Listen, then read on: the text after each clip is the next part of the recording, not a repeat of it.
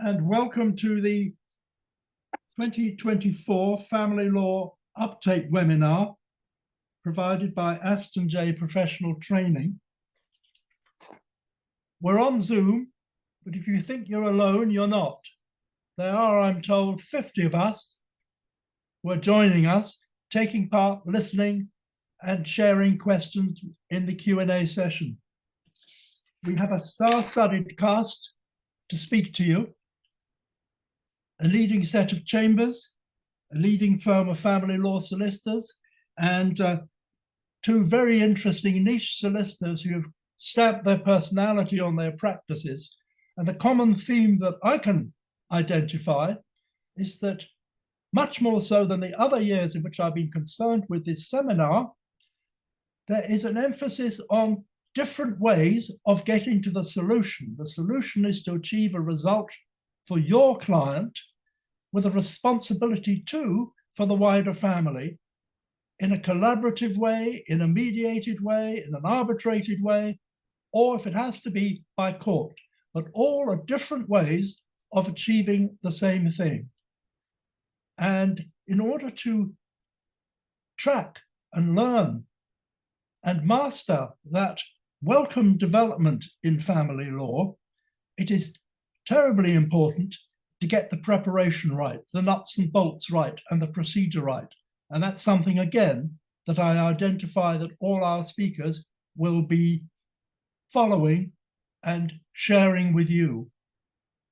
The format is that each of them will speak for 50 minutes, allowing themselves about 10 minutes or so for questions. So if you do, as you listen, have any questions, click into the Q&A box and type in your question.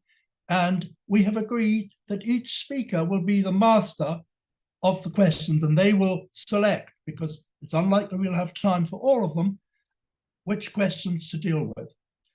Our first speaker is Karen Dovaston. Karen has been a solicitor for nearly 30 years, specializing in family work,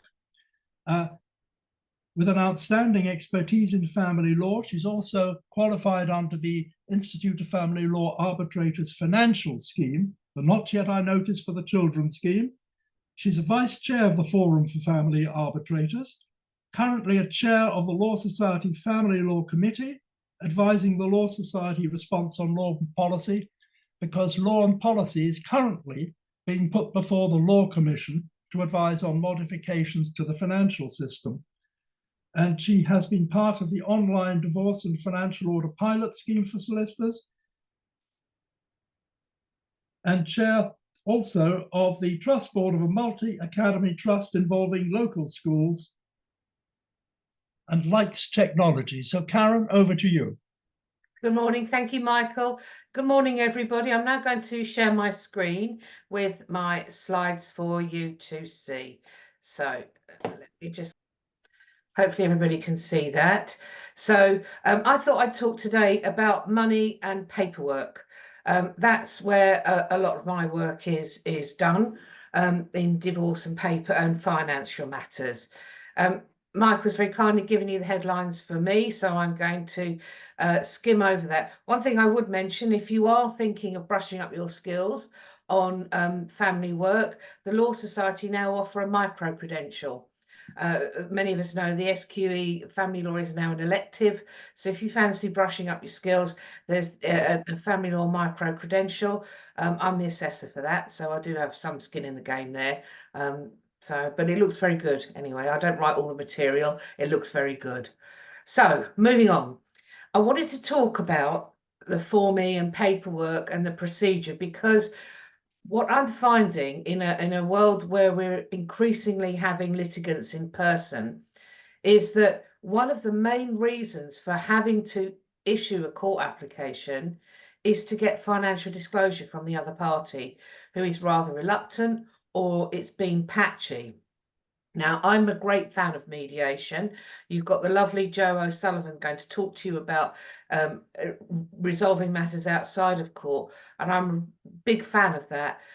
Use any tool that you can from your toolkit to be able to resolve matters. However, in some cases, they do need to start with an application, because that's the only way that you're going to get the information that you need in a financial matter to be able to advise your client confidently. And whilst there's a lot of focus at the moment about non-court dispute resolution. We understand how busy the courts are. We know about private FDRs. We know about early neutral evaluations and mediation. There is still a place for making a court application to get the disclosure that you need primarily. And at that point, maybe mediation or a non-court dispute resolution option is not going to be suitable. But that doesn't mean you forget it altogether. Get your disclosure and think about it again. But I want to talk about how you are preparing your paperwork if you are making a court application. And it is so important. So one of my first points here is your paperwork is the first thing that the court sees. It's the first thing. Bear in mind, if you are a judge, a busy judge, and you're looking at the portal, you can only see what's in the portal. The bundle should be in the portal, assuredly, but the paperwork that you're looking at is whatever somebody has uploaded. You do not have their file. You do not have the knowledge that they have.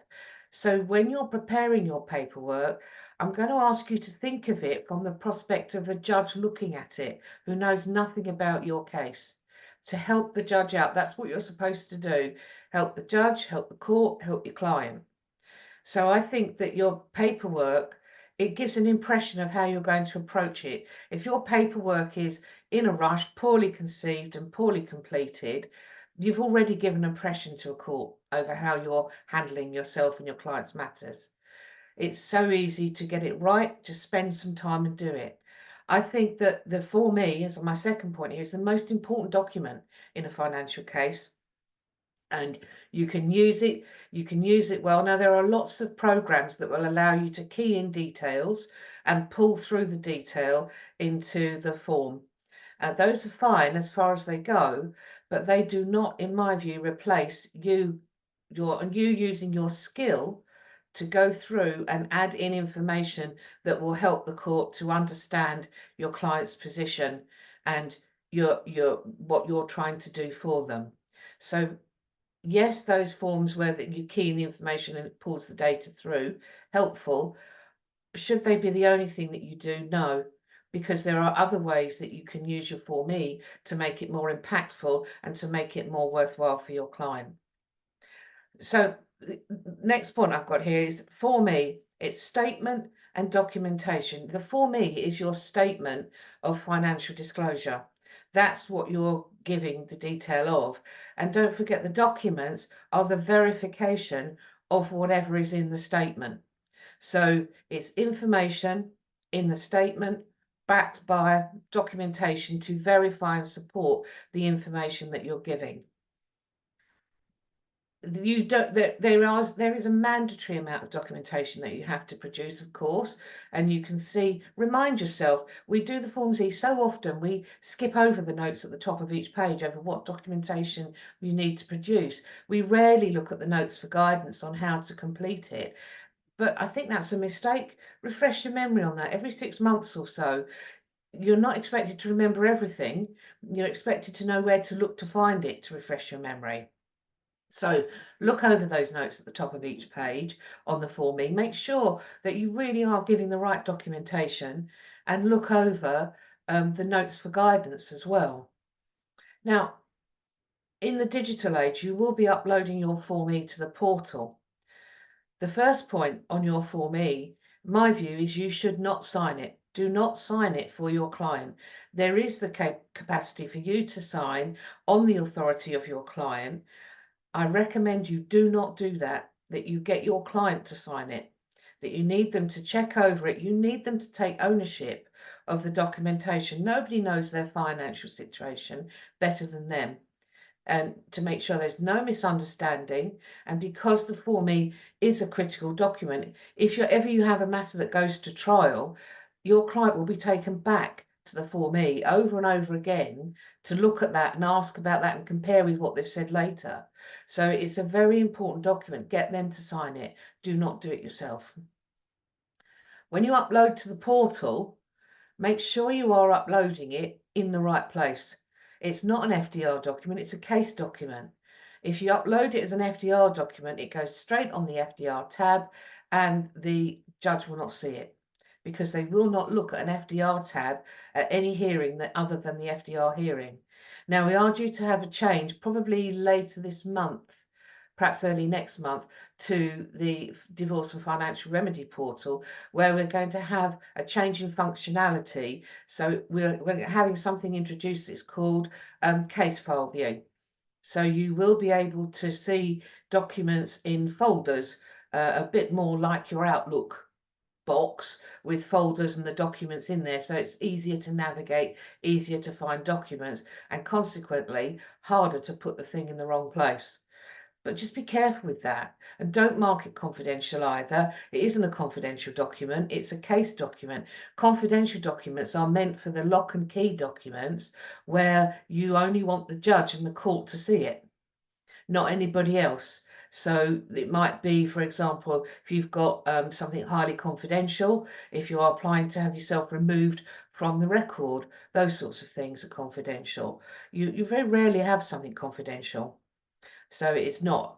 And when you're uploading your bundle to the portal, just remind yourself of the court rules. Your documents should be in a bundle that is separate from your Form E, not the Form E whacked into the bundle. I've seen that done, and it's particularly unhelpful when it comes to making trial bundles later on. But it is your documents should be in a bundle that is paginated and indexed, so that you can see what sections of the form it relates to. My personal preference is that you bunch them in categories of documents. So, for example, about property, bank accounts, income, debts, pensions, and then anything else at the end. Other solicitors prefer to do it by reference to the paragraph of the Form E. So you might say, paragraph 2.1 is property, and you're producing information about property. Either way is fine, but you can't just upload lots of random documents. It's got to be in a bundle and collated and indexed. Remember, you're helping the judge. So moving on to the Form E itself, I've highlighted some points where I've noticed things normally are a bit different across practitioners, how they intend to use them. So paragraph 110, I beg your pardon, is about children, and it talks about child of a family. So that really is for a child that's under the age of 18 or in education, comes within the definition of child of the family. However, I think my preference has been to put all the details of the children in, because it gives the judge a flavour of the relationship, the marriage, and then to say they are an independent adult. If they're over, put their age and an independent adult. So it's clear that they're offhand, but that this couple have had a history. I think also sometimes clients can find it a bit upsetting if you leave their children out. And as we all know, once you're a parent, you're always a parent. They boomerang back. So you can understand that. Paragraph 115 is about other cases. Don't forget, your financial case now will have a different case number to your divorce case. So I think you do need to put in that you have got divorce proceedings ongoing and give the case number for those. If the judge wants to check on the divorce, they'll need the case number to be able to have a look at that. So put that in.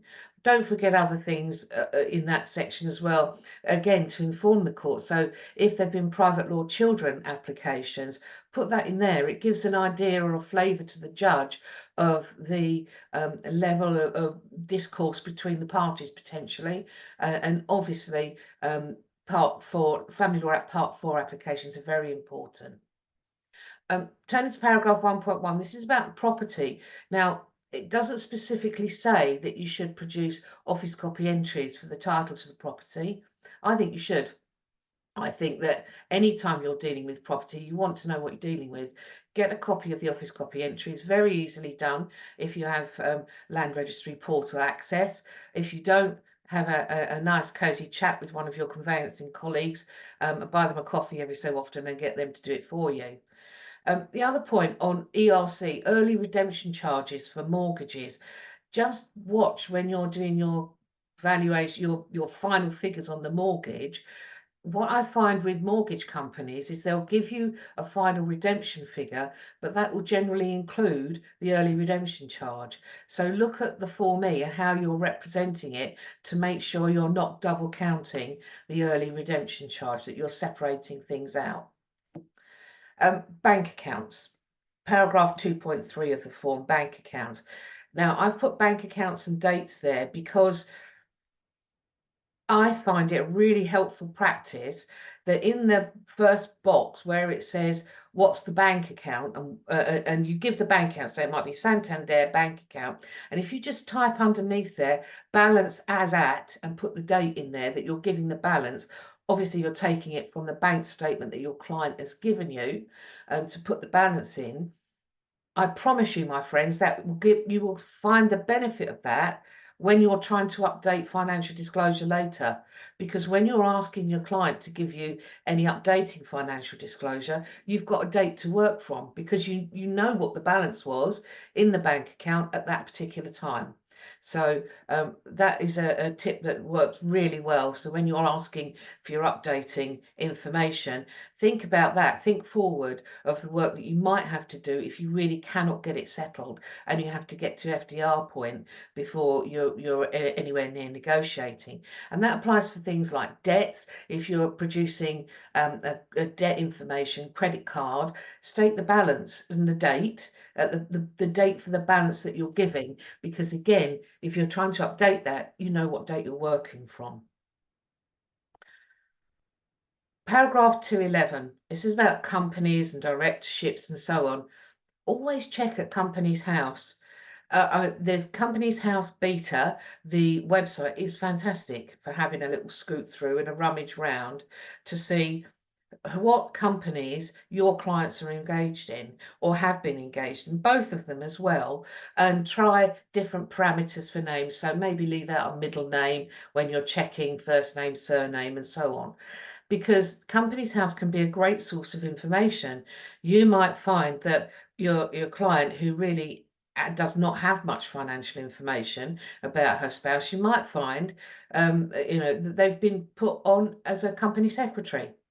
You might find that they're a shareholder in a company that they didn't know about. They've been put on for tax benefit reasons and they didn't know about that. You might find that one party has suddenly resigned from a company very close to the need to give financial disclosure and divested themselves of shareholdings. That might be interesting to you. You might find that one party is a serial company maker. They're constantly making companies, dissolving them, making them, dissolving them. That gives you an indication, an insight into attitudes towards finances. It's all helpful. And I think that you should check for both your client and the other party as well, so that you're informed. Paragraph 2.3, pensions. Collective groan from the crowd, I'm sure. Firstly, it's been said over and over again, don't forget the state pension, but also look at the state pension. If your client has got more than the basic state pension, that means they've got a protected element in that pension. So that's an old hangover from the additional state pension, and that element can be shared. So anything above the protected, if you've got an element that's above the basic, that element can be shared in pension sharing. In any event, pensions, you should know roughly what you should know by looking at the internet. The figures are all there, what the basic state pension is. You should be able to see whether your client has got full state pension rights or not. And if they don't, then you can ask the Department of Work and Pensions how much they would need to pay to be able to repair their national insurance record to give them a full state pension. And that then could mean that they would be eligible for a full state pension, and you would put the figure that they need to repair their pension record into the capital element of the form, where you're saying what they need for capital. For CE information, at the moment, many pension companies are producing these portals. They're supposed to do it, I think, by March 2025, so that every pension company should offer a portal to allow the pension holder to go in and ask for information, which is all well and good, but there isn't a portal for solicitors. There isn't a portal for us to get the information. And if you find an email address for a pension company, hang on to those suckers and hoard them, because actually trying to make contact with the pension company through email or directly to the department that you need, it's really difficult. It's unnecessarily difficult, and you do need to make contact to pension companies, because the best practice is to send a form P1 to form P, I beg your pardon, to them, to get them to complete all the regulation information. Now, many of the big players already have a standard pro forma document that they will send out with all the pension regulation information in there. That's fine. If you've got that, that's fine. But if you haven't, make sure that you are asking for the right information. The ones that are really difficult at the moment are to get CE information out of, it's like pulling teeth, are the ones where they are affected by the McLeod decision, and that would be many of the government-backed pensions. So NHS, terrible at producing CEs at the moment. Teachers' pensions are really poor, very, very big delays at the moment. So just factor that in when you're asking. And don't forget also that if your client asks for a CE statement once, if they're going to do it again in the next 12-month period, then they're going to have to pay a charge. So just bear that in mind. So it's a balance of getting the request in early enough so you've got it, and not too early so it's all out of date. Moving on to paragraphs 218 and 219, benefits and universal credit. Now, this is about the additional income. Obviously, benefits include state benefits like child benefit, that's a state benefit, but universal credit, there's a school of thought that that should go in other income because it's paid by inland revenue. It's not paid through the DWP system. I'm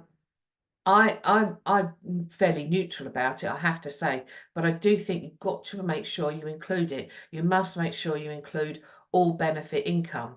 And I think, moving on to the last point on this slide, benefits that the children have, if it's coming into the household of the person that has the children, you need to disclose it. You need to show that it's there. You can't just ignore it, particularly as some of those benefits can be significant in a needs case. You've got to show them in there, in my view, to give a full and clear picture. You can explain it using the Form E what they are, but you've got to show them in there. So moving on then, paragraph 3.1, changes in the future. Where often that's left blank. I don't think, as a side issue, I don't think you should leave any boxes of the Form E blank, because you risk having a question raised of you that you didn't answer it. And I had this in front of one judge who said, I said, well, we've put not applicable, and the judge's response was, well, I don't think that that's really an answer. So I would say use the word none. If there is none, use none. Or there is none, some sort of phrase like that, to make it clear so that you don't risk a change, a question coming up about something that you've put in the form. For changes in the future, you're thinking there about where your client's going to be moving to. So are they going to be selling the house? Is there are they going to need more money for something? What's happening?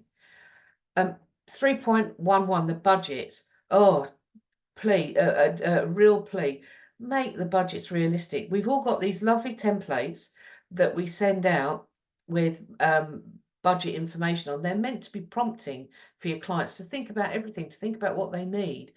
But how many of us have sent those to a client only to have the client fill in every single line, and they've come back to you telling you that they've got an income need budget that is 3 or 4 times more than the household income when they were both living together.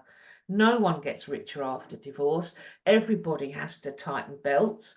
And so you want your clients to be realistic. Don't just rattle off their budgets. Look at it. Look at them and say, is this realistic? Clients will often muddle up figures as well. So when you're filling in your form, what I'm trying to say to you is you're not just filling in the form, you're looking at it critically as well, because the purpose of you doing the Form E is to get to the point where you've got the disclosure to be able to settle the case. That's what you're doing. It's not, it really, that is the key aim, is you're trying to get the information that you need to be able to advise your client so you can settle the case. So think critically about everything your client is giving you. Look through their bank statements as well. And if you think, what's that payment going out for? Ask them about it. If you think, why is that money being transferred around the place? Ask them about it. It's better that you ask them and you explain it in the Form E, that you have a question come in, because every question, it costs money to raise it, it costs money to answer it, and it costs money to consider the answer as well. So be critical of the information that your client is giving you. Don't just repeat everything that they're saying. For capital need, I think you need to make sure you encapsulate everything. If you're saying that your client needs a property, it's not just the property that they're going to need to buy. You need to think about stamp duty, land tax. You need to think about costs for purchase. How much is the legal cost going to be? You need to think about removal costs. You need to think about, will they be leaving white goods at home? Do they need to replace them? Will they need to decorate? Have they got built-in furniture that they're going to have to replace? What about the car? What about repairing the national insurance record? All of those sorts of things. I mean, think through everything. Think of what your client's picture is, and think then for their final solution, what's their picture look like? And then what do they need to get them there? Conduct, 4.4 conduct. Now, this is a sticky one, isn't it? There's been a lot of chatter in the ether about whether conduct will start rearing its head again in financial matters, particularly with the rule changes that my fellow speaker is going to be talking to you about the refusal, if somebody's being a bit difficult, not agreeing to mediate. So will that count as conduct? Are we looking at almost like quasi-Calder bank letters coming back? Be very careful with conduct arguments. They raise the temperature.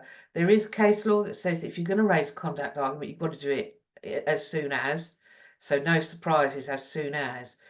But be careful and balance what you're arguing about versus the costs of arguing it. Now, I think with conduct, that comes with experience, I have to say, to see where you can spot it, where you think that's going to be a problem. I think that this is the point also around this sort of section of the Form E, where you're looking at contributions in the paragraph above, 4.4, you're thinking about interveners as well. So did anybody else put money into the property? The old, was it a gift? Was it a loan? What was it? Was it protected? Was it not?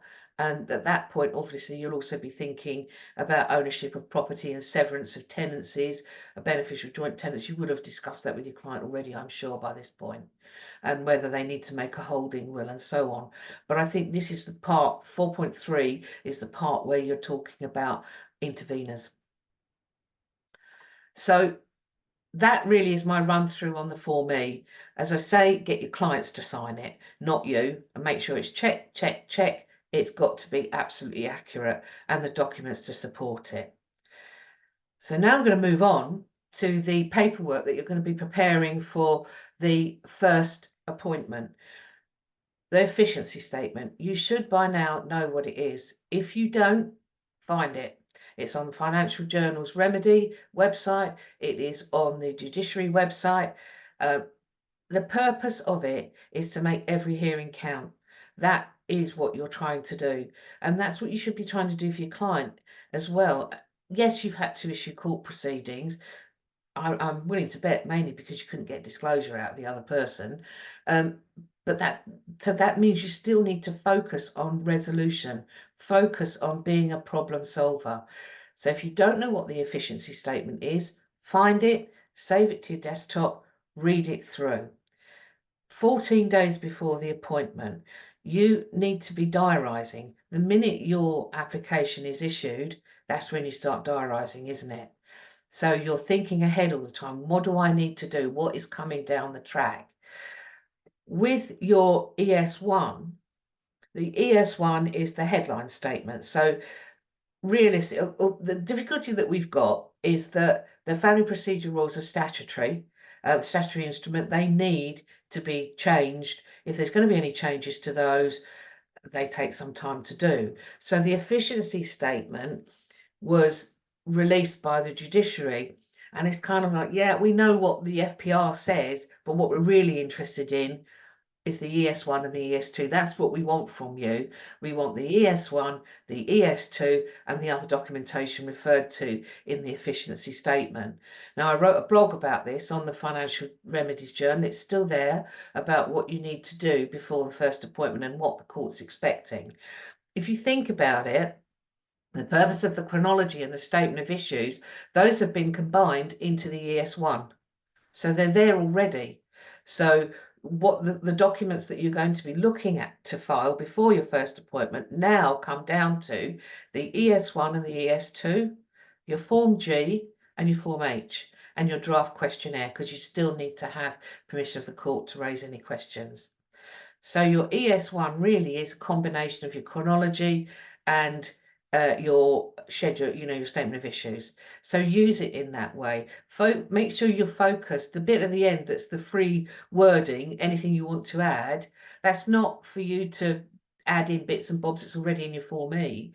Use it purposefully and talk about the directions that you want. Talk about what you need the court to do. What do you want the court to do at the first appointment? Focus on that. And the ES2, personally, I'm a huge fan of spreadsheets. I'm one of those financial solicitors who lives and dies by a spreadsheet. Do love a spreadsheet with auto calculations, if possible, and colours.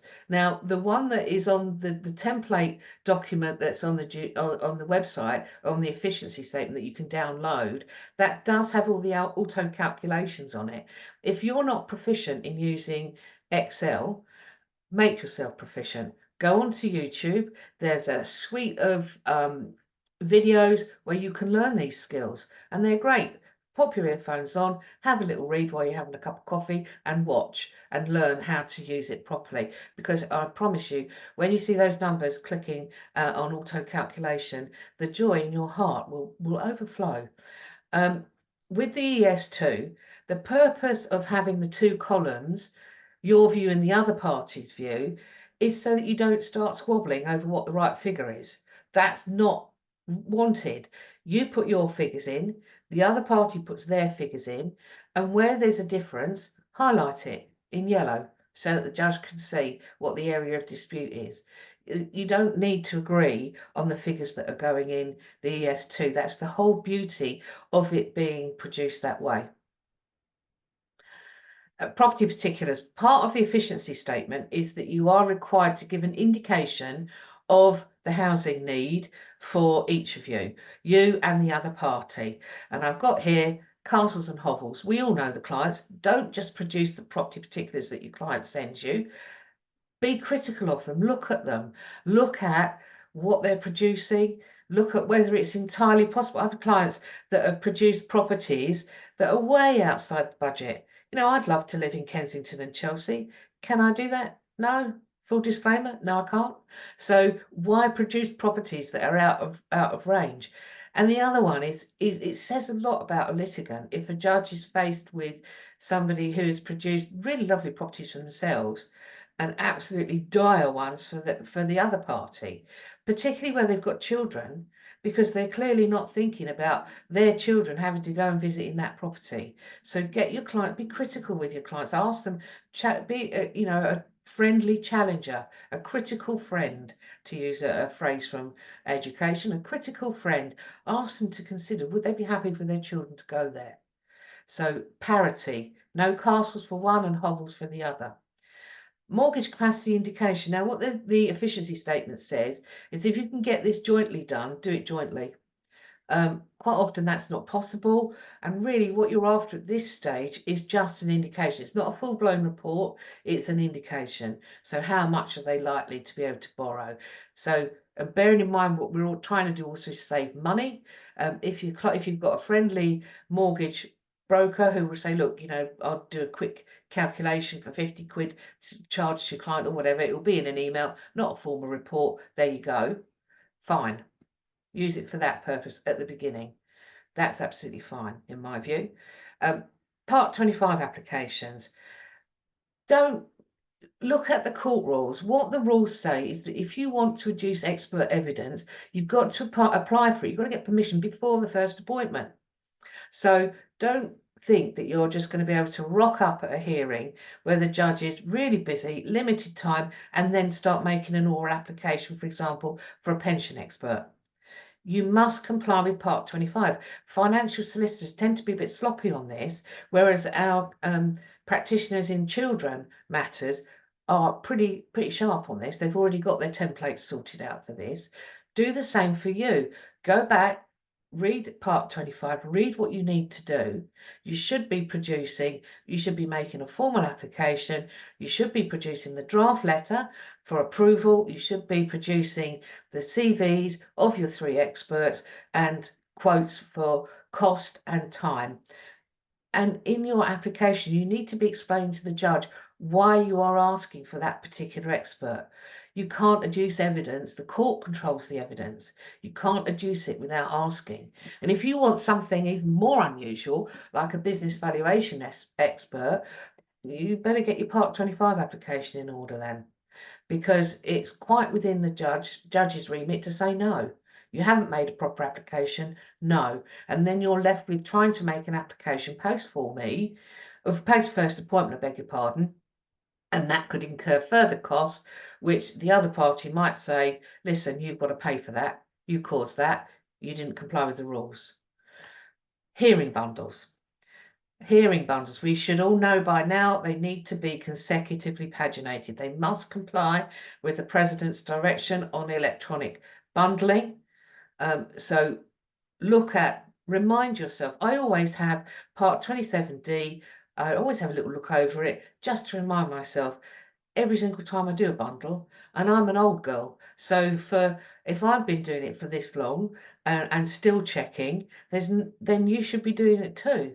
There's no shame in checking. There's no shame in going back and just reminding yourself, what did the FPR say on that? What does the efficiency statement say? Go back to the source. What does it say? Don't rely on your memory. Just refresh it every so often. Always do a position statement. Now, counsel always do this, and solicitors sometimes we don't. And I think you should. I think your position statement prior to a hearing, if you're representing the client at the first appointment, you've got a good opportunity to be able to set out what's been going on in your case. It doesn't need to be war and peace, and it shouldn't be war and peace, but it should help the judge. It should help the court to understand what the key issues are and what you are asking for if you want an expert, and why, because you're driving towards a resolution. That's your focus. Refusals on consent applications. So we're now moving on to Form D81. Refusals on consent applications. What you may not know is that actually there's been a rise and an increase in refusals on consent applications in the portals from solicitors, and a lot of the problem is about lack of information in the Form D81, or the judge asking, well, how has this settlement been reached? How do the Section 25 factors apply? Particularly if it's a needs-based case and you've got a swing away from a near enough equal division, or there's something unusual or something quirky in it, the judge will quite often say, well, how does this apply? How is this fair? How is this right? When you are making your application by consent, if you've made an application already under a contested application, you should have already complied with Rule 913 on serving people. So who you need to serve. Don't forget the rules on that. Just because it's in the portal, view the portal like the court file. Don't chuck out the window all of the practice and all the teaching that you had about who to serve with what. Before the first appointment, you should have served notice of the application on the mortgage companies. You should have served notice on the pension companies as well. That is rule 9.31, I believe, if you've made a contested application. So you've got to serve people with notice. And make sure you've completed your certificate of service and uploaded it to the portal as well. We don't escape that just because we're family lawyers. If you serve it, you need to produce your certificate of service, upload it to the portal. Where we're using a form D81, there's a slight difference of whether you've gone the contested route or the consent route. So if you've gone the contested route, you will have served the pension company, you will have served the mortgage company. That's fine. If you're producing form D81 in those circumstances, of course, you can tick the boxes to say that you've served them. If you're going on a consent basis, you still have to serve the mortgage company, and you've got to wait for their 14-day to expire before you can say that they've not responded. Now, interestingly, on the pension side, you're supposed to, it's not about, it's rule 9.32, and it doesn't say serve the pension company with the form D81. What it says is, has the pension company produced the regulatory information? So if you're not in proceedings and your client has got one of those template letters with all the gubbins in about, you know, the information that's required, how much does it cost to transfer, is the scheme being wound up, all those sorts of bits and bobs, and we know those letters with all the information in, not just the CE figure, then at that stage the pension company would not be aware that you're making an application for a pension sharing order, because you've asked for the information, but asking for the information doesn't mean there's going to be a pension sharing order made. And interestingly, there's no obligation to serve a copy of the pension sharing annex upon the pension company either. It's a good idea. If you're asking for a pension sharing order, it's different if it's an attachment, pension attachment order. There's a different rule that applies. But I mean, when have you ever done a pension attachment order? I don't think I've ever done one. So pension sharing, there's no obligation under the rules for you to serve a copy of the pension sharing annex upon the pension company. But if you get that wrong, that can cause you a whole load of pain down the line when you're trying to implement. So my advice to you would be, yes, I know you don't have to do it, but do it anyway. Send it to the pension company and ask them to say, is there anything they want to change about the annex? And give them time to respond and chase them on that. Form D81, if you really can't agree, don't have lots and lots of correspondence on arguing. We know that when we compromise the case, sometimes there is a drop hands on, well, we'll agree. It's almost a we'll agree to disagree. We think the house is worth 300,000. We think it's worth 310. We'll agree to disagree because we're compromising on other areas. If you really cannot agree a single figure to go in for the house, each of you do a form D81. I really do not like the idea of lots of correspondence arguing over the form D81 when actually you've reached a settlement and you just need to explain why you've done it. Now, the form D81, I'm going to say use the form fully.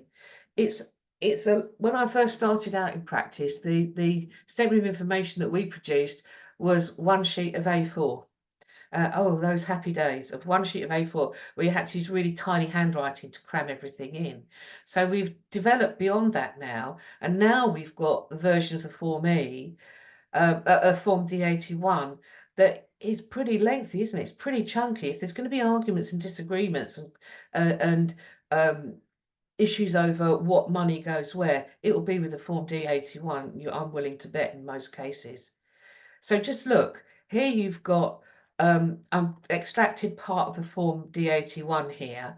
You're putting in the property and money. This is the before picture. Can you see the box at the bottom? If necessary, set out here any explanations relating to the table above. Now, the point with these figures in this table, they are headline figures. So if you look at box 8A, for example, property value after deducting any mortgages, give the address below.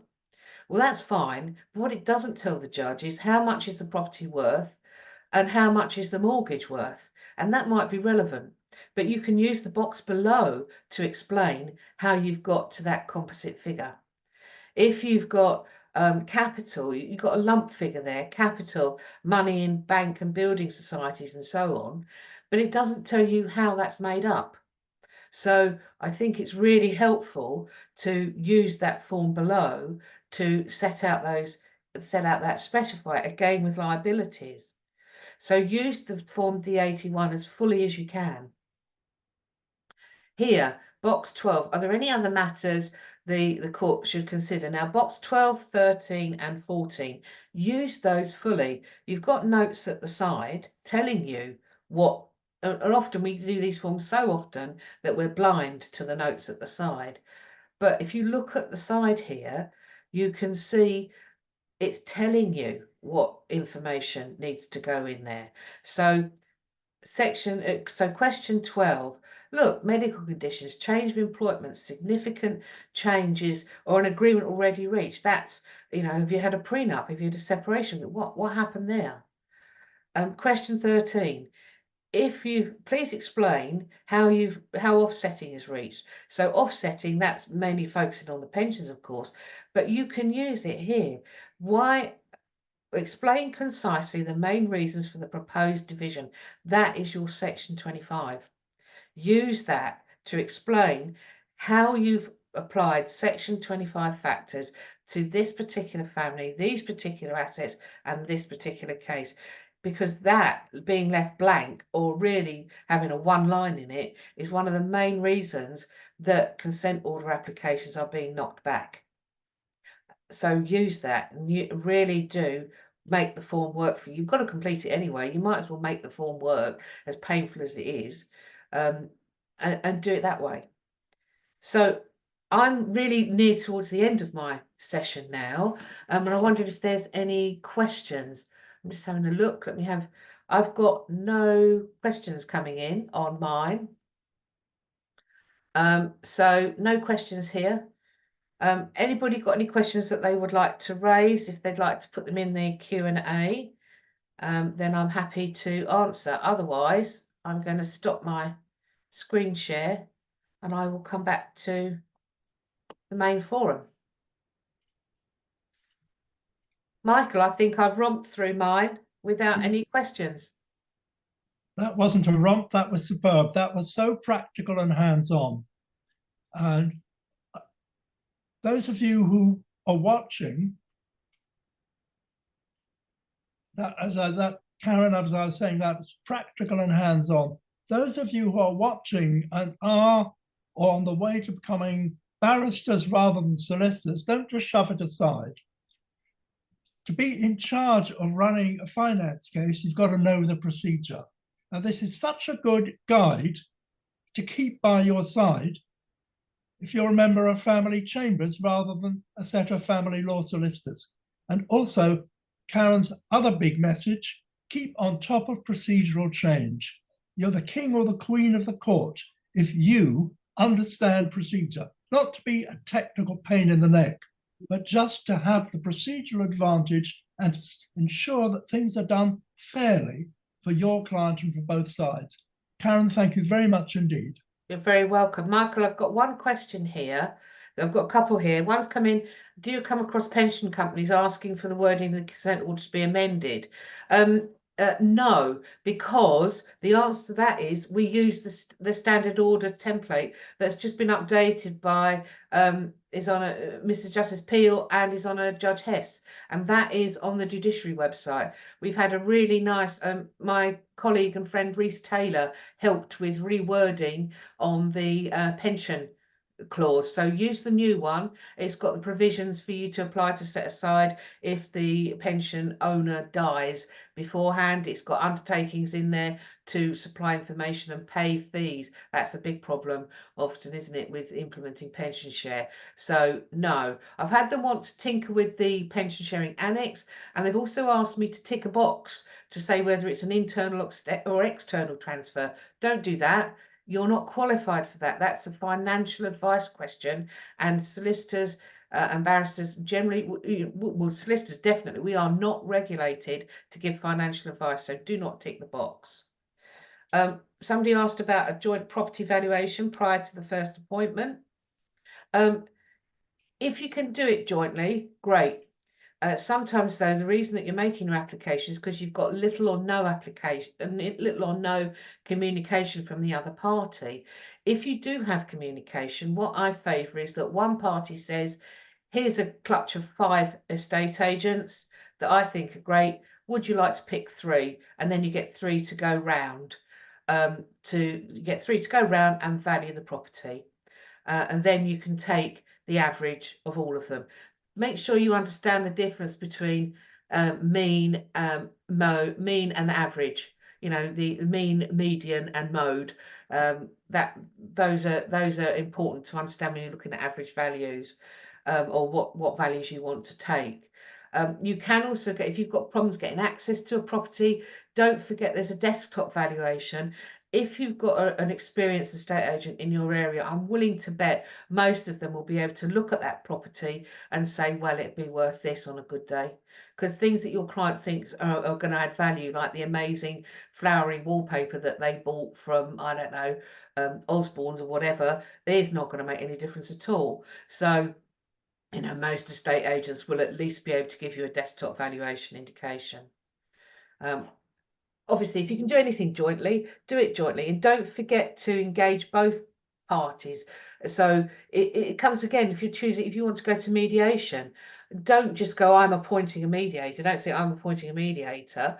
Give a pool of mediators for someone to choose from, so it's consensual. So you're bringing everybody along for the journey in the party, basically. So yeah, that's my view.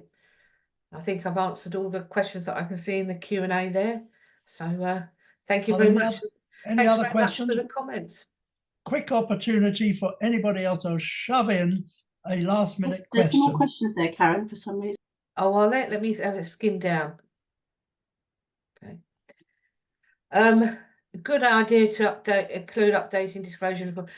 Well, you've got to go back to the FPR rule. The person that asked this, the question is it a good idea to include updating disclosure in full in a bundle for FDR? Well, look back to Practice Direction 27A. You're specifically told not to include bank statements and documents like that, unless you intend to specifically refer to them at the hearing. So I think it is a bit unhelpful to dump in loads of disclosure documents when really what's the purpose of you going to the FDR? The judge, you want to give the judge the headlines of the case, to explain any difficult issues, and ask the judge to give an indication. Will a judge have time to read through updating disclosure? No. No, they won't. Yet it's not trial. FDR is not trial. So in my view, the answer to that question is more likely no. You don't include updated disclosure in a full bundle for FDR. You would have your ES1, your ES2 updated, of course. You would use your position statement to point out any anomalies or anything that you want the court to pay attention to. But does the judge have time to look through updating disclosure prior to an FDR? No. So, can I add that if there has been a major change, you'd be dumb to leave it out, but the position statement is the place to put it in, because all hell will break loose if people were negotiating in good faith and the other side had just got a new job offer or won the lottery and just hadn't included it. That I think, Michael, as well, you know, that's one thing I would say to solicitors. Do not forget to tell your client that the duty of disclosure is continuing, and it's not only at the pinch points before FDA or FDR. It's not at those pinch points, it's continual.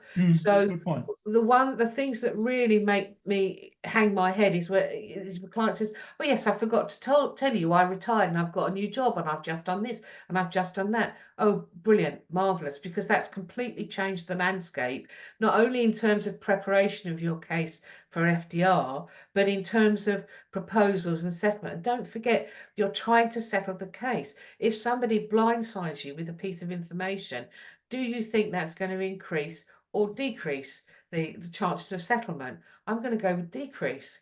So if, as Michael says, there's been a job change, it should be disclosed voluntarily when the change occurred. There's another point too, I think. I mean, one of the joys of doing family law is building up relationships with solicitors and your opponents. You're going to work with these people on another case. And if they think you were part of being dodgy, you're going to have a difficult time with them 6 months later or a year later.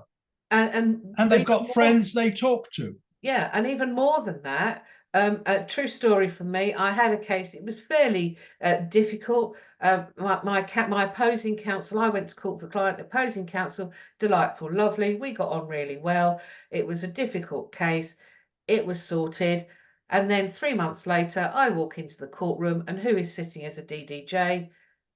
The counsel that I was opposite. So if I'd have been rude, obnoxious, difficult, or a bit shoddy with disclosing, what impression would that have given to the judge now hearing my case? Karen, thank you very much indeed. Thank you. Yeah, great. Thanks very much, everybody. Thank you. Joe, you're unmuted. Our next speaker is Joe O'Sullivan, who'll be coming on screen in a mo. Joe? Oh, there you are, yes. Hidden by Q&A. Joe is part of a new wave, a really interesting wave of collaborative solicitors. And what she tries to do, and it can be done, there are varieties of doing it, but Joe has her own particular way, is to manage and to do it by one solicitor, one couple service. And she's written a book about it. It's called, you've got the book to hold up? It's one of the processes that I use. That's yeah, right. Almost anything but family. Almost anything but the family court. Yeah. And what Joe is dedicated to providing a professional service that will try their hardest to keep people out of court without selling them short, without compromising, and to be fair. Joe, you'll also be talking, bringing to our attention changes that are encouraging arbitration and mediation. I'm an arbitration fan, though I was trained as an arbitrator and a mediator. And as you'll be telling us, the ground is shifting underneath our feet. There are rule changes coming in, and there have been two important cases where the courts have started to all but direct mediation, which is a concept as strange as dragging an unwilling person to therapy. But it's changing, isn't it? Yeah. And Joe, you're going to tell us about it. Thank you, Michael. Thank you, Michael. Thank you, Karen, for your presentation. I mean, I've been around 20 years, and I learned, although I don't do any court work, I still think lots of the things that Karen was talking about are things that you'd need to do to prepare for all of the processes I'm going to talk about anyway. You need to prepare your client. You need to get the information together.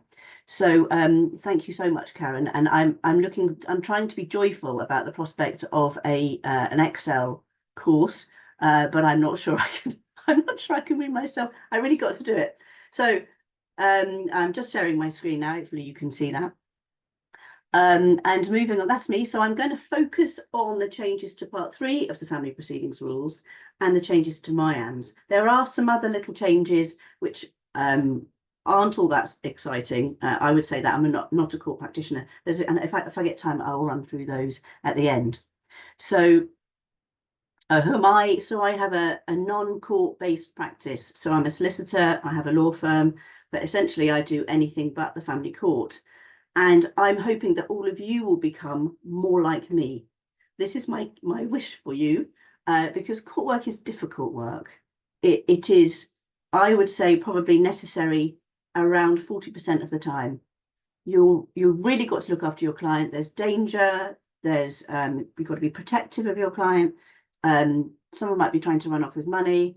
They might not have. They may be unwilling to disclose their assets, which Karen picked up in her talk. If any of those things are happening, I would say very likely that these processes are probably not appropriate. Not always, but certainly run it by a practitioner who specialises the way that I do. And I notice in attending today there are some great mediators present. So that's what I do. I do the one couple. I do collab. I'm an accredited mediator. I work on Zoom actually all the time now, following COVID. I never thought I would, but actually it's very convenient for my clients. And so feel that you can refer to me wherever you are in the country. Bit of a sales pitch, but I do MIAMs. I charge a little bit more for the MIAMs, and that's because they take quite a lot of time if you do them properly, but I'll be talking about that. Moving on, enough about me.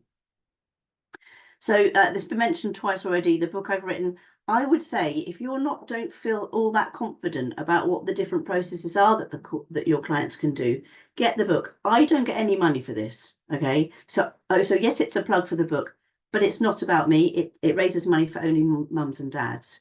So get the book for your client, but read it for yourself first, because I'm hoping that it will help you with the sea change that's coming your way. And I can't tell you quickly enough that basically, if you find that you can't change the way you're working, you may be in some difficulties, and so will your client. But anyway, here's some glossary of terms.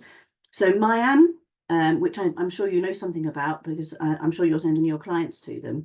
MIAM is a mediation, information and assessment meeting. All right.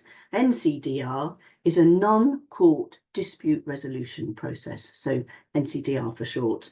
And interestingly, actually, the one lawyer process is technically not a dispute resolution process because of the inherent conflict rules. And I gave a talk about this, I think, last year with this training provider.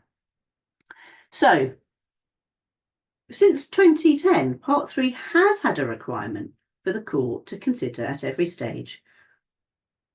Did a MIAM take place? Question mark. Was there a MIAM exemption? Was it, if so, was it validly claimed, or were the parties already engaged in an NCDR process with an inquiry over the outcome of that process? Now, I don't know about you, but I don't think that happened. I think the MIAMs came in. I think there were obviously, until things settled down, there were quite a few problems with MIAMs, and certainly the courts were not triaging. They were not looking at the applications when they came in to see if there was a MIAMs that had been attended, or if there was an appropriate exemption. So basically, I mean, I would say it was ignored.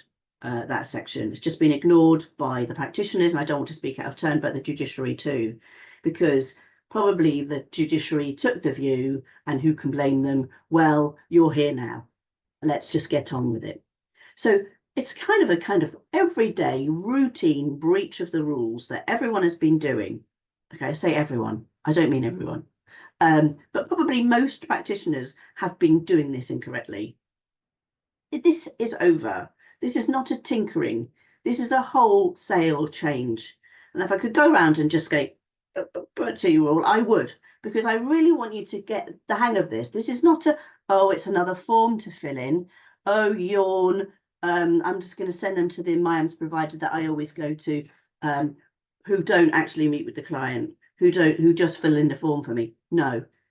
From now on, this has got to be properly done. And I would urge you, if you have never sat in on a MIAMs appointment, why don't you make an appointment with somebody and just ask them, just please do a MIAMs for me. You could pay for it. Or if they were so minded, you could ask to sit in on a MIAM, which is properly done. It should take at least an hour, and not a 5-minute job. And it's not a tick box exercise either. Let me move on. So the beefed up Part 3 of the family proceedings rules. So now these exemptions have been tightened. It's going to be more difficult to claim an exemption.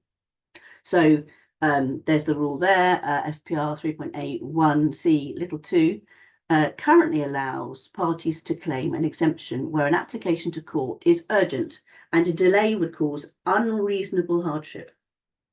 So unreasonable hardship has been amended to significant financial hardship. So this is a big difference. So significant, what does that mean? No doubt we'll find out, but it can't just be, it's got to be really, really serious, I think. Therefore, this exemption will likely only be relevant in financial remedy cases. So your children cases, your private law children cases, of course, your client wants to see the child, wants to have to spend time with the child, but it's not urgent that they do so.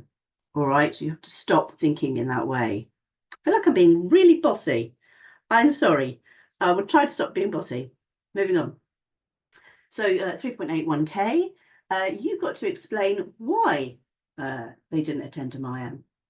Now, remember, it used to be that you could say, oh, there's no one in a geographical area. Also, I'm habitually resident abroad. I can't possibly attend to Niamh. No more, because the Niamh has been available online.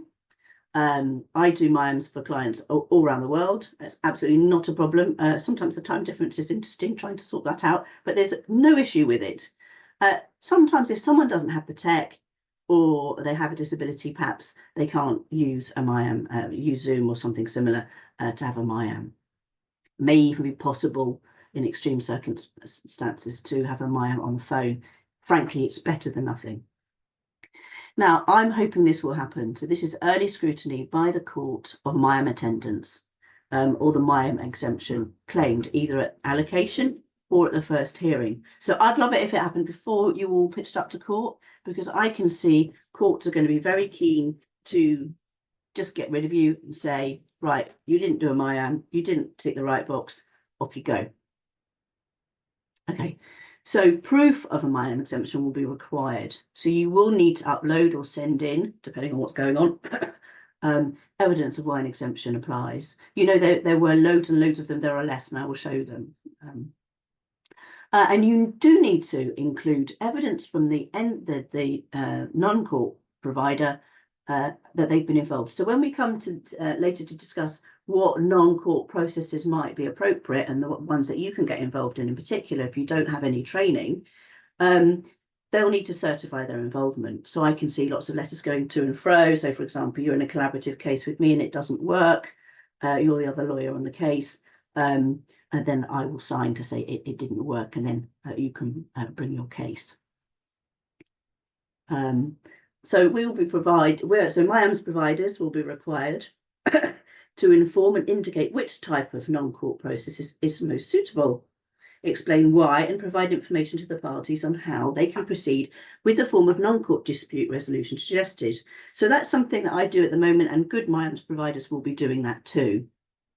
What they will be doing is listening to the client's situation, listening very carefully to find out what their needs are, to find out things like their budget, find out things like their timescale, find out what the relationship is like with the other person, what might suit them best. And also the Niamh providers ought to be right now basically saying, look, I think this process would really suit you for these reasons. Give them an idea about costs, give them an idea about timescales. And actually, if the client's still not really quite sure, then I don't see the harm in explaining absolutely all of the different non-court processes to them.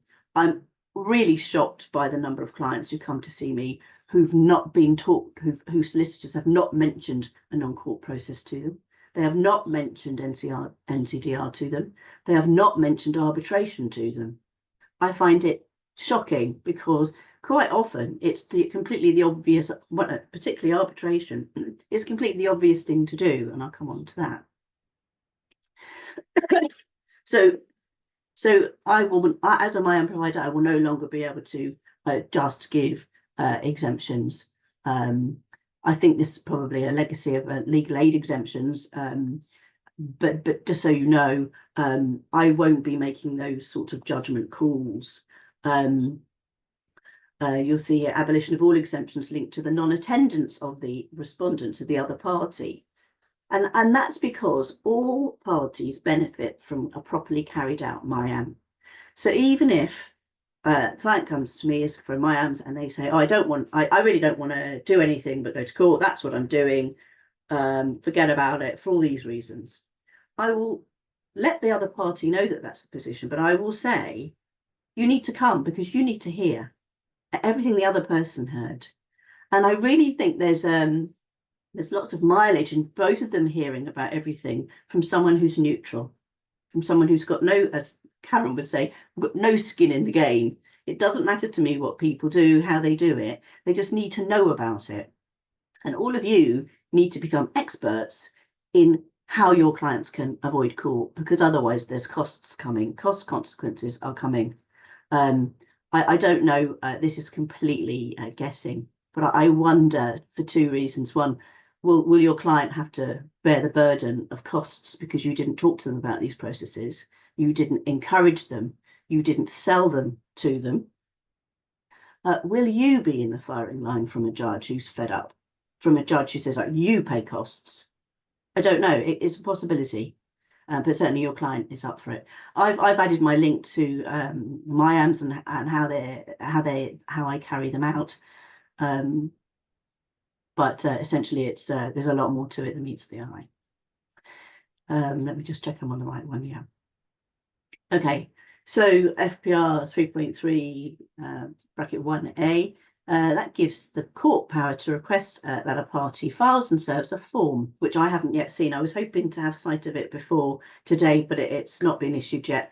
7 days before any hearing, setting out their views on using non-court dispute resolution. This is an open document. Okay, I want to talk a bit more about that. This is going to be the kind of document that it will be incredibly embarrassing for everyone to see. This is not a yeah, we're not interested, we're not doing that, client doesn't want to do it. You have to be very descriptive about why your client can't do one of these processes that are not court. I think it will be a cause of professional embarrassment. You may even get sued by your client if it turns out that you didn't talk to your client. I don't know this, but I think someone needs to bring a case that ethically and morally you failed in your duty to talk about things that do not involve court, that you did nothing. So I think you need to have a really good file. You need to have letters on file to prove that you've attempted to introduce the idea of the mediation and other non-court processes to the other party, be they in person or be a solicitor involved. You are going to have to work really hard at this bit of your case. Not the give it lip service. This is going to be, this is a massive sea change. And obviously, I'm glad about it, because I think all the clients, yes, okay, it's fees for you, but it's not great work that you're doing. It's nasty work, and I'll come on to a minute about how you might think about your cases slightly differently. Okay, so except in domestic abuse cases where evidence will have to be provided. So essentially, you won't need to do that form if you've proved there's been domestic abuse. Again, this is the purpose of these rule changes is for the court to have constant scrutiny. It's not a tick box. And I think also if you're working and you're saying really think mediation, let's say what mediation would be appropriate. Here are three or four mediators that you might like to work with, and you send that to the other person, and they come back with no. Well, put all of that in open correspondence. You can show the court that you've tried, and it needs to be. And you need to think about, where is your client at? Does your client need to calm down a bit before you move on to proceedings? Can you encourage them to see a family consultant? Can you encourage them to see a therapist? This is work you need to be doing, because the days of just whacking in a Miamh, whacking in an application at court, perhaps writing a couple of letters first, I really think that's not going to cut it. The court forms will look different to account for these changes. I have seen the new form C100, but I can tell you it's now 31 pages long. It used to be 28 pages. I've had a sneak peek of it. I'm not allowed to share it with you, but it's very similar. But there's a lot more about what are you doing to try and sort this case out before getting yourself in front of that court. Okay, so judges will have the power, where timetabling allows, to encourage you to obtain information and advice about non-court processes and to get on and do it. And most likely that will happen in the natural gaps between hearings. And the judge will encourage a later Miamh attendance if they didn't already attend one, or, as I said, a non-court dispute resolution process. So you really need to think about it, because if your client pays you to attend a hearing and the judge says, why are you here? No, go. that your client will have spent many of thousands of pounds with you and not happen. They may not pay your bill. They may not be very happy with you. They may complain. And I'm really hoping that you're going to take this on board, because no one likes a complaint. Costs orders. Well, that I really think this is a danger for you. Again, FBR financial proceedings rules at 28.3, where the court considers costs if it notes that when NCDR would have been appropriate and a party has failed to engage in it, or without good reason has failed to attend to Niamh, the court can order costs against such a party. And you know how awful it is if the costs arguments are really ugly, aren't they? And as I say, I wouldn't be surprised if judges may even do personal costs. I don't know. I'm making that up, but certainly costs against your client. And also don't forget, you can seek costs. If the other party just says, yeah, no, we're not coming, and has some spurious reason for not coming, or no reason, no, just doesn't engage with a non-court process, won't respond to a non-court process invitation, you will have all that evidence. You will gather that evidence and you will put it to the court as soon as you straight away. And don't forget about it. When there's a question of costs, when it comes to it, if necessary, as necessary, you will bring it up and you will make sure you have all the forms ready so you can claim them. So they've changed the definition of NCDR. So this is what it used to mean. It used in the rules. It used to mean means, methods of resolving a dispute, including mediation, other than through the normal court process. And I don't know about you, but I feel that's probably quite limiting. The new definition, methods of resolving a dispute other than through the court process, including but not limited to mediation, arbitration, and Michael's going to be talking to you about arbitration later, evaluation by a neutral third party. I call that ENE, and I use that all the time. And sometimes we call that a financial dispute resolution process, like a private FDR. And then there's collaborative law, or as I call it, collaborative practice. So that's much trying to give you a hint about what they're looking for. So I would say, what can you get involved in as perhaps a solicitor or a lawyer who's not trained a mediator, who's not an arbitrator, who's not a collaborative practitioner? Actually, you can get involved in all of those, except for the collaborative, but I'll come on to that. And I would encourage you all to train. I know this is not perhaps the place to say, but you can train as a collaborative practitioner for £1,000, 3 days of training. It will change your life. It changed mine. And I love working with other lawyers rather than against them. It is such nice work. We really look after each other.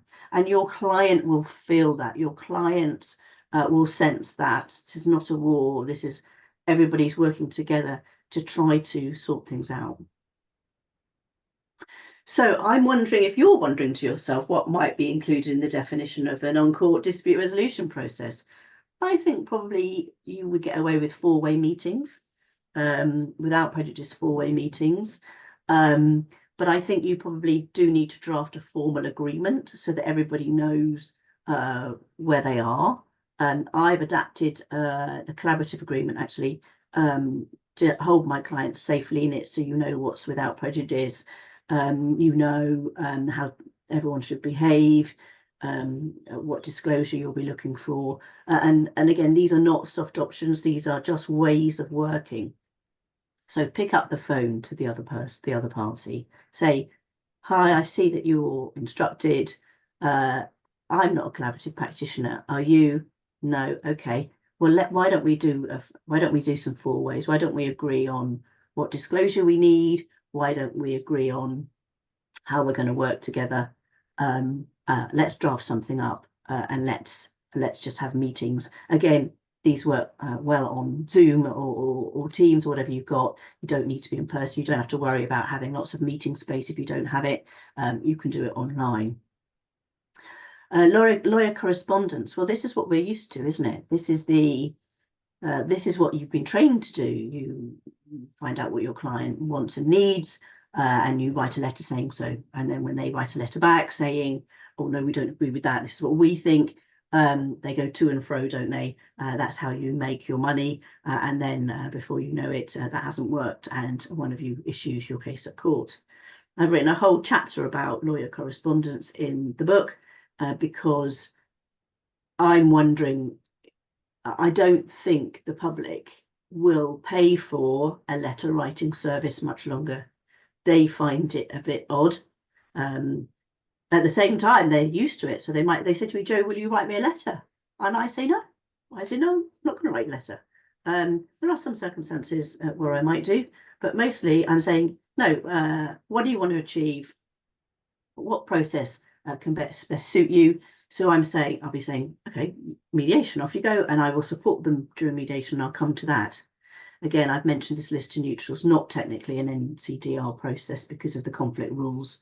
And I think if you paid our providers here today, you can watch my video on that.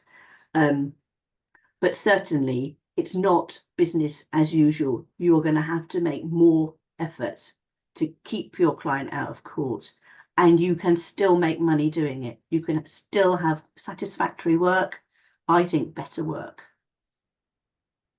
Okay, so recent judgments. I think Michael was hinting at a couple of these. This is the Churchill case is a civil case, but it overturned Halsey, which was no one can be compelled to go to mediation effectively, or go to other non-court dispute resolution processes.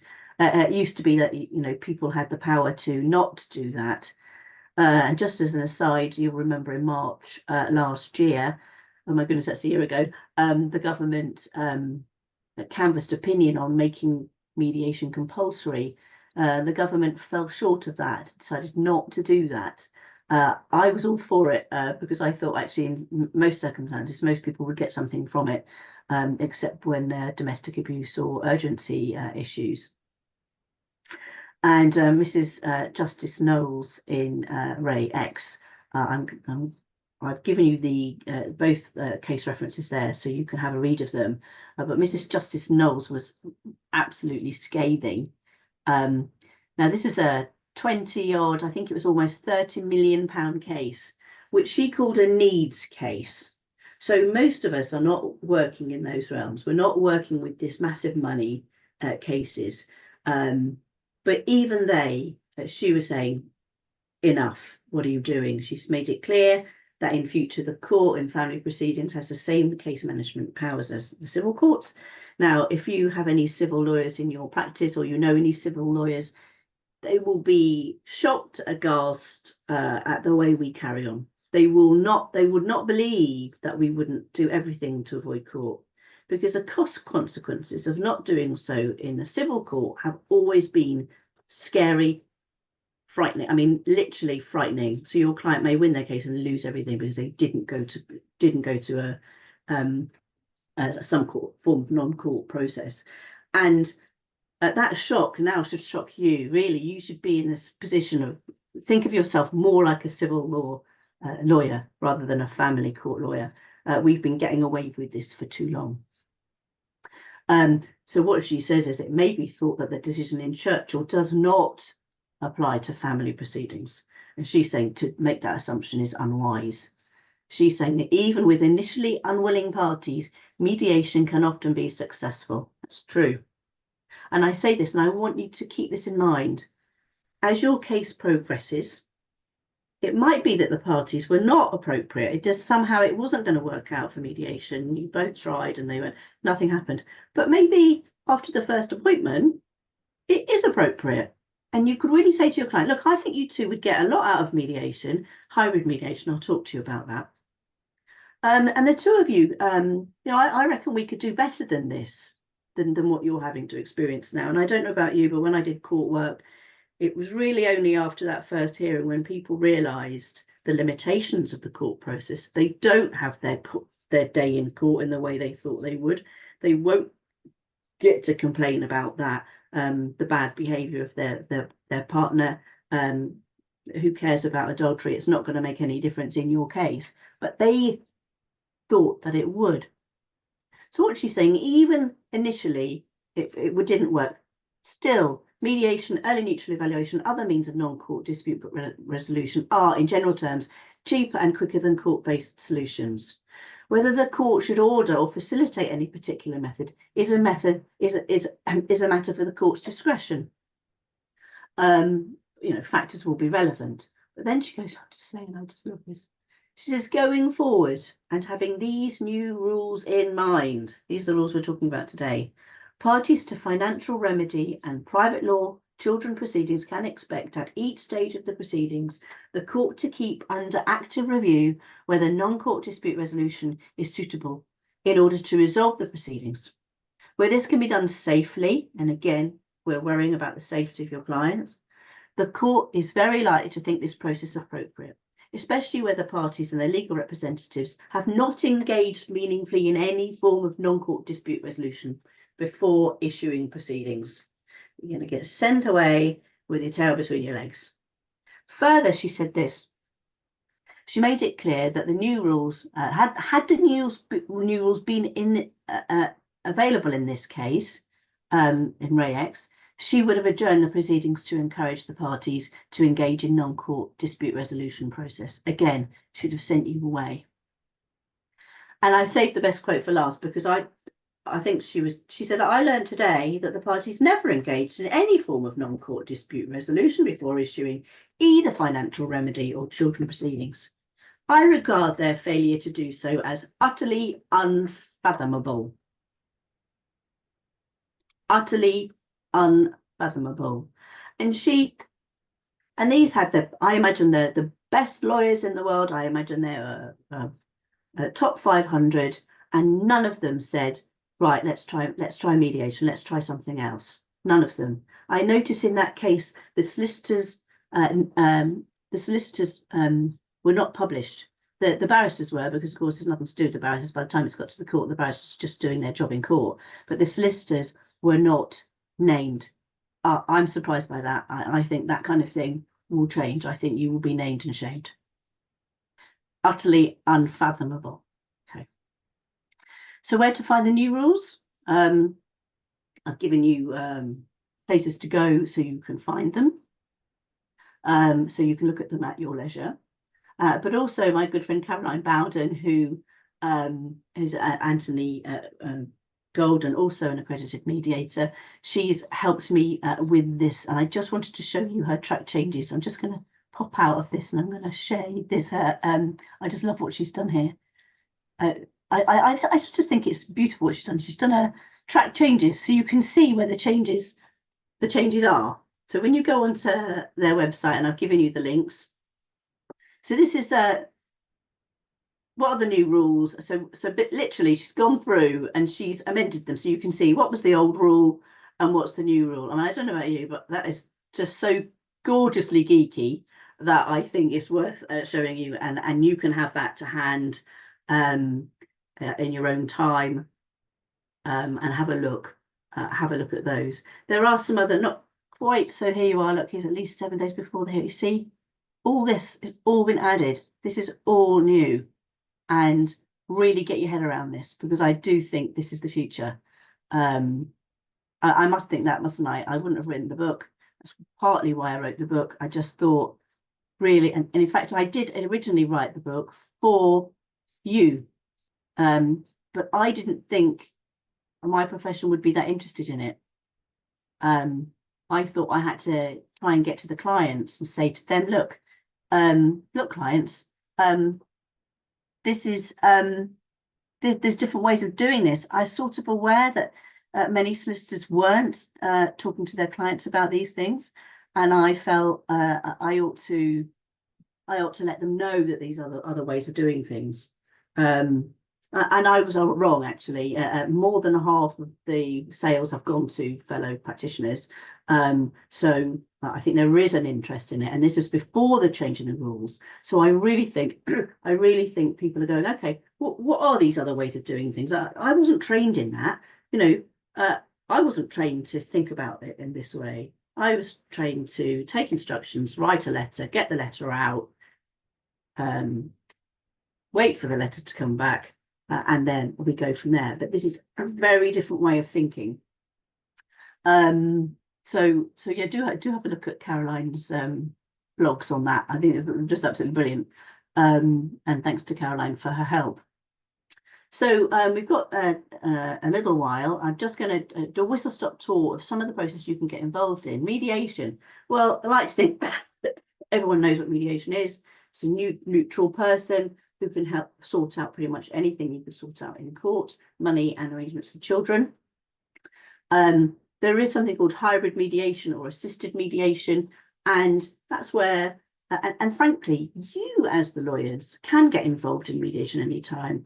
Most mediators, I think, would welcome your involvement. I love it when solicitors and lawyers get involved in my mediations because they're in it. They know what's going on. They're getting a contemporaneous view of everything, and they can give their client advice as they go. I want you to remember that legal aid mediation is available. Please tell your clients about it. It's free if they qualify. And the other person would be subsidised effectively. But remember, there's been no pay increase for legal aid mediators since 2004. There's 20 years at the same rate, which means that effectively they're working at half price. So it's dwindling the availability. But nevertheless, if you're lucky enough to have a provider in your area or otherwise, then yeah, refer. And great news is the Ministry of Justice have extended indefinitely the scheme for £500 vouchers for mediation costs where there are children involved. Everyone is eligible. There is no financial eligibility. The only limitation is one voucher per couple ever. So use it wisely. There are some difficulties in transferring the voucher. I don't think that there's a mediator here. Perhaps you could let me know if she's ever, if they've ever had a successfully transferred an MOJ voucher. Now, if you're worried about mediation not being successful, I think you don't have to. It's about 70% success rate, which isn't bad. And even if they don't sort everything out, the 30% who we might call unsuccessful, there's a dialogue. They start thinking about things for themselves. They start coming up with solutions. It can really calm things down. And remember, I mean, the reason why I started to move away from the traditional way of working was because I just thought, what am I doing to these children in this case? I'm writing letters saying, la, la, la, no, you can't see little Johnny today. And why am I doing that? I really got to start thinking about the kids all the time in these cases, because I'm responsible for how they grow up. I'm responsible. Things I do as a practitioner will impact on them.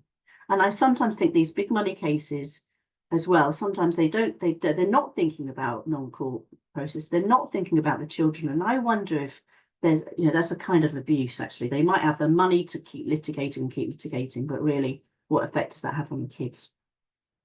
Again, I would encourage you to see mediation as a way of getting involved in non-court dispute resolution. If the clients allow, I often have people sit in on my mediation session so you can see what it is. It's essentially, it's a friendly conversation. It's a conversation. Let's get people talking about what they want and need. So essentially, if it's a finance case, what have you got? Okay, what will you do with it? And you are vital. Make no mistake. You will be consulted during the mediation process, before mediations, after mediations, and even during mediation. So they use you in this kind of, we're thinking about this, what do you think?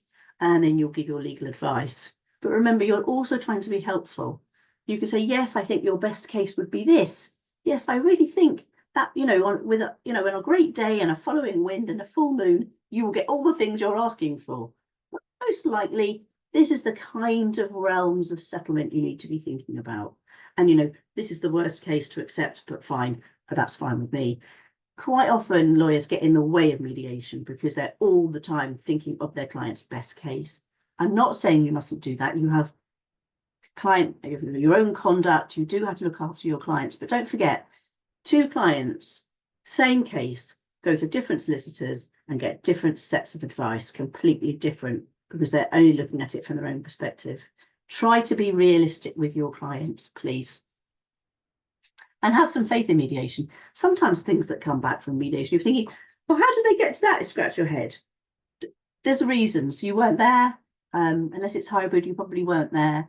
And really encourage your clients to come and see you little and often during mediation, and then you'll be really, really familiar with what's going on, and you can really help. Arbitration. Okay, the arbitrator makes legally binding decisions, an award or determination in relation to almost all family law matters, and there's a link to IFLA there. Remember, I mean, look, why aren't you using it is my question. It's staggering, given that the court's moribund, nothing's happening, delays are epidemic. You could simply opt out. And I often hear on Twitter or wherever, oh, my client can't afford arbitration. Really? If your client can afford you, they can afford arbitration. And Michael will talk about it, but it can be really very cheap indeed. I've had an arbitration case on the papers. Literally, we were talking about one house, a bit of a pension, limited income. There was an issue of inheritance. It was arbitrated on for £1,500 plus VAT between the parties. It was done over a summer. Remember, we all had holidays in 3 months. Think about that. Think about that for your client. It's really good work for you. You and the arbitrator is super skilled at bringing out what you need to do next. And you're going to get a lot more information about that. But they use some really nice techniques with your clients and with you. And so yes, you can have the full hearings, you can do everything, you can mimic the court process, or you can just do it on the papers and make it really simple. So up to just September 2023, only 647 registered arbitrations. I mean, got to be kidding me. I mean, to be fair, I think maybe arbitrators weren't registering this as they might do, but now they really must register their arbitrations. But for example, just quickly, if you're arguing about which school to send your child to, whether or not there should be a holiday, you don't have much time to make these decisions, go to arbitration. And if you say, oh, well, we're not going to go to arbitration, we're not going to go to mediation, we're not going to do any of these things because it suits our client to do nothing. It suits our client who's in the house not to do anything, not to change anything. Think again, because I tell you what, that's not going to wash anymore. Okay, moving on. Collaborative process. Again, you would have to be specially trained to do this. As I say, Resolution are offering 3 days training for just £1,000. And again, I won't go into that because if you're not trained, you won't be doing that. And early neutral evaluation and private FDRs. I use it all the time, actually, as a mediator as well. Because where you and the other lawyer, and perhaps you and the other solicitor, or perhaps you and the other litigant in person, are arguing perhaps about discrete areas of law, or as I mentioned before, perhaps an inheritance, or perhaps you're arguing about loans or gifts, or things that really are legally complex and create lots of work for us.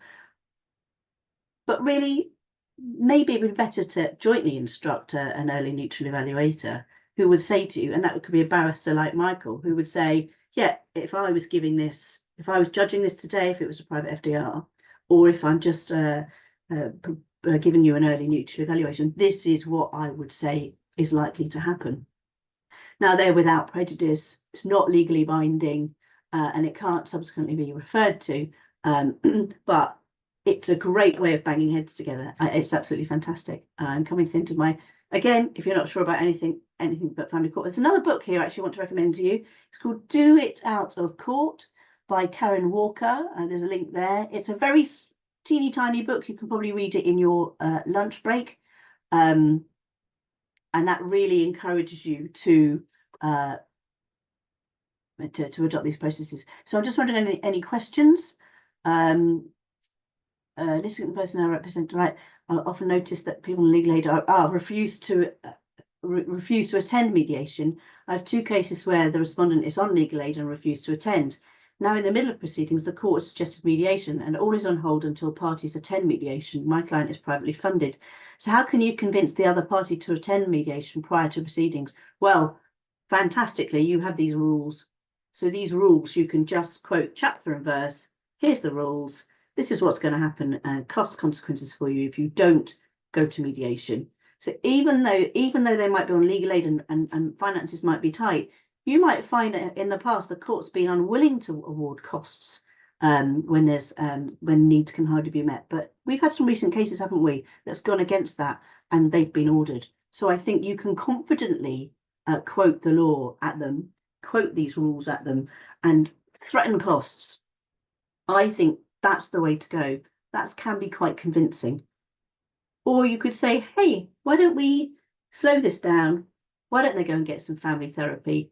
Why don't this person have some time with a therapist? Because there might be some reason why they just can't engage in something. And again, mediation isn't always suitable. I don't want to say it's a panacea. It's a way of working, but also maybe if you are able to help the client through mediation and legal aid, it could work really well for them. So I'm now at 11:15 and it's your tea break. So unless there's another question, I'll give you a couple of minutes because the last time the questions came up for Karen. So anyway, I've been very brutal with you about this change, and I really encourage you to embrace it, because you can have a very different way of working, a very different life in family law if you can embrace these changes. Joe, thank you very much. Just a couple of points. You made a very important point that after a mediation session, there should be some note. I think the better practice is a memorandum of understanding, an MOU. Yeah, I mean, which records what has been agreed, not agreed.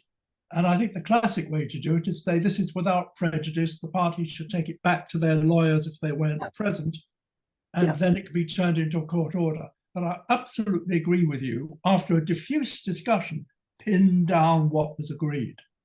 Yeah, absolutely. And the second one is a caution about mediation. It's terribly important for there to be equality of bargaining power during the process. If you're not careful, the stronger horse pulls. The mediator looks for the middle way, but the stronger, more demanding party has shifted where the middle is. And I think you have to be very careful with that. That's my professional experience. I think that's right. A good mediator will keep the show in the middle of the road. Well, the good mediator will spot the power imbalance. Yeah, but if you are worried about that, you can sit in as their lawyer. There's no reason. You can be much more protective of your client in mediation if you'd like to be. Thank you very much indeed, Joe. Again, very hands-on and very practical. Let's take a break.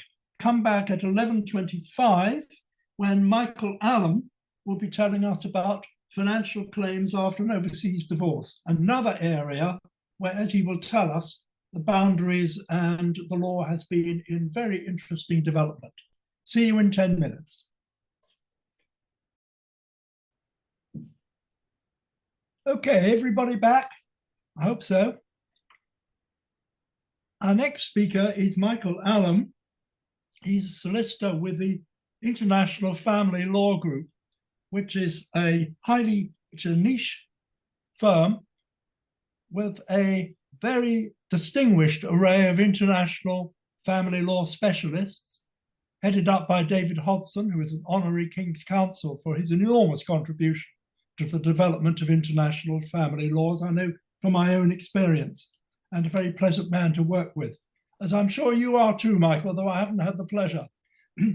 Micheal specializes in financial issues, but also with a strong interest of dealing with international aspects, including a rather curious provision we have in English law of us making a financial award after there's been a divorce somewhere else, where somebody, usually the very rich husband, thinks he's got away rather cheap on his home turf.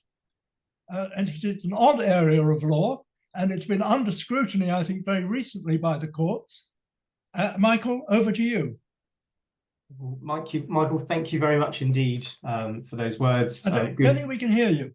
Oh, can you not hear me at all? Is that any clearer? Can you not hear me at all? Is anybody else able to hear me? I can hear you now. You can. Wonderful. Thank you Everybody- very much. I shall Any other speak loudly. If there are any problems, let me know, but I shall speak more loudly. Right, over to you. Well, thank you very much for that introduction. Good morning, everyone. It's wonderful to see so many of you with us. I'm hopefully now sharing my slides. I hope everybody can see those, and I hope if I toggle through them as well in a moment, everyone will be able to see that with me as well. So can everyone now see my slides as they toggle through? Okay, there seems to be some chat that says people can hear me. I'm going to carry on that basis. If that's not the case, then please wave, but I'm going to carry on and proceed on the basis everyone can hear me. I had a slight problem on my end, but I think it's now working. So thank you very much. Welcome, everybody. Good morning. Sorry about the slight technical hitch at the beginning. I'm delighted, nevertheless, to be here to talk to you about financial claims after an overseas divorce. As Michael mentioned at the beginning, they are a curious piece of law, not found in many other countries, and quite controversial. As Michael also mentioned, we have had a recent decision of the Supreme Court, which has really placed under the microscope how these claims are dealt with. So I'm always very happy to talk on this subject. I'm particularly excited to talk about it today because there have been these recent developments. Now, I'm always conscious when I'm preparing for these sorts of talks that there tends to be a brilliant range of practitioners that join them. There will be some of you who are specialist family practitioners. You may even be specialist money practitioners. And for those of you that have fallen into that category, you're probably more familiar with Part 3 claims. I'm also very conscious that there will be many of you who are perhaps general practitioners. Family might be part of what you do. You may have other areas, and you may therefore be less familiar with Part 3. So what I always try to do is cover a range. And I particularly try to do that when we're talking about Part 3, because they're quite distinctive even for the specialist practitioner. I do lots of these claims, I specialise in them, but they're still the minority that I have in my cabinet. I say it used to be cabinet, of course, it's now all online, isn't it? But if I looked through all of my existing files, Part 3 would still be the minority. Most, of course, of financial provision on a domestic divorce. So for that reason, what I'm going to try and do is cover a range so there's something in it for everybody. And broadly speaking, I'm going to split this talk into two halves. The first half is going to be some of the basics. We're going to look at the background to the legislation, and we're going to look at how it operates in practice.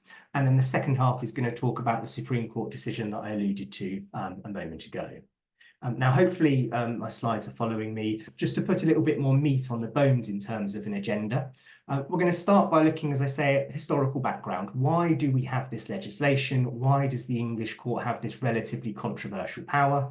And we're going to start by looking at that in the first instance. I always think it's very helpful when you're looking at a set of proceedings to know why we have it, what was the purpose. I always think that's very helpful to have in mind. We're going to look at preconditions. There are some statutory gateways, if you like. They're conditions that need to be satisfied before you can even get off the ground, and we're going to look at those. I always find them very helpful to have at an initial client meeting before you go anywhere any further. Make sure you have your preconditions, and we're going to look at what those are. We're going to look at jurisdiction. Just like any claim, you need to have a sufficient connection with the country in order to bring that claim. And we're going to look at what the jurisdiction is. It's probably the only time I have to mention the B word and talk about Brexit very briefly. It did change as a result of Brexit, and we'll look very briefly about what we had before and what we have now. We'll look at the leave permission filter. Part 3 is quite peculiar and quite unique in that before bringing a claim, you first need permission from the court. This is probably the main area that was touched upon by the Supreme Court recently. And we're going to look at that leave process, what it was previously and how it might have been changed by the recent decision of Parental. We're going to look at appropriate venue and whether it's appropriate to make orders. These are interrelated duties that our court has to go through when deciding, even if you meet the preconditions and even if there's jurisdiction and permission's been granted, there's still a duty on the court to weigh up these factors in deciding, one, should I make an order at all? And if I should, what order should that be? And we'll look at those. We'll look at the case of Agbaji. This is a decision of the Supreme Court from 2010. Always was the leading case on Part 3. I still regard it alongside Parental as the leading case on Part 3. And we'll talk about that. That really is essential reading for any practitioner who has one of these claims. As I say, we're then going to move largely into the second half, and we'll spend a lot of time talking about the case of Potanin. It's an incredibly interesting case, stupid amounts of money, really interesting litigation. And although the facts are very specific and many of us won't see those cases too often, actually the practical guidance that's coming out of it, I think, will impact all cases that operate under Part 3. So we'll spend a lot of time looking at that. And then very briefly at the end, an incredibly recent case of AstenRS. It's possibly the only reported leave decision that I'm aware of, and there's also some helpful commentary about cost regimes that apply on a leave application. I'd like to talk to you about that at the end as well. So anyway, without waiting any further, historical background. Why do we have this legislation? What's the context to it? Well, the background is, if you take yourself to the 1970s, the early 1980s, and it was the first time we were really seeing a significant increase in international movement. People who had strong connections with England, they may have been born here, they may have spent a lot of time living here, for the first time really, moving abroad, living abroad, perhaps marrying abroad. And as it follows, if a relationship broke down, it may well be that they would divorce abroad as well. And it was the first time our courts were really sort of seeing that happening. Why is that relevant? Well, two reasons. One, England has a very liberal approach to the recognition of foreign divorces. We will, of course, it depends on the particular country, and of course, it depends on the treaty in place. But even our domestic legislation, our courts will bend over backwards in an effort to try and recognise an overseas divorce. What that meant was if a relationship broke down abroad and the divorce took place abroad, it meant our courts couldn't do anything if they recognised that foreign divorce. In England, as you know, financial claims are always ancillary to a divorce. Many countries are different. Many countries in Europe, Australia, you can have standalone financial claims without the divorce. Of course, England is different. It placed our courts in a real difficulty because they'd almost inevitably recognise the foreign divorce, and it meant there was no way for bringing financial claims. And at the time, sadly, we still see it now, but not quite as bad. But at the time, there were some countries around the world who would give particularly women and particularly non-nationals very limited, if any, financial provision on divorce. So it was causing our courts a real problem. The Law Commission were asked to look into it. They produced a working paper in 1980, a report in 1982. They're both very interesting. If anyone has a particular interest in this area, if anyone has a particularly complex case, I do recommend reading them. But they recommended what became Part 3, and the Act was finally introduced in 1984. So that's a bit of a background in terms of why we have the legislation that we do. Preconditions. This is set out in Section 12 of the 1984 Act. I should start by saying, of course, when I refer to the MFPA, it's the Matrimonial and Family Proceedings Act in 1984, and it is Part 3 of that Act that contains the power to make financial orders after an overseas divorce, and Section 12 fits within that part. And Section 12 deals with the preconditions. So what do you need? First, you need a divorce, an annulment, or a judicial separation. That's fine, in itself shouldn't be too controversial. Curiously, it needs to be by means of proceedings. Now, this will be the case in the vast majority of cases, but it's something to watch out for, particularly with some countries. This isn't a lecture on recognition of overseas divorces, but very briefly, England will recognise two types of overseas divorce. We'll recognise one that is by means of proceedings, and we'll recognise one that is by means other than proceedings.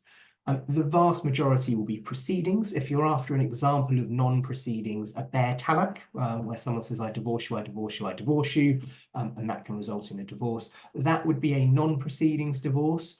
But even a talaq these days tends to have some sort of recognition process or registration process in the local country, and that would normally be enough to take it into a proceedings divorce. But if you have a divorce overseas that doesn't look particularly like a sort of formal court process with proceedings, be very careful that you know what type of divorce you're dealing with. Part 3 is curiously only available if it's by means of proceedings. Another one to look out for is the divorce has to be overseas. Now, that sounds relatively obvious. MHW and GSH is a relatively recent case and a good example of when it could go badly.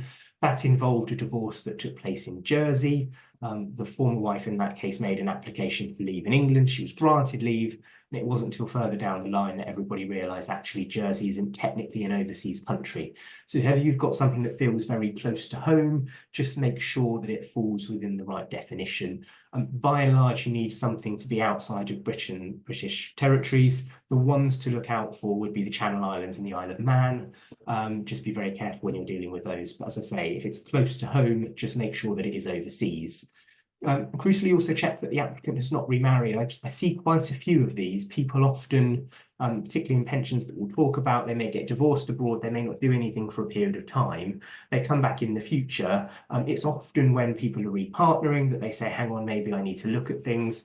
Applicant having remarried is an absolute bar. So as I say, in all of my initial meetings, I always have that checklist with me and go through it at the very beginning to check that you get through that gateway.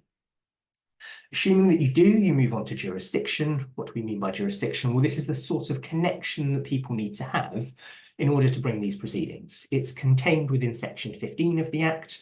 And as I say, this has changed as a result of Brexit. In some senses, it's now slightly broader. In other senses, it's now slightly narrower. What you need now is the domicile of either party or 12 months habitual residence of either party, either on the date of the overseas divorce or on the date of the Part 3 leave application. Before the UK left the European Union, as I say, it was slightly different. You only needed habitual residence on the day then. You didn't need the 12 months. So arguably Part 3 now post-Brexit is slightly more restrictive. You now need to have that 12-month period.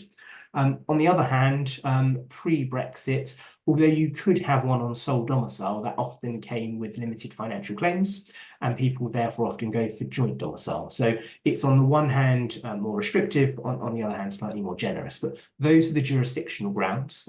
There is a third, which is if there is an interest in a residential property in England that's been used as a family home, that can be a residual ground as well, but be very careful that the financial claims you can bring are limited to the interest in that property. But otherwise, it's domicile of either party or 12 months habitual residence. And again, alongside my preconditions, I always have that with me at a first meeting to check whether this is the type of claim the client may potentially be able to bring.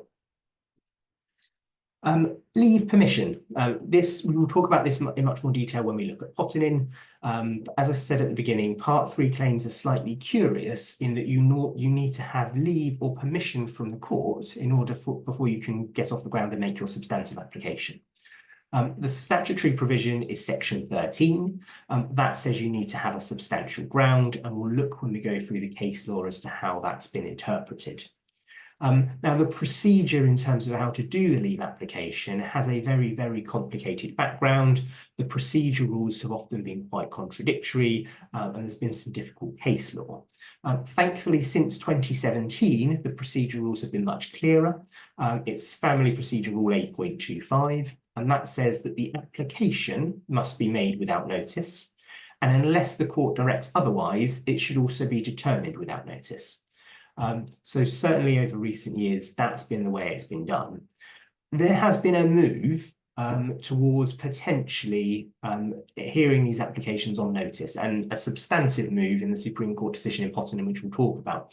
But even before the Supreme Court, the Court of Appeal in Pottenham at paragraph 31 said, although that's the normal position, in a complicated case, perhaps if there's already lawyers involved, the court might actually want to say, I'm going to list this leave hearing inter partes so I can hear from both sides.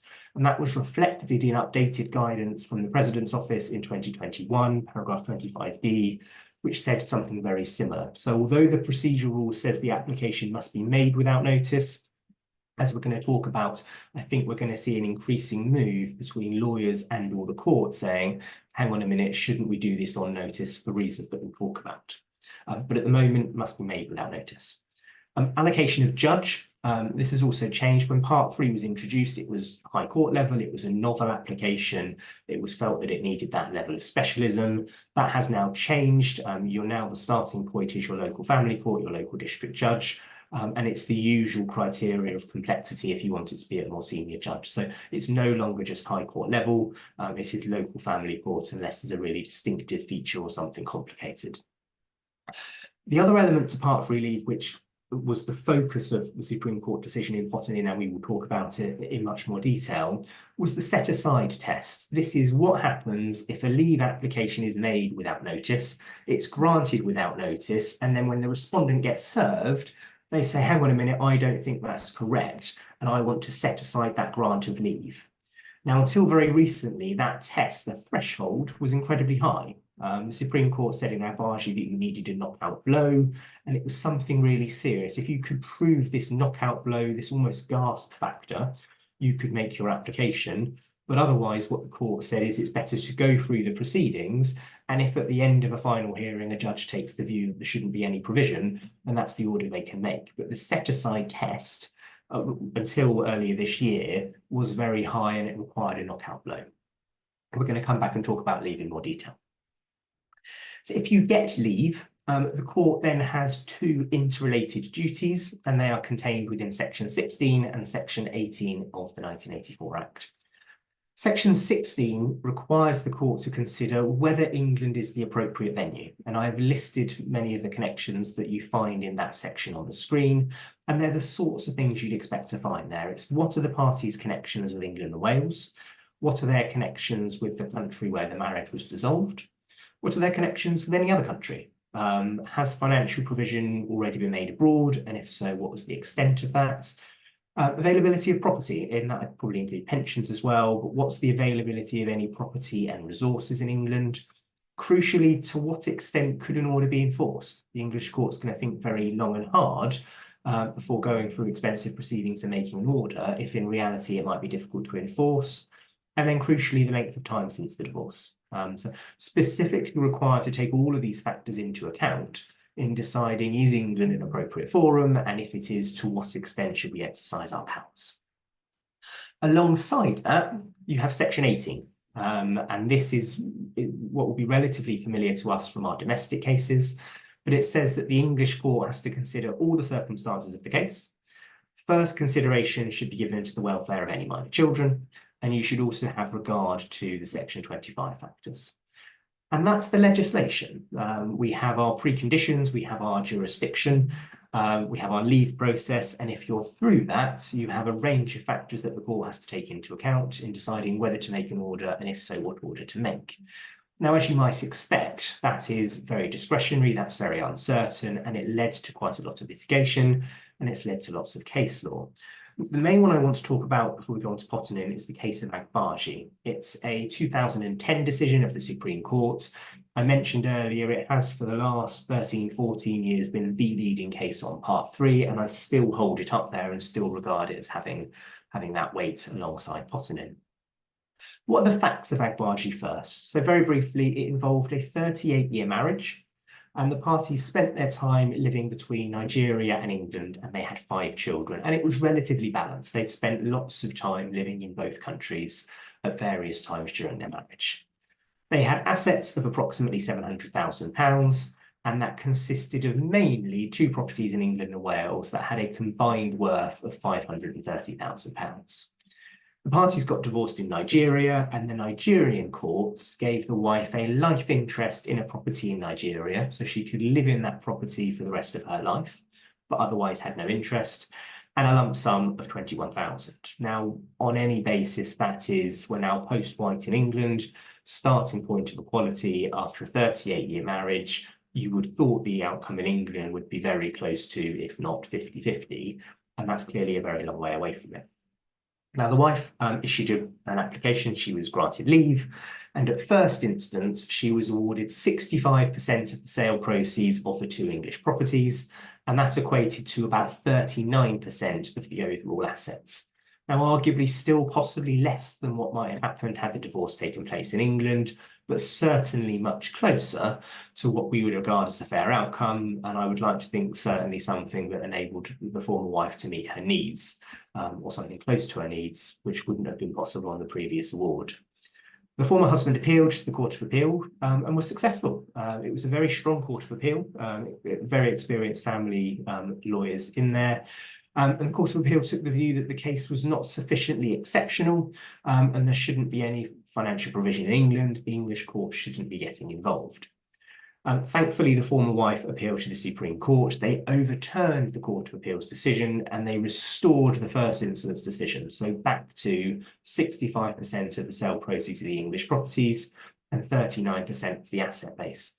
And I always think it was only 2010, a really good example of just how difficult these cases can be, even for exceptionally experienced and knowledgeable family lawyers, working out what the right outcome is and the fair approach to these cases.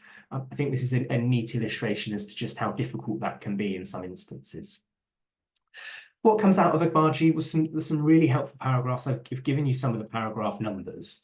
Paragraph 71, they go through what should be the proper approach when you're determining Part 3 proceedings.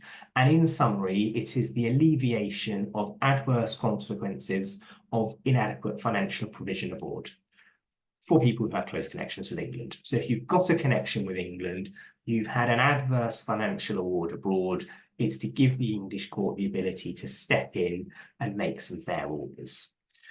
They also go through the improper approach. There had been various cases that had set various different tests, quite often applied various glosses to the legislation, and they got rid of some of those. There were previously references to how there needs to be hardship for Part 3 to be brought. They said that's not necessary. Some cases said it's only appropriate to step in to the minimum extent necessary to alleviate that hardship. Again, that's gone. They got rid of lots of glosses. But they spoke about general principles. And the general principles that they spoke about were as follows. They said that first, children's welfare should be the court's primary concern, something that we're always used to seeing. Second, it's never appropriate under Part 3 to give someone more than they would have received had the divorce taken place in England. And third, where possible, the aim should be to try and ensure that both parties' needs are met. Subject to that, they said the court had a very broad discretion. We then go on to what I think is probably the nub of many Part 3 cases, and this is, should the English court be replicating or replacing with an award that they would have done had the divorce taken place in England, or should they just be topping it up to the minimum extent to meet needs? The answer is it depends, and it depends very largely on the strength of the connections with England. If you've got a case with incredibly strong connections, lots of the marriage spent here, properties here, perhaps born here, you probably will find that the court will say, I'm going to approach this as if it's in an English divorce case. On the other hand, if you've got limited connections to England, there is jurisdiction, you may have spent some time living here, but the stronger connections with the overseas country, that might be the sort of scenario where England says, if we're going to get involved, it's going to be to a much more limited extent. And I think that really is the nub of Part 3 cases. And I think for me, that really is one of the very big differences between a Part 3 claim and a claim for financial provision on divorce in England. If it's a financial provision case on an English divorce, you don't consider any of these connections. The English court just gets on and makes the order, and they don't consider all of this. If it's Part 3, you really do have to juggle up and weigh those various connections in deciding what you think the fair outcome is going to be. And as I say, for me, that's probably one of the main differences and one of the main challenges when you're dealing with a Part 3 case. So that probably takes us to about the halfway mark of this talk. As I say, I wanted to cover all of that background. That probably takes us to halfway. I now want to spend most of the rest of this talk talking about the case of Potanin, which is the recent Supreme Court decision from earlier this year. Now, before we go into the law, what are the facts? That they are quite exceptional. I mentioned earlier that I don't suppose many of us will see many of these cases day to day in our normal practice, but nevertheless, the principles that come out of it, I think we will see applying in all of our cases. Now, we have a marriage in Russia in 1973. The parties had 3 children during their marriage, and by now they were all independent adults. There was a dispute as to the date of separation. The husband said it was 2007, the wife said 2013. The Russian courts sided with the husband and found, as a matter of fact, separation was 2007. And the parties divorced in Russia in February 2014. Now, it's worth pausing there for a moment. Up until that point, completely Russian case. Parties had very limited, if any, connections with England. It was only June 2014 that the wife obtained a UK visa in England. It was later in 2014 that she first bought a home here. and it was only from 2017 that England became her primary home. This will be relevant as we go through in terms of, is this a case England should be getting involved with? It's a completely Russian family and marriage. And is this a case where the English court should be getting involved? It was also potentially relevant in one of the judgments. The wife had taken legal advice from a very well-known set of family lawyers at around about the time the divorce took place in Russia. Of course, we don't know what that advice was, but I think the inference, whether that's properly drawn or not, was that perhaps the move to England may have been technical on the back of getting advice that if you come here and stay here for 12 months, you'll be able to put claims. So that's the factual background. We're talking about crazy money. There's no getting away from the fact that these are very, very wealthy parties. The former wife has estimated the husband's wealth to be in the region of £20 million. I'm not sure he's ever accepted that figure, but on any basis, it is a lot of money.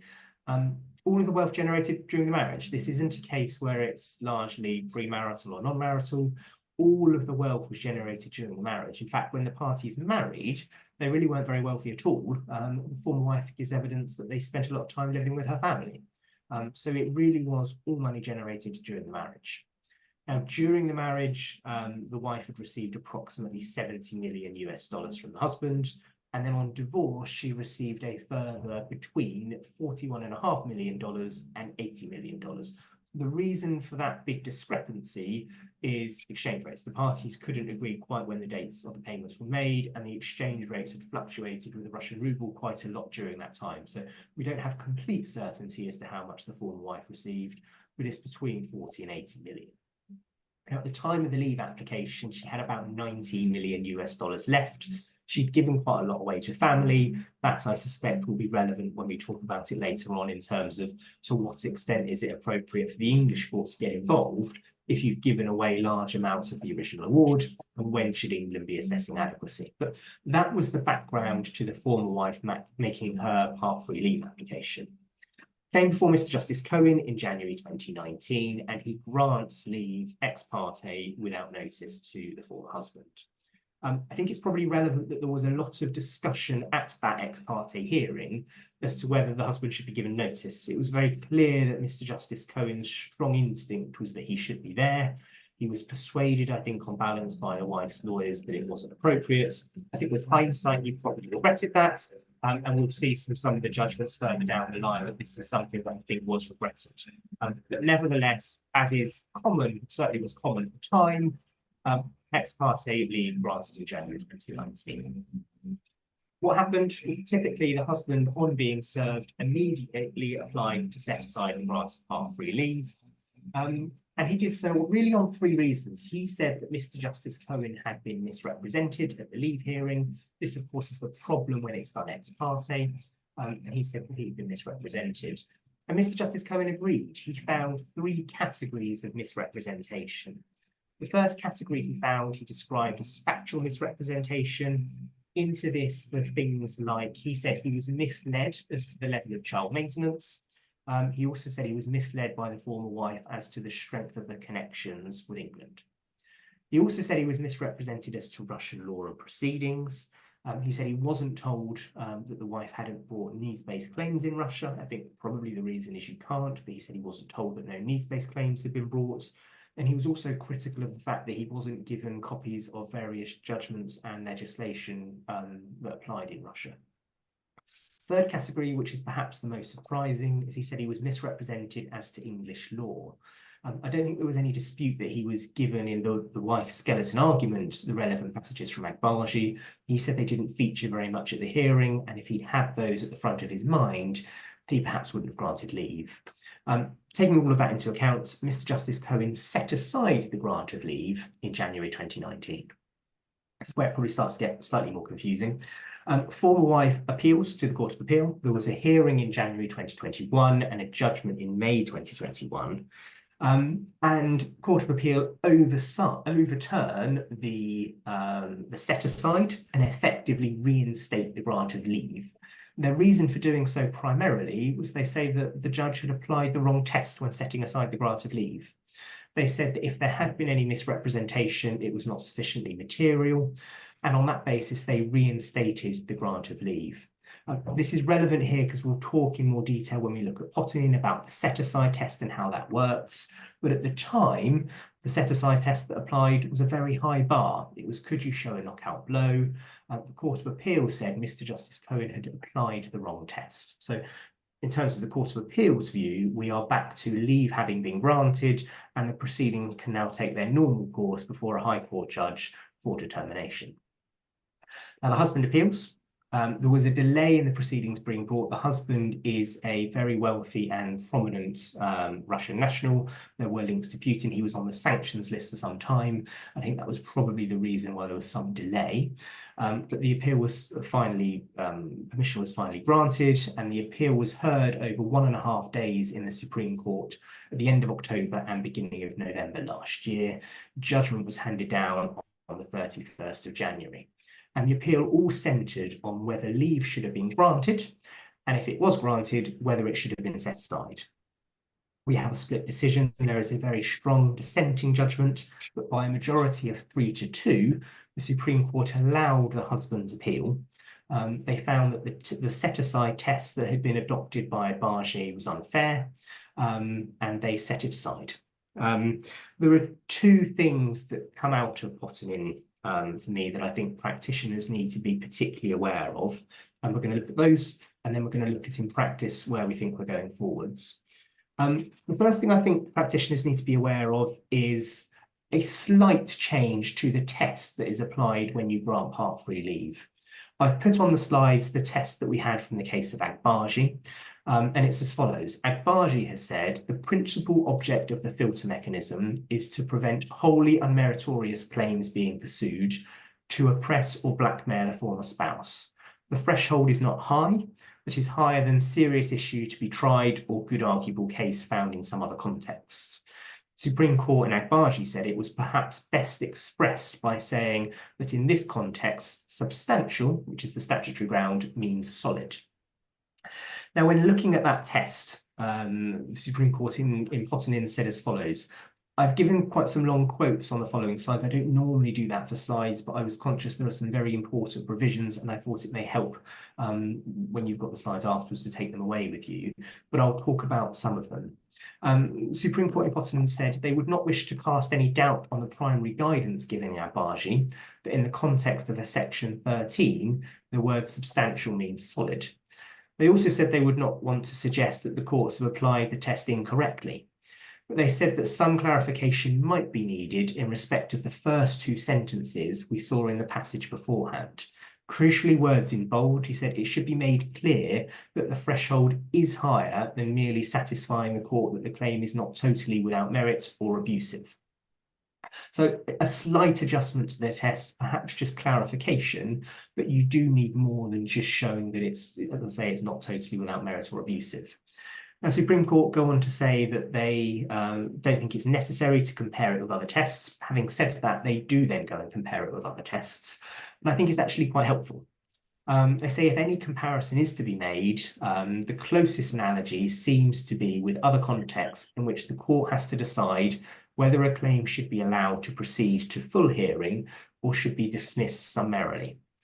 They give examples of the test that is applied when you're talking about default judgment.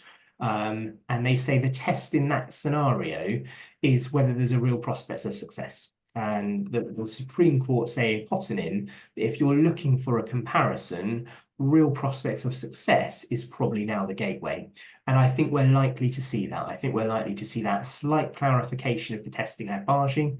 And I think if you're doing skeleton arguments or running a case, what you're going to need to persuade the court at a leave hearing is that there's a real prospect of success. And I think the bar is ever so slightly higher than maybe it was just under Agbargi.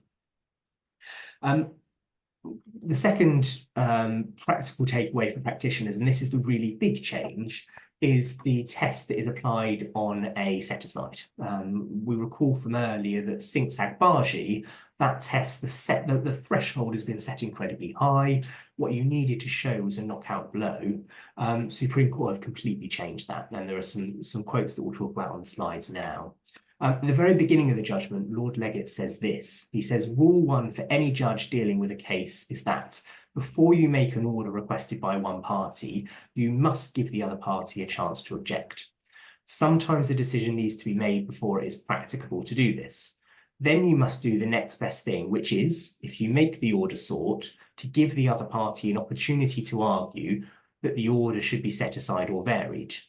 Lord Legate goes on to say what is always unfair is to make a final order only capable of correction on appeal after hearing only from the party who wants you to make the order without allowing the other party to say why the order should not be made. So some fairly strong comments in the opening paragraph as to the unfairness as to the position that had transpired previously.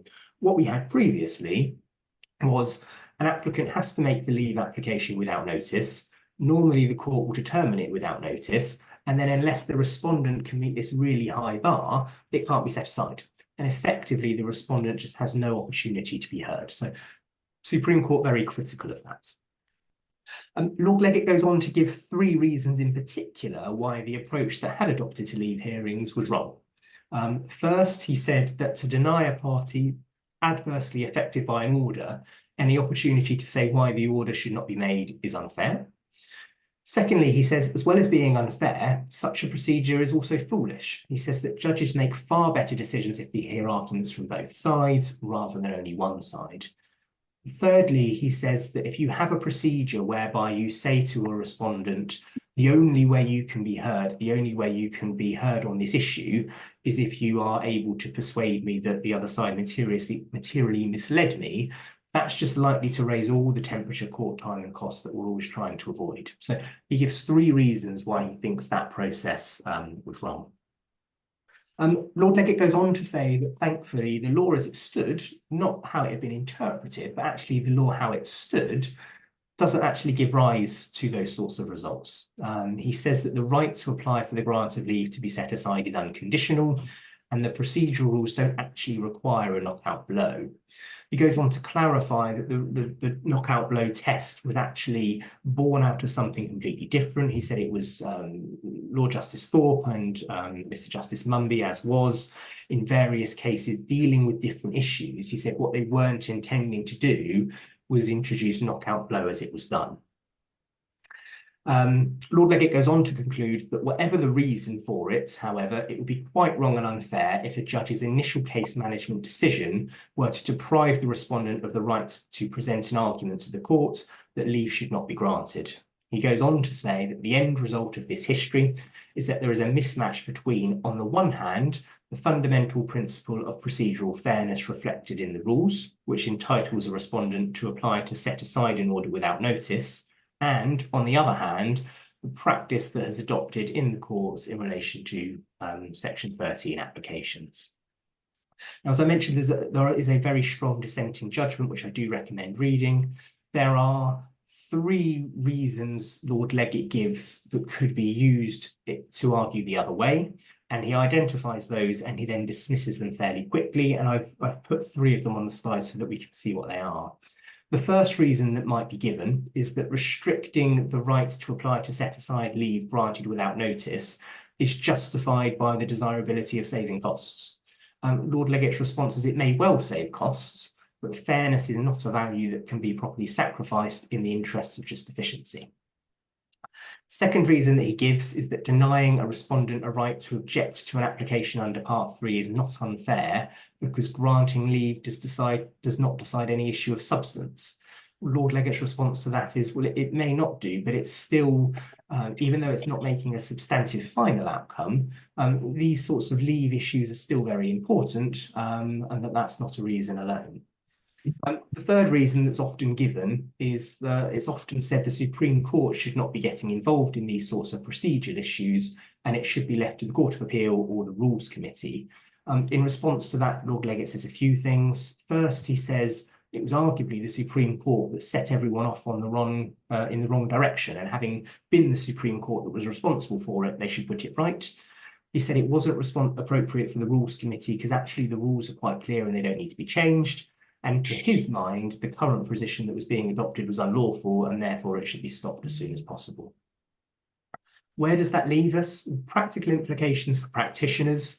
As I mentioned earlier, the leave threshold, I think, is arguably now slightly higher than before. I think the big change is the threshold on applications to set aside is now much lower than before.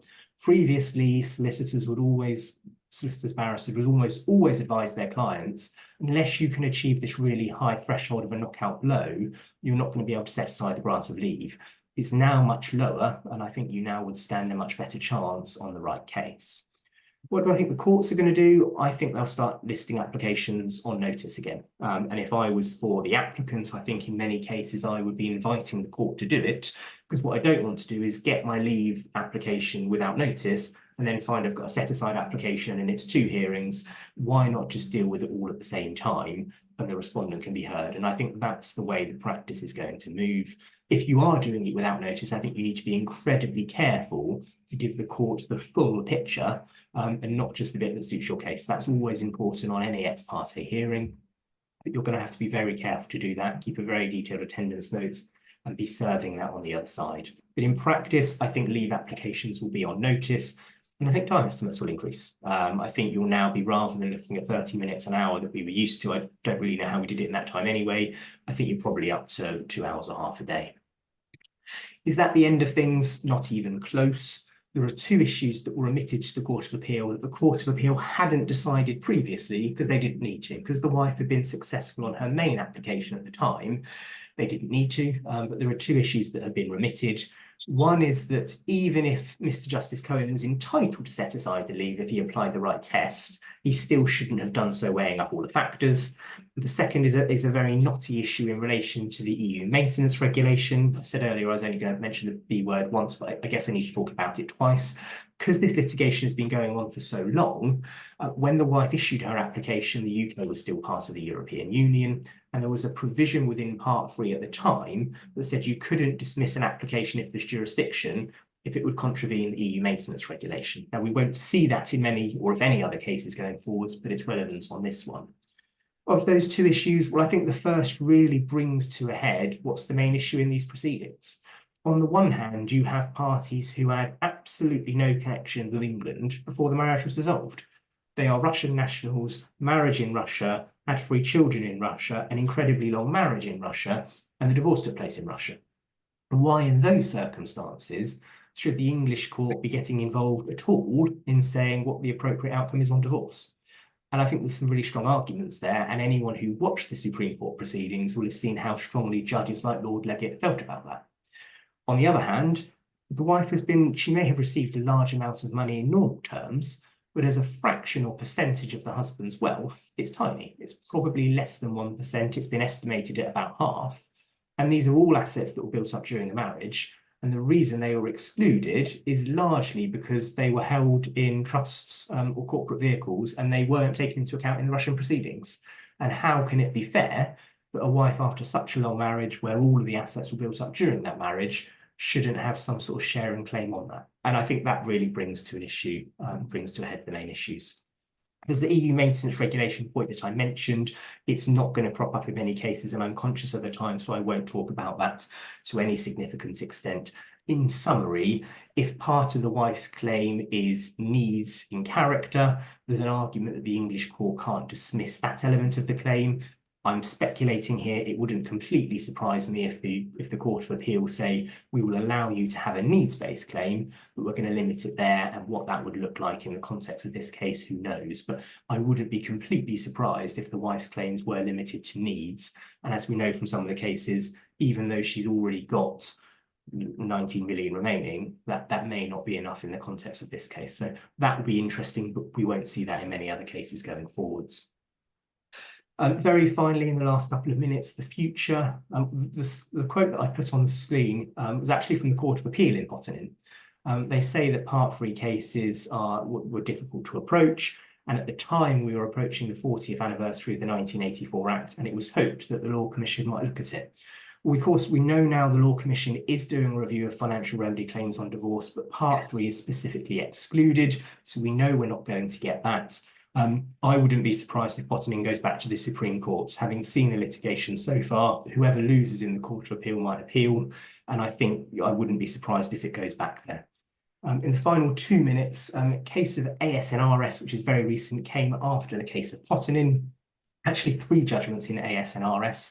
The first is a leave judgment, a decision not to grant leave. I think it's probably the only leave judgment I'm aware of that's been reported, so it's always very interesting to see. What I think is particularly helpful for is the second judgment, which is in relation to which cost regime applies on a Part 3 leave application. There was quite some confusion in the rules. Some pointed one way, some pointed the other. I suspect the reason for the confusion is, of course, Part 3 leave applications until now have normally been ex parte, and you don't normally have cost issues arising. But it was dealt with by the judge in this case, and he held that on the balance, probably Part 3 leave applications fall outside of the no orderist cost principle. You're probably looking at a clean sheet, and that would normally mean if one party's been successful, then they're entitled to their costs. Because I think, as I say, I think that will be particularly relevant as we go forward, and I think we start to see many more leave applications being dealt with on notice. Cost implications are going to arise. So I think ASNRS is a helpful judgment in that regard. And as I say, it's the only leave judgment I'm aware of, and it's always nice to see how they're played out. So hopefully that brings me just about onto time. I'm very sorry about the technical issues at the beginning, but hopefully everyone was able to hear me after that and see the slides after that. I think they're in your pack as well. Any questions, please do get in touch with me afterwards. It's an area that I really enjoy. So you've got my contact details. As I say, I'm always very happy to answer any questions or speak to anyone. But otherwise, thank you all very much for joining me, and enjoy the rest of your afternoon.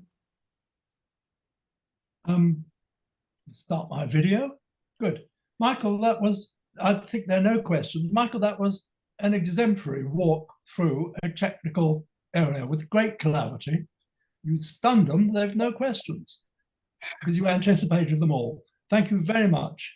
And I welcome your colleague, Sarah Corns, also from International Family Law Group. She's going to talk about something a little closer to home, the Schedule 1 of the 1989 Children Act, which is the only way for people who are not married to compel proper provision, in any realistic way, for children. And it took, what, 16 years after the 1973 Act to even have a code? And this now is the regime which governs a world in which nearly half, more than half of children are born outside marriage and outside the Matrimonial Causes Act. So there's little there for the mother, which is the reality of it. But anyway, Sarah, over to you. Thank you very much. Thank you. And I would say His Honour's judgments feature prominently in this area of law. So I'm honoured and not a little nervous that even you Adams are chairing. and Green. The horror show is Adams and Green, which I dabbled with, although it doesn't come up in the report. Over to you. Thank you very much. Thank you. I will share my screen.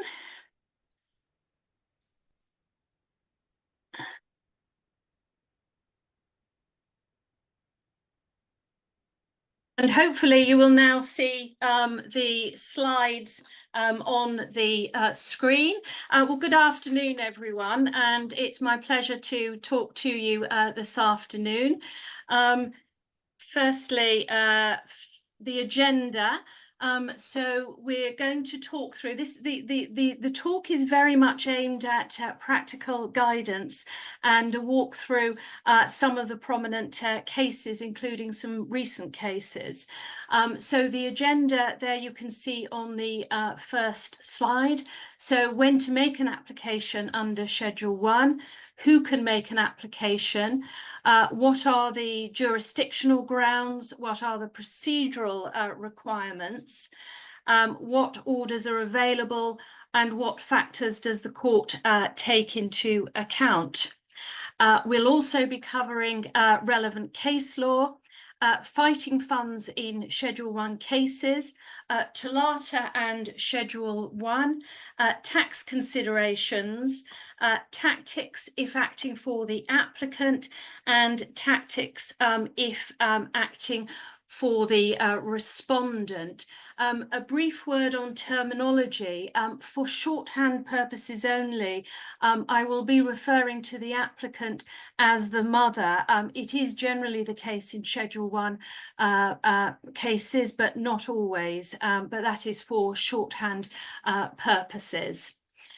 So moving on to our first section, when to make an application. By Section 15 of the Children Act 1989, together with Schedule 1, the court can order financial provision for children. Because of the limitations introduced by the CMS, the main classes of applicants are limited. Such applicants are commonly made, as the judge has said, by unmarried parents and also by step-parents, who of course have no redress to the MCA. But the applicants can also include where either the child or the provider is outside the jurisdiction of the CMS because they are habitually resident abroad.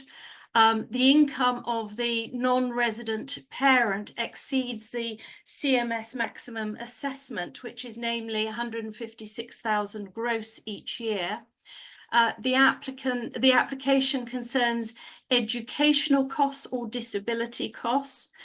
The applicant seeks capital provision to provide a home for a child or other capital needs. And occasionally it can be used by a child over the age of 18 years seeking provision from separated parents, which we will touch on. Obviously, not all the financial remedies available under the MCA are available under Schedule 1, and such claims are obviously very limited in comparison and purely relate to the child either directly or indirectly. So who can make an application under Schedule 1? So the following can apply: a parent, a step-parent of a child, a guardian or special guardians of the child, and any person who is named in child arrangements order as a person with whom the child is to live. The court's jurisdiction is based on the child being under 18 at the date of the application. Paragraph 1 of Schedule 1 is directed to the date of the application, not the date of the order. Provided an application is made before a child attains the age of 18, the court retains jurisdiction to make orders until the disposal of the application, even if the orders are made for the first time after the child attains the age of 18.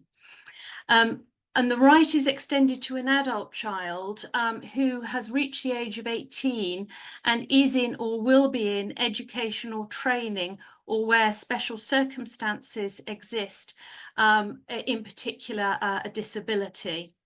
An adult child can apply for a periodical payments or a lump sum order, but not a settlement or transfer of property. An adult child can make an application against either parent, but only if the parents are not living together. The definition of a parent includes biological parents, parties who were not married to each other, as well as those who are or were married to each other. And that's paragraph 16(2) of Schedule 1. Parent also includes a step-parent, but the definition of a step-parent for this purpose is limited to parties who are spouses, former spouses, civil partners, or former civil partners of the child, and it doesn't include parties, step-parents who cohabited. And it also includes parents who are parents by adoption. So what are the jurisdictional criteria of child financial claims, and in what circumstances will they be recognised and enforced abroad? The jurisdictional criteria in Schedule 1 are complex, and specialist advice should always be taken in cases where there is an international element. For all new proceedings commenced after January 2021, the courts of England and Wales have Schedule 1 jurisdiction in respect of a child for a financial order against parents if any of the following are habitually resident or domiciled in England and Wales at the date of application. So that's a parent of the child, guardian or special guardian of the child, a person who is named in a child arrangements order as the person with whom the child is to live, or the child. Where the application is in respect of a child over 18, the jurisdiction is if the applicant or a parent against whom the order is sought is habitually resident or domiciled in England and Wales on the date of the application. For recognition and enforcement abroad of a child financial order, including in this country following a foreign child financial order, or in respect of all new proceedings after 2021, which does not involve an EU member state, it does depend on the country involved. The preferred mechanism is the 2007 Hague Maintenance Convention. There are other bilateral and multilateral conventions and treaties, but some of which are now very historic and go beyond the scope of this talk.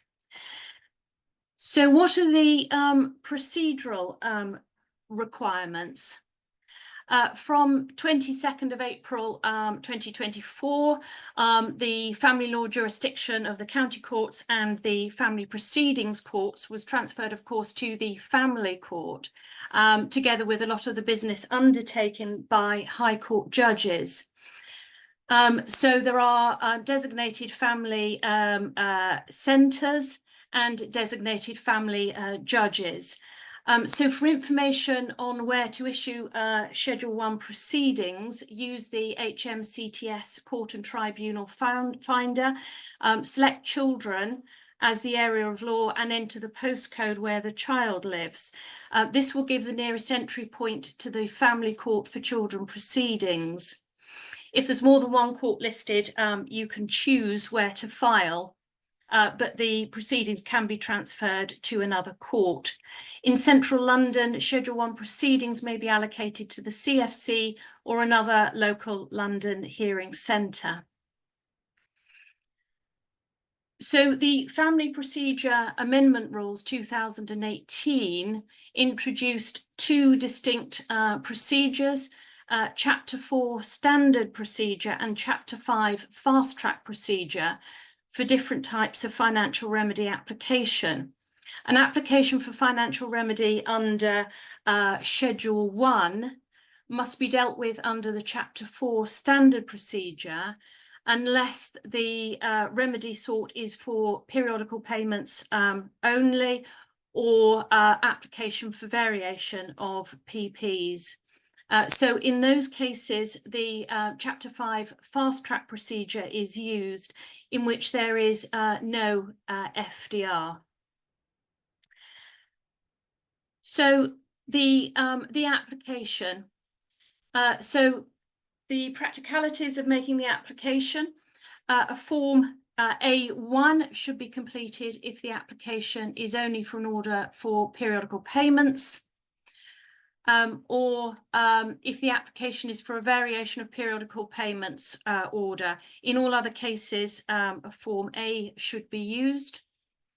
And both forms incorporate what used to be the Form FM1, and an attendance at a MIAMS is a statutory requirement subject to specific exemptions. And of course, in this area of law, as in all areas, attempts should be made to mediate or use other forms of out-of-court settlement before an application is issued.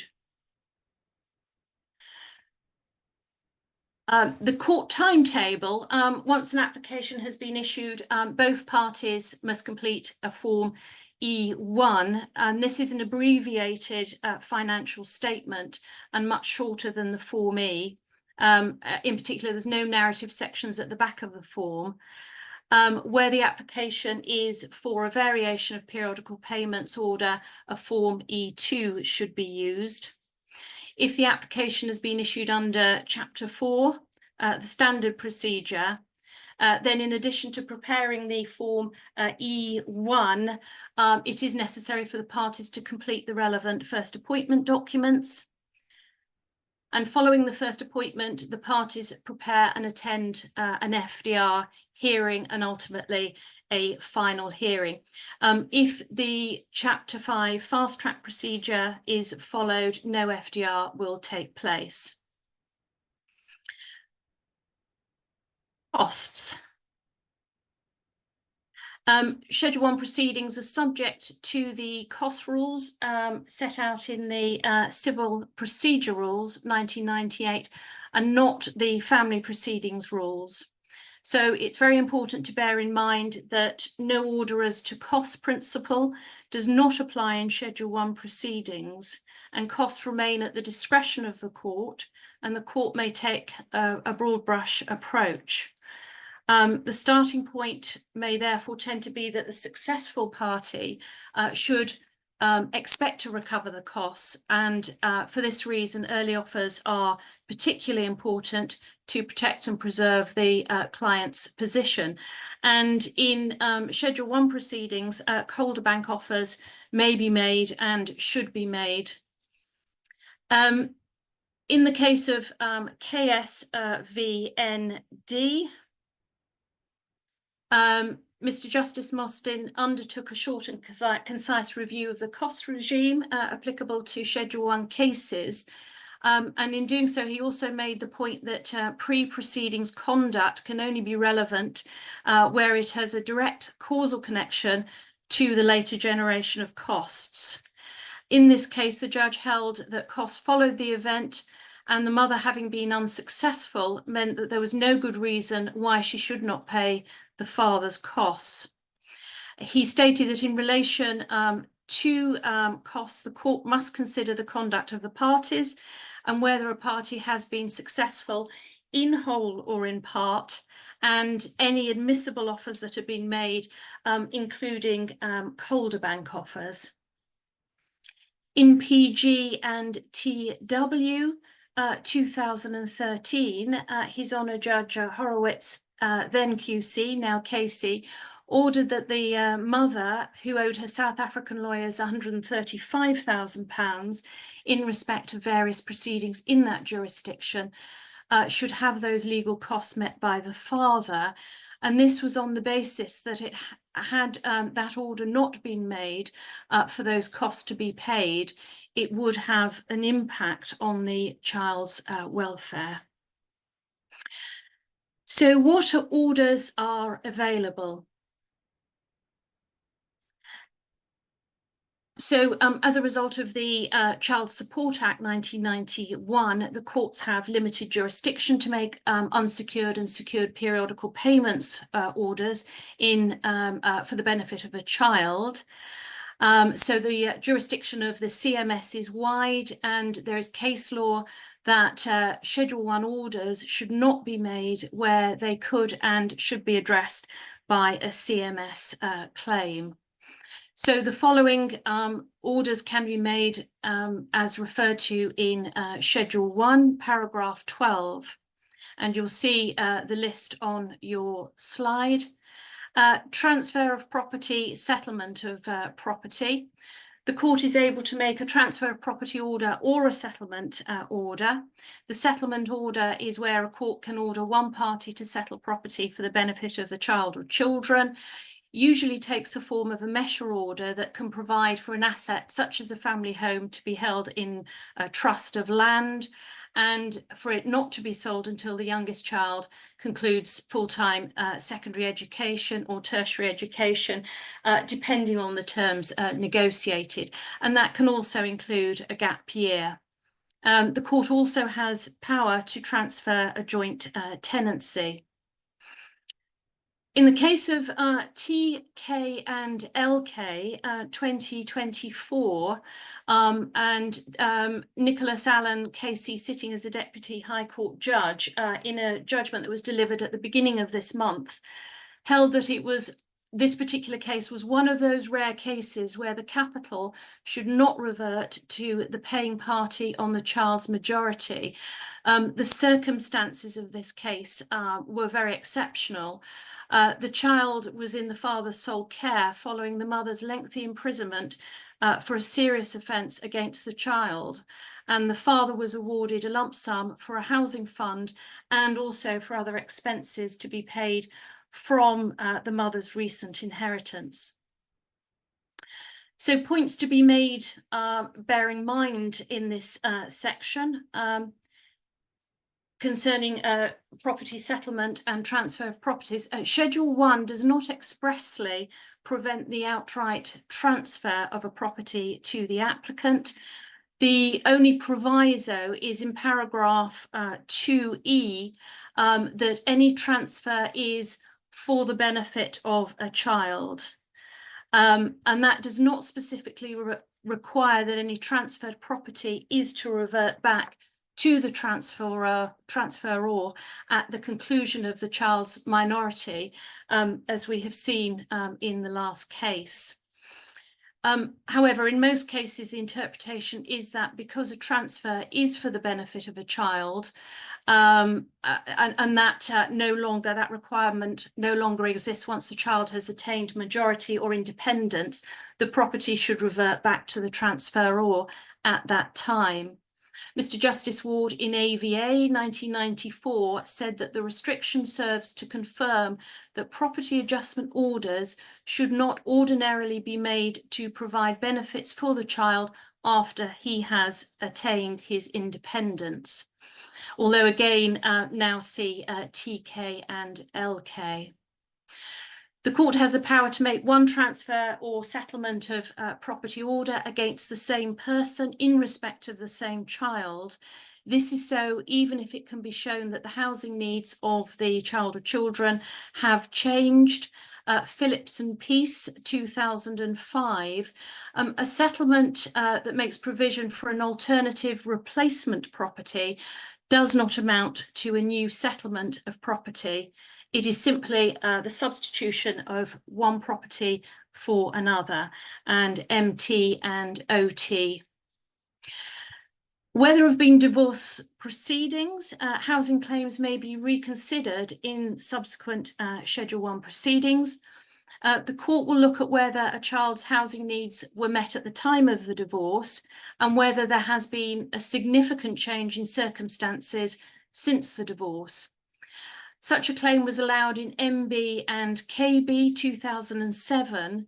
At the time of the divorce, the father had no financial assets, although he had wealthy parents. The terms of the settlement included the mother's right to occupy a property under a short hold tenancy.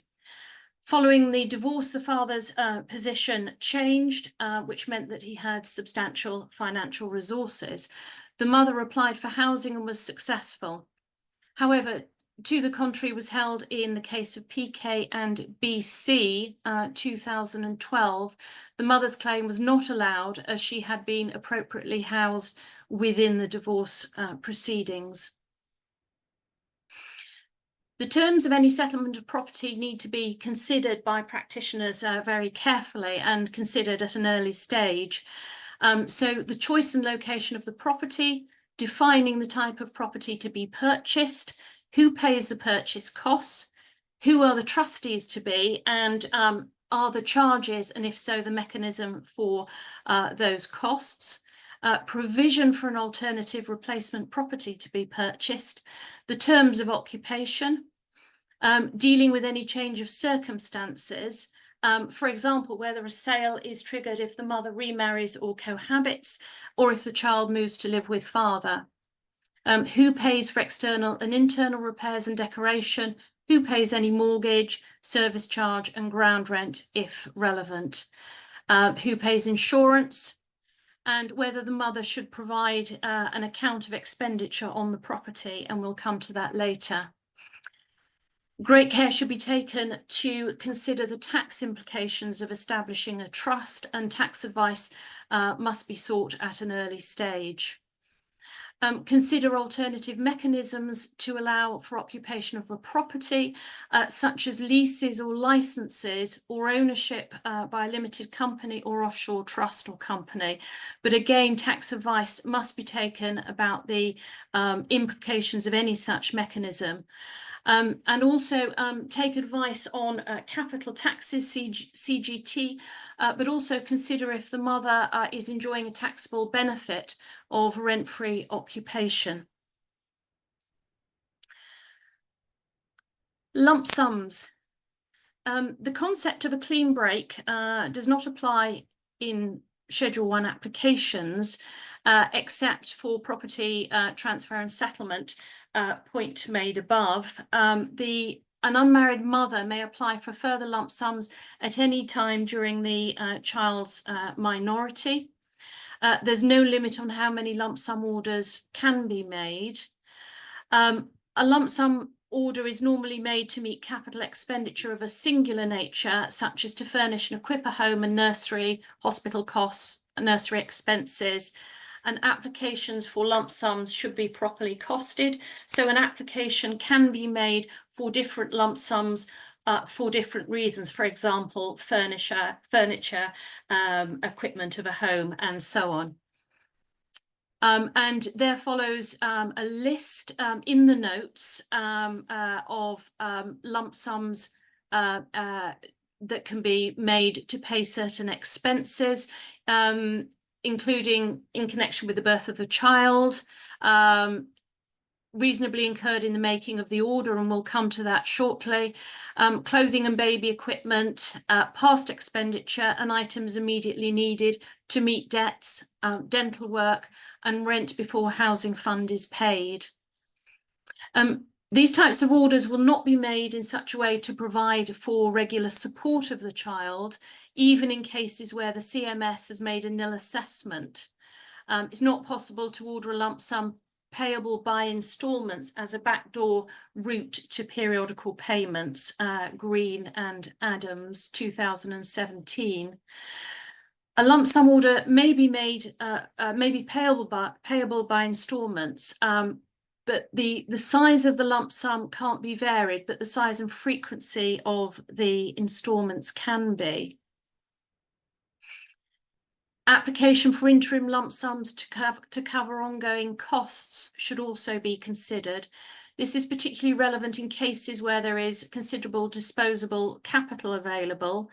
CF and KM 2010, the court ordered the father to pay an interim lump sum towards the mother's future legal fees. The judge emphasised that such an award could be made in limited circumstances.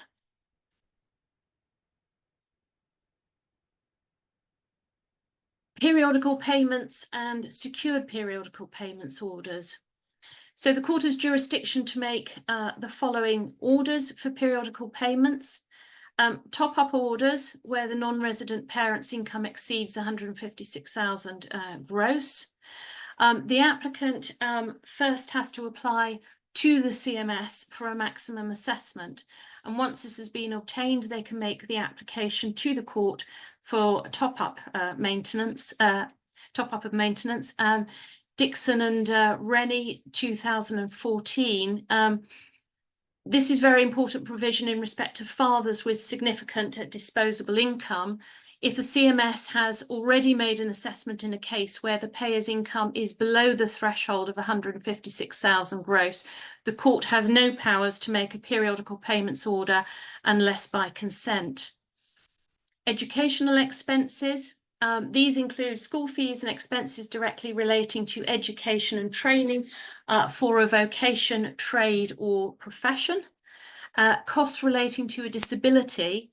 The court can make an order relating to this if a disability living allowance is paid to or in respect of a child, or even if no such allowance is paid but the child is disabled.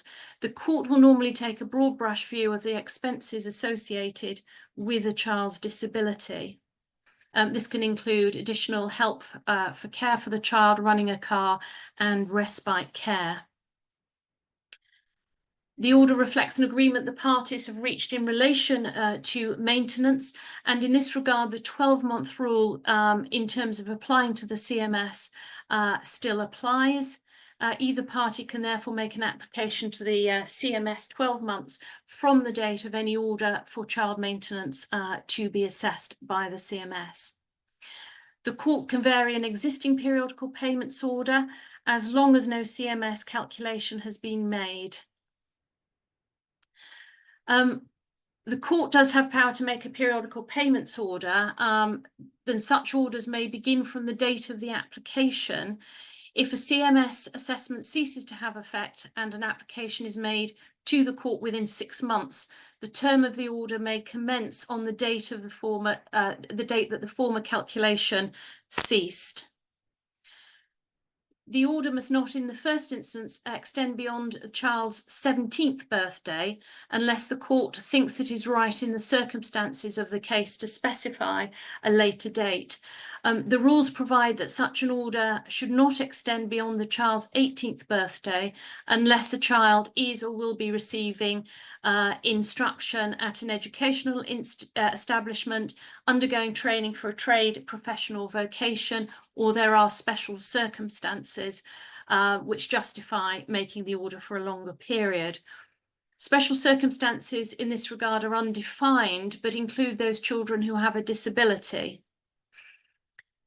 In calculating the appropriate level of periodical payments, the court may have regard to the statutory calculation that would have been applied by the CMS formula if it had jurisdiction. Also, an adult child has no right to apply for periodical payments order if immediately before their 16th birthday, a periodical payments order in their favour was in force. An applicant may seek a carer's allowance, which is now known as a HECSA, H-E-C-S-A, following the case of Collardew and Fuchs. Sufficient to discharge a carer as carer and quantified in a broad brush basis. In Re M.M., a child 2014, the court was critical of the mother's budget schedule and described it as a wish list rather than an accurate reflection of her outgoings. In the case of James and Seymour, 2023, this case now tends to be applied where the payer's gross income is more than 156,000 per annum, but less than 650, where the application does not seek a HECSA or a household expenditure child support award, which was previously known as a carer's allowance, or where it is not a variation case. Mr. Justice Mostyn proposed amendments to the normal child maintenance formula in these cases, as the figures were inconsistent for child maintenance depending on how many children. The appendix to his judgment contains tables showing the results of applying the unadjusted and adjusted formula to incomes between £156,001 and 650,000. He describes an adjusted formula methodology known as an AFM to give a child support starting point, or a CSSP, and notes that the formula is not appropriate where there are 4 or more children, or for whom maintenance is paid, or where the payer's income exceeds 650,000, where the income is largely unearned, or where they live on capital. In such cases, the top-up order provisions should be worked out by reference to the statutory provisions. In Re Z number 4 in 2023, involved a father who was an ultra high net worth individual and who did not have contact with the child, and the child had a disability. Drawing on strands from earlier authorities, Mr. Justice Cobb found as relevant the following factors. What were the mother's own resources? What was the mother's income and earning capacity, in particular as the child has special needs? The standard of living should not be out of kilter with that of the father, even though in this case the child had never met the father. D bears some resemblance to the budget proposed by the father. And the judge said the mother is more likely to be available to offer her daughter emotional, social and physical care if her own well-being is ensured in these regards. There should be a good degree of comfort without indulgence or excessive luxury, and it does not equate across the board to the sort of provision had the parties made the commitment of marriage. Considering the budget in detail, there were some aspects that stood out as inflated for the mother, so the judge applied a broad 15% deduction, as Mr. Justice Mostyn had done in Collardew and Fuchs.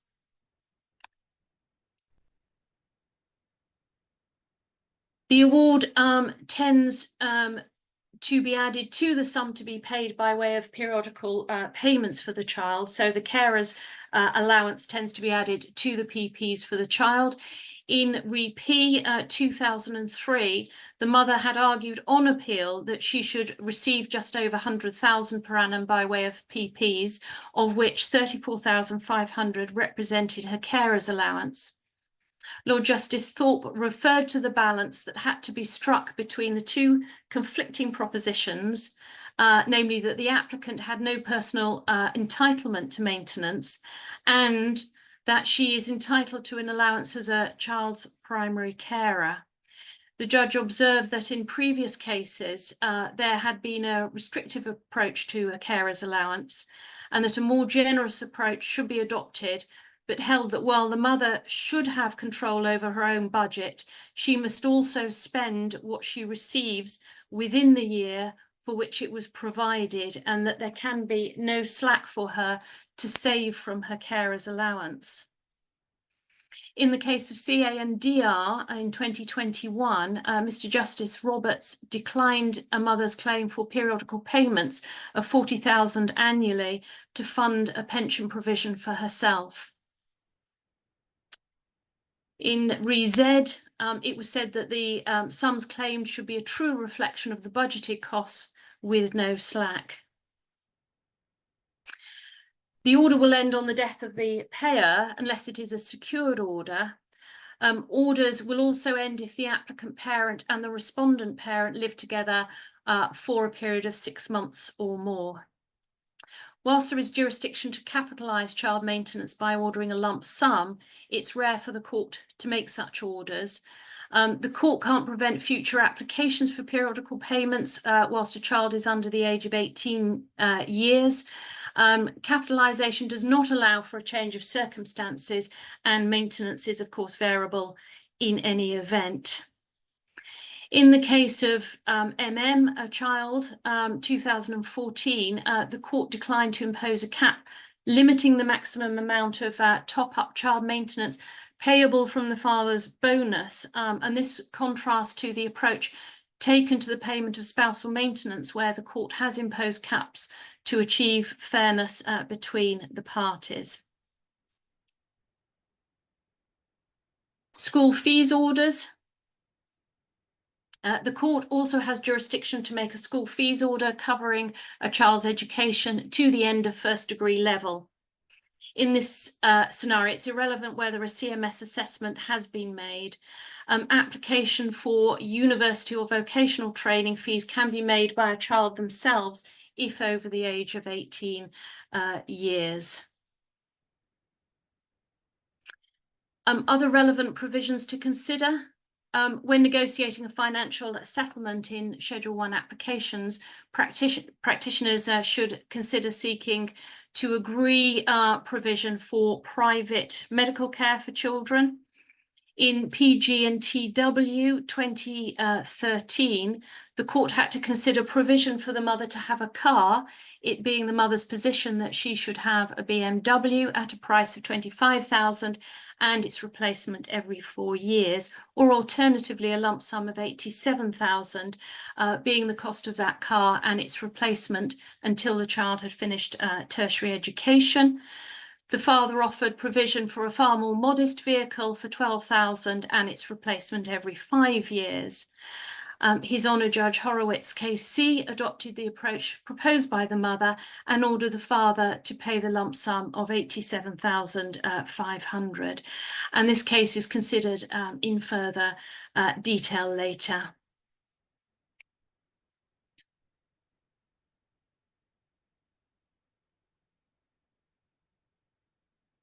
I'm sorry, the slides have got slightly out of order here. So what matters will the court consider when making an order for financial provision? So in deciding what order to make, the court must consider all the circumstances of the case. The list of factors to which the court must have regard when considering whether to make an order for financial provision are found in Schedule 1, paragraph 4. These are similar to those that the court considers when making an order under Section 25 MCA. So in Schedule 1 cases, the court must have regard to all the circumstances, and A to E are, and as shown on your slide, are very similar to Section 25. F, the manner in which the child was being or was expected to be educated or trained is an interesting provision, and it doesn't feature in Section 25 2. And this is provision is particularly relevant where there is a dispute about where the children the children should be privately educated or in what private school they should be educated. The court will consider how to the date of the application they've been educated, or what the parties' intentions were about education and future education when making the decision. In Schedule 1 cases, there's no express reference to the contribution the parties have made or are likely to make, or the standard of living enjoyed prior to the breakdown of the relationship. All these factors can be taken into account. So the entire focus is on the needs of the child. This was evidenced in NVC 2013. The court warned against claims by a parent under Schedule 1, which are in reality a disguised claim for the benefit of the parent. And in the case of Re-MM, a child 2014, the court was critical of the mother's budget schedule, describing it as a wish list rather than an accurate reflection of her outgoings. There's also specific guidance in relation to step parents, where the court must additionally have regard to additional factors set out in paragraph 4.2 of Schedule 1, whether that person has assumed responsibility for maintenance of the child, and if so, the extent to which and on the basis on which they assume the responsibility and the length of the period during which they did so. Whether the step parent did so knowing the child was not their child, and the liability of any other person to maintain the child. And where the court makes an order against a step parent, the order will record that the order is made on the basis that the parent against whom the order is made is not the child's biological parent.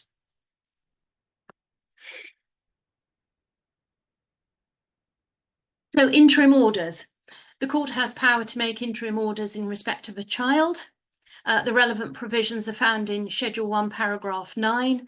This includes interim periodical payments where payments can be backdated to the date of the application. An application for an interim order may be made at any time.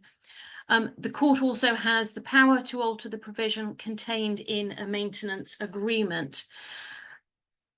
This reflects the concept that all orders under Schedule 1 are interim, since the needs of the child are always changing.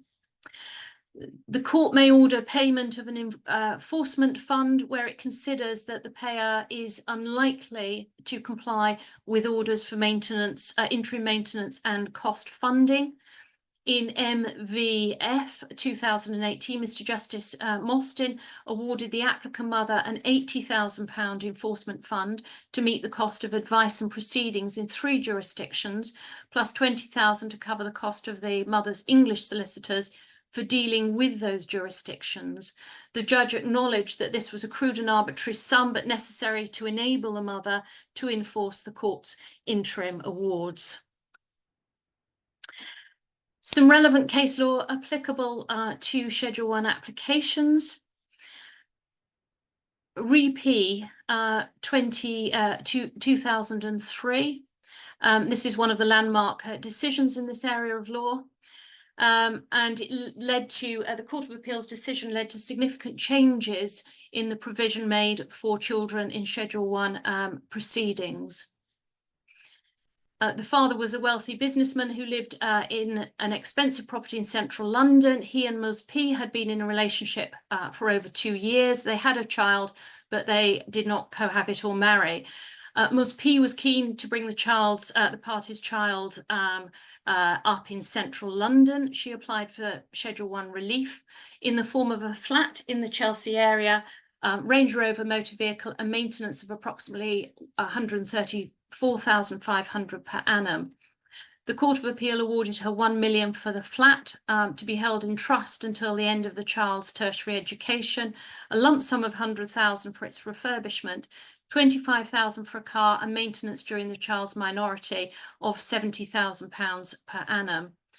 The key points made in the judgment are as follows. The financial needs of the child include the need to be cared for by the mother.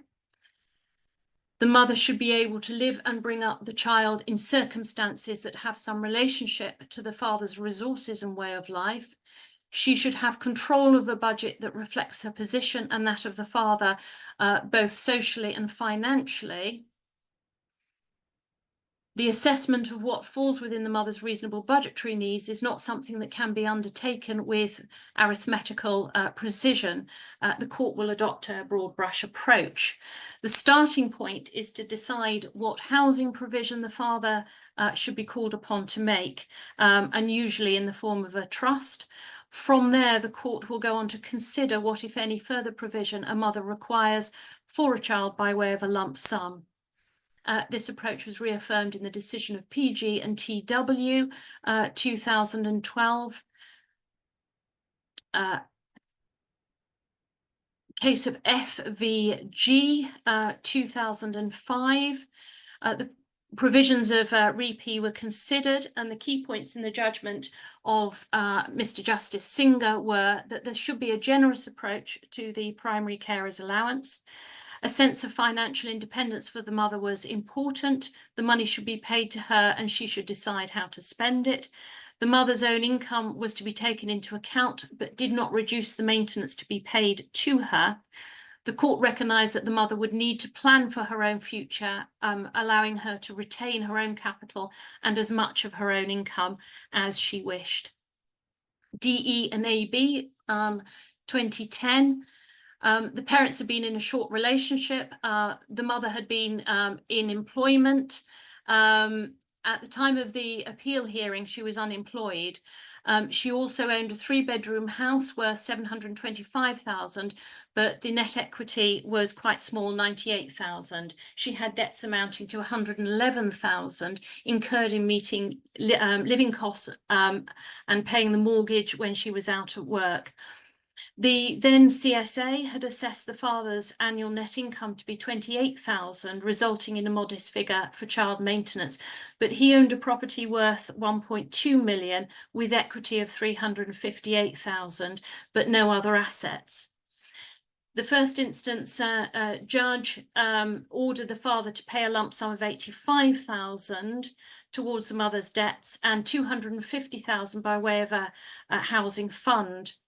On appeal before Mrs. Justice Barron, the judge said that the district judge was entitled to take a broad brush view when assessing what lump sum would be fair in the circumstances, but said that the judge had not analysed the lump sum with sufficient care. She did not look at how much the lump sum constituted capital provision and how much related to contribution to revenue costs such as mortgage interest. The lump sum was reduced to 20,000. FG and MBW 2011. in which the court held that issues relating to private education were to be deferred until the child was at least 13, so in 2 years after the application.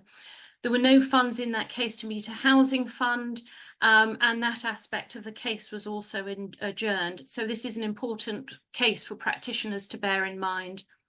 And in that case, the court gave helpful guidance as to the correct approach to be adopted when quantifying maintenance claims. Maintenance can't just be calculated using a mathematical approach. It's based on consideration of all the relevant circumstances. Affordability must be looked at in the context of the father's income and capital resources, his outgoing, and possibly the mother might be able to increase resources by finding employment. PK and BC 2012. Parties were married. The mother received on divorce a lump sum of $950,000 on a clean break basis. The father was ordered to pay child maintenance and school fees. The father subsequently lost his job and applied to the then CSA, who made an assessment. He continued to pay the school fees. The mother made an application under Schedule 1 to recoup the difference between the two maintenance determinations. Her application was dismissed and she was ordered to pay half the father's costs. It was held that even though it had the jurisdiction to award a further lump sum, following a clean break on divorce, it would be a very high hurdle for the mother to overcome, and the circumstances had to be exceptional. PG and TW 2013. The case provides a number of useful analyses. Firstly, His Honour Judge Horowitz KC, sitting as a judge in the Family Division, considered the applicable law and reviewed the authorities relevant to Schedule 1 applications. He considered the exercise the courts carry out when considering applications for financial orders under the MCA 1973. The judge touched upon the relevance, if any, of the millionaire's defence as a financial disclosure. The judge held that it was necessary to know the payer's proper circumstances when considering making an order. The court considered the concept of the carer's allowance. Fourthly, the judge endorsed the approach in Re P. Paragraph 35 of the judgment provides the following, and I summarise. The starting point is the home to be provided by the respondent in value, size and location. The choice bears upon and frames a reasonable capital cost of furnishing and equipping the house, as well as a future income needs, both directly in the case of outgoings and indirectly. A lump sum appropriate within that determination for the cost of furnishing, equipping the home and a car. Next step is to determine the budget the mother reasonably requires. The assessment is to be broad, but it will include the mother's allowance, which will be checked but not diminished by the absence of any entitlement in her own right. While there is to be no slack or margin for saving, the court must recognise the sacrifice of the unmarried parents, generally the mother, as primary and usually exclusive carer. The court is required to navigate between rival budgets produced by specialist family lawyers on a broad common sense assessment. The facts of that case: the mother and the father both came from the same city in Africa. The father was a prominent professional footballer playing football in England. The parties had started a relationship in 2007, had a daughter in 2008 and separated in 2009. The mother returned to live in Africa with her parents. The father remained in England with a net annual income of 2.2 million. At the final hearing, the judge made the following orders. In respect of housing, the mother sought a 3-bedroom property with staff accommodation of 300,000, together with a lump sum to meet the costs of purchasing the property and for use of the property and the child finished until the child completed tertiary education. The father has suggested that the mother live with her parents and offered 128,000. The judge accepted the mother's position and awarded her 300,000 plus all the costs of purchase, and held that the term be until the child reached the age of 21 or finish full-time education limited to first degree. The mother had sought a furnishing budget of 71,000 and the father offered 15,000. The court ordered the father to pay 50,000. Motor vehicles, the judge preferred the mother's approach of 87,500. Child periodical payments, the mother had sought £9,000 per calendar month, reducing to 6,500 at the end of secondary education. The father offered 2,570 per calendar month. The court ordered the father to pay 57,850 per annum, 4,800 per calendar month, index linked and split between the mother and the child when the child reached university age. The court made it clear that despite the father arguing that the carer's allowance would not be recognised in South Africa, the mother's modest income meant that she needed to have backup childcare to enable her to work without anxiety, and this was considered when determining the award. In relation to costs, the mother sought a lump sum to pay her legal costs in South Africa and her UK costs on an indemnity basis.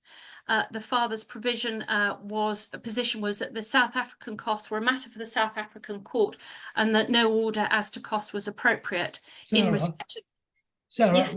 I think we're in danger of cutting into lunch. Do you want to briefly pick up tactics, applicant and respondent? Yes, of course. I don't think we've got time to go through each of the cases, though. It's splendid stuff. No, I go for the tactics and let's have lunch. Okay. Okay. Yes, certainly. I will, however, just refer to, if I may. Go to tactics.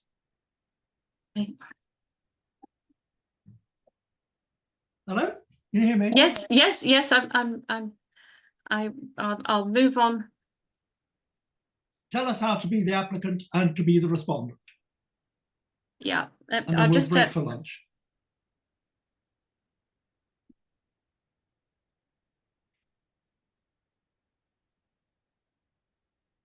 Okay.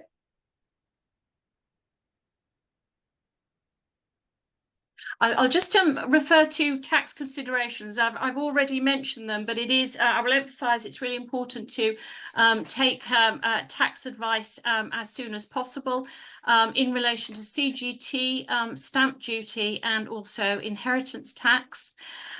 Moving on to with the slides, tactics for the applicant. So if acting for the applicant, the following tactics are important to bear in mind. So send a detailed open letter before action setting out the client's claim clearly and fully as possible. And bear in mind that the applicant can only make one claim for, make a claim for one housing settlement. So consider what the client will need by way of housing and collate suitable property particulars in the area showing the child's school. And consider any tax that would be payable. Produce a detailed needs budget setting out the applicant's monthly needs, and avoid any items that would be interpreted as being for the applicant's benefit only. Consider nursery and school fees and extras and conduct any research necessary. Consider whether to send a without prejudice proposal at the same time as sending an open offer, bearing in mind that Calderbank letters are still relevant to Schedule 1. Consider voluntary disclosure by Forms E1, or if you agree with the other side, even Forms E. This can be done early in the case. If the father doesn't agree to any disclosure, then consider issuing without delay.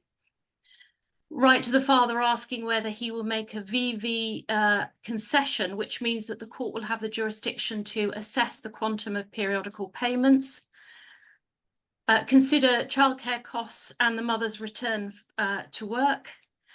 If seeking a household expenditure and child support award or a HEXA or a lump sum, it's expected that the mother will keep good records of what she spends.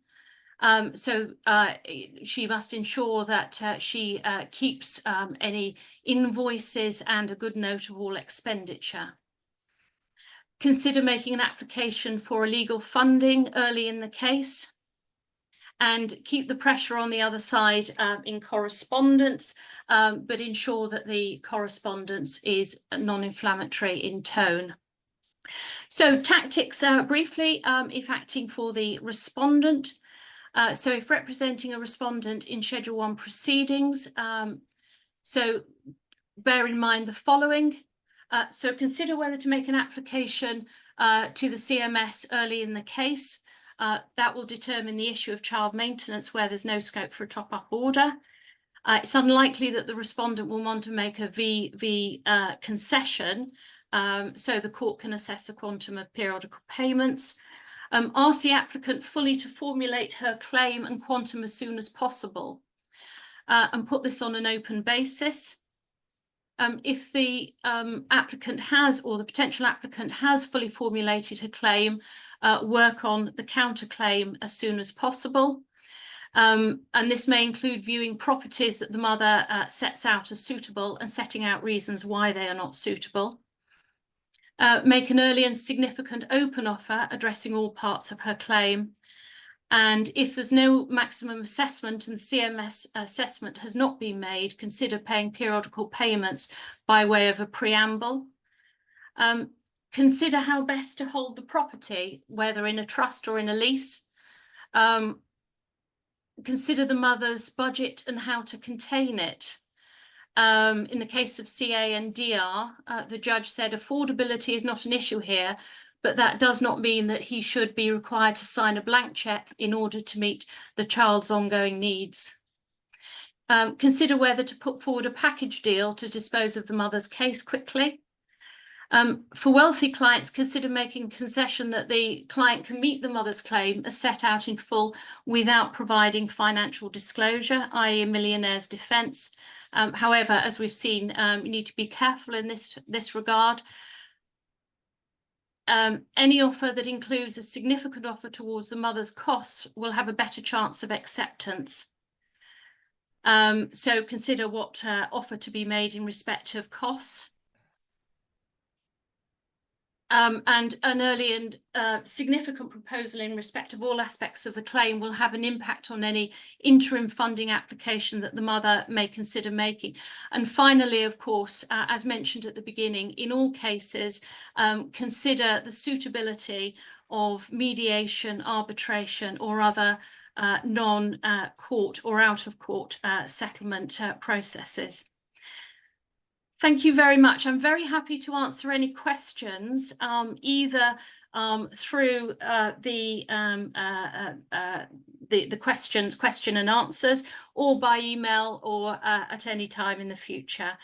So thank you very much for listening, and thank you very much. Sarah, thank you. That was splendid. The only thing in the Q&A is a high compliment to you and to the previous speakers from Constance Whitman. So I don't think there are any questions so far, but you have generously offered to answer any questions that are forwarded to you. Thank you. Very happy to do so, and thank you very much. Let's take a break. We've overrun ever so slightly. Can I suggest that we come back at, what, 1:50? Would that be acceptable? Family law. And on retirement, I trained as an arbitrator under the Institute of Family Law Arbitrators scheme. And I also did the Family Mediators Association course, though I have to confess I never totally completed my sitting in. But I have done a handful per year arbitrations and mediations since my retirement. I'd like to talk about alternative dispute resolution, with particular emphasis on arbitration, because mediation has been so excellently covered by two of our earlier speakers, in particular, Joe. Let's just look at the context and the background. family law litigation, as I say, is a rules-governed process for resolving disputes following the breakdown of family marital relationships. For a long time, it was thought that means you've got to have a judge.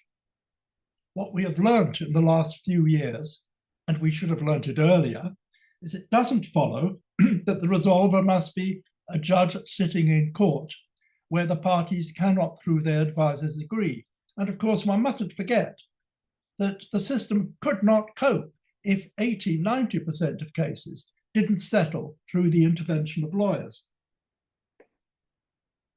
Arbitration and mediation have become established as routes to secure agreement between separated parties on the breakdown of a family relationship, translated into something that binds them with, if necessary, the authority of the court behind it.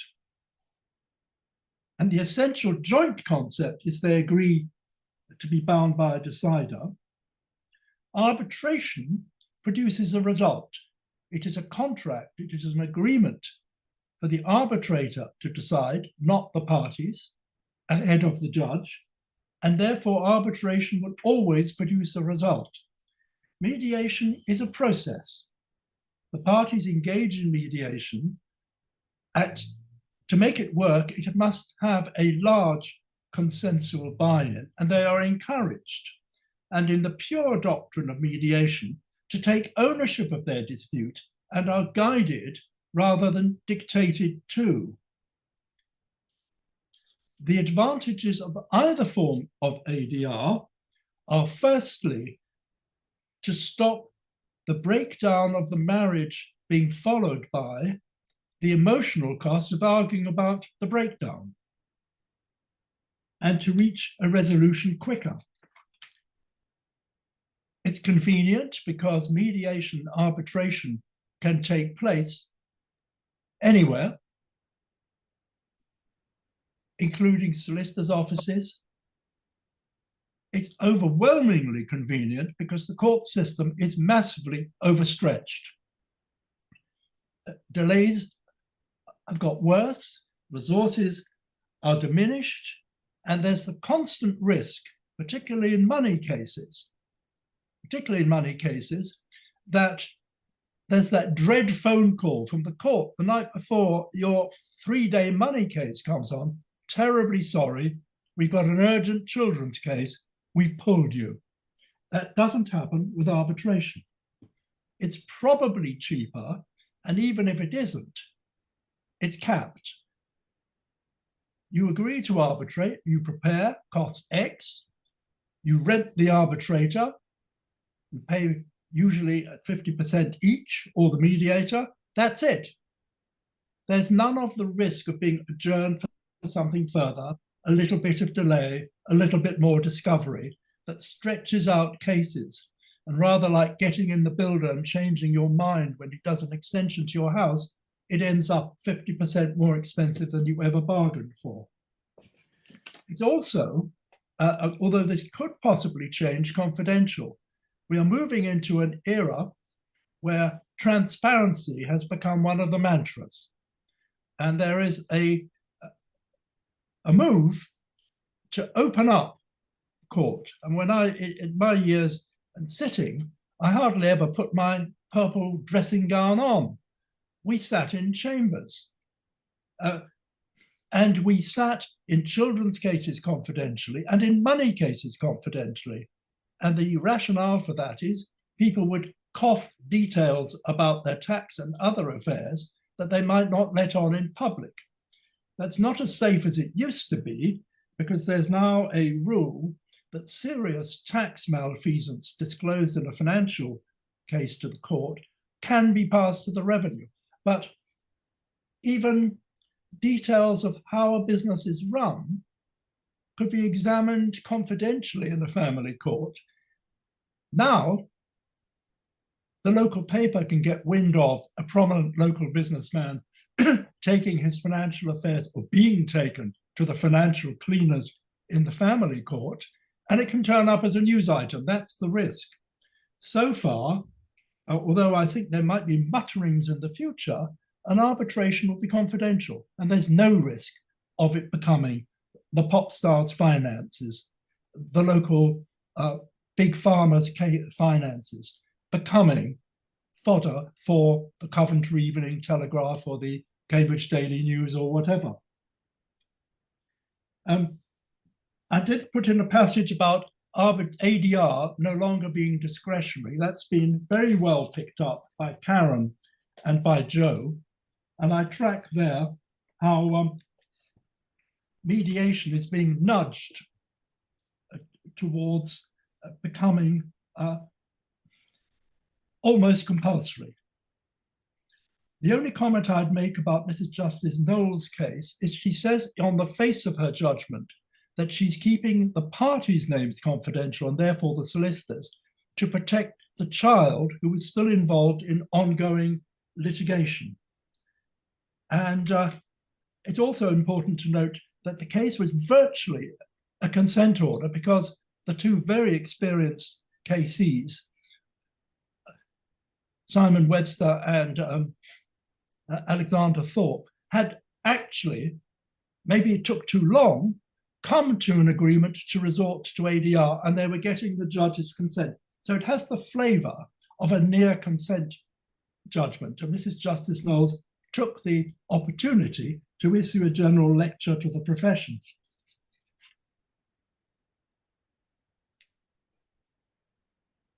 Let me deal with arbitration first. Arbitration is a strange story. Arbitration's existed for hundreds of years. It's been used by traders across the world for centuries. Commercial arbitration is one of the big features of the litigation service that English law provides worldwide. Judges retire from the commercial court and the Supreme Court and conduct arbitrations in Hong Kong and Cayman Islands and are busier than they ever were in practice. Why has it taken so long to get arbitration into the family justice system? I think it's important to understand how arbitration works, to see why it took so long. And then we need to track a couple of accidents that happened on the way, even after the arbitration scheme was established in 2012. The 1996 Arbitration Act, which is currently under review by the Law Commission, follows on an act in 1698, an act in 1899, and as I say, commercial practice known to Hanseatic League merchants in the 14th century. The 1996 Act provides the object of arbitration is to obtain the fair resolution of disputes by an impartial tribunal without unnecessary delay and expense. The parties should be free to agree how their disputes are resolved, subject only to such safeguards as are necessary in the public interest. The court should not intervene except as provided by this part of the Act. Now that's how the 1996 Arbitration Act reads. And it also provides that if you don't like the result, you've got limited procedural recourse. You can't say the arbitrator behaved herself, but got it ever so slightly wrong. Please, court, do better. We'll come and look at that again. But even with that, why did it take so long to get arbitration into the family system? And the answer, I think, is a misunderstanding. An arbitration is an agreement.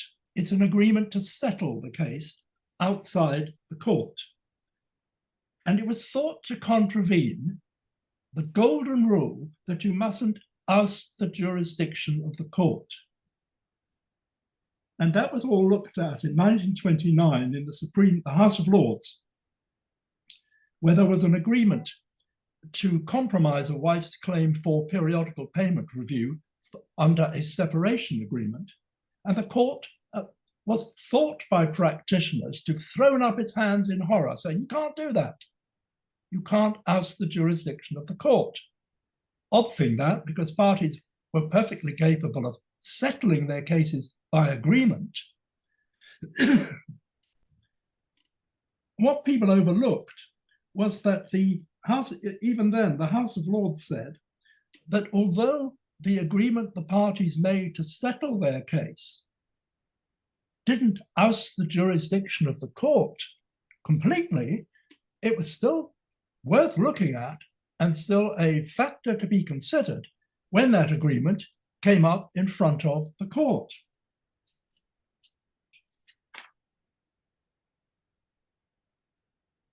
But that concept that you couldn't agree to cut a deal in matrimonial litigation because that somehow would oust the jurisdiction of the court slowly collapsed.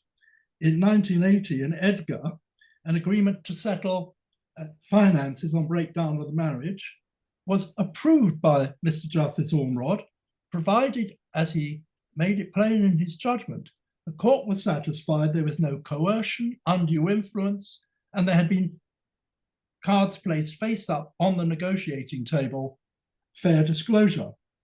In the important case of Rademacher, the Supreme Court approved and enforced a prenup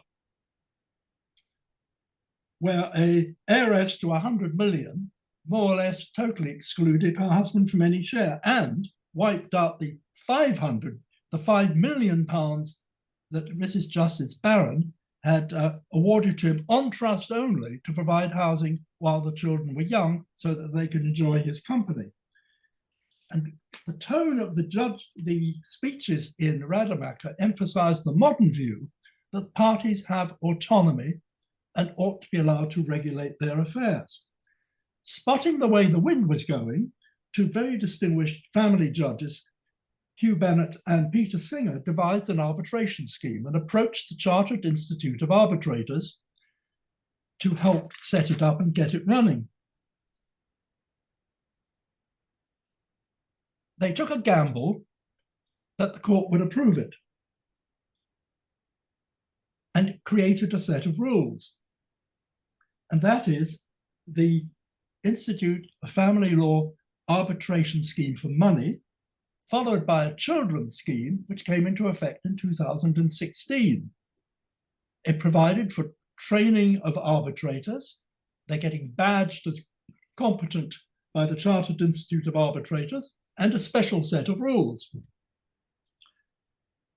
A consent case involving an arbitration was steered in front of the then president, Sir James Munby, S&S, who approved the arbitration result, which was carried out by an experienced arbitrator, Gavin Stamp, who has written a very good short guide on arbitration.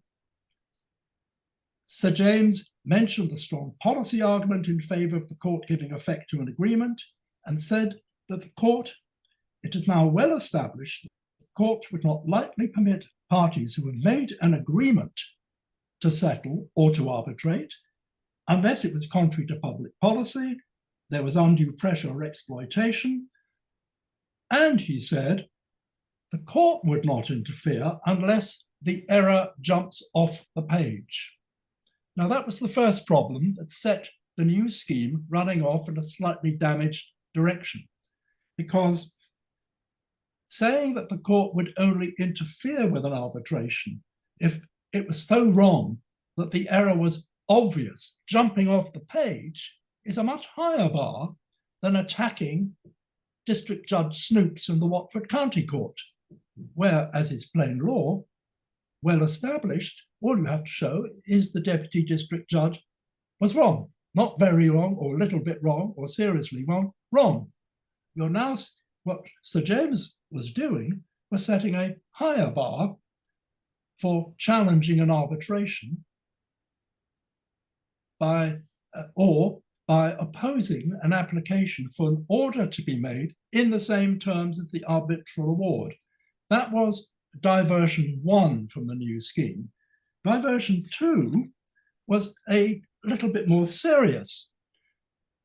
The enormously ingenious and well-respected judge, just recently retired, Sir Nicholas Mostyn, slightly took against arbitration And since he was in charge of the he was in charge of the financial list of the High Court, that was rather important. He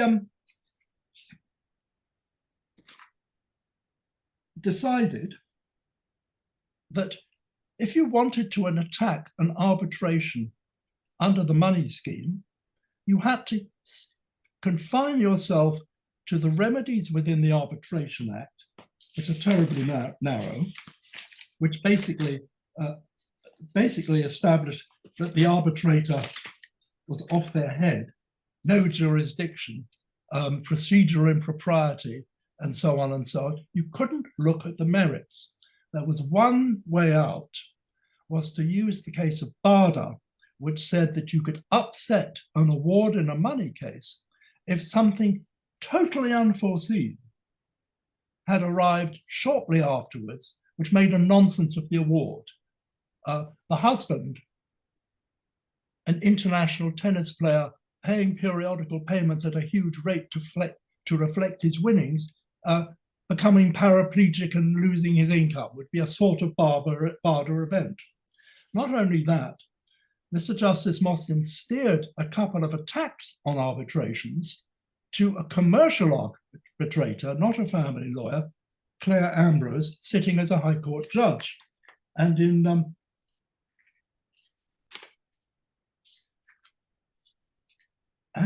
two cases, BC and BG and H&H,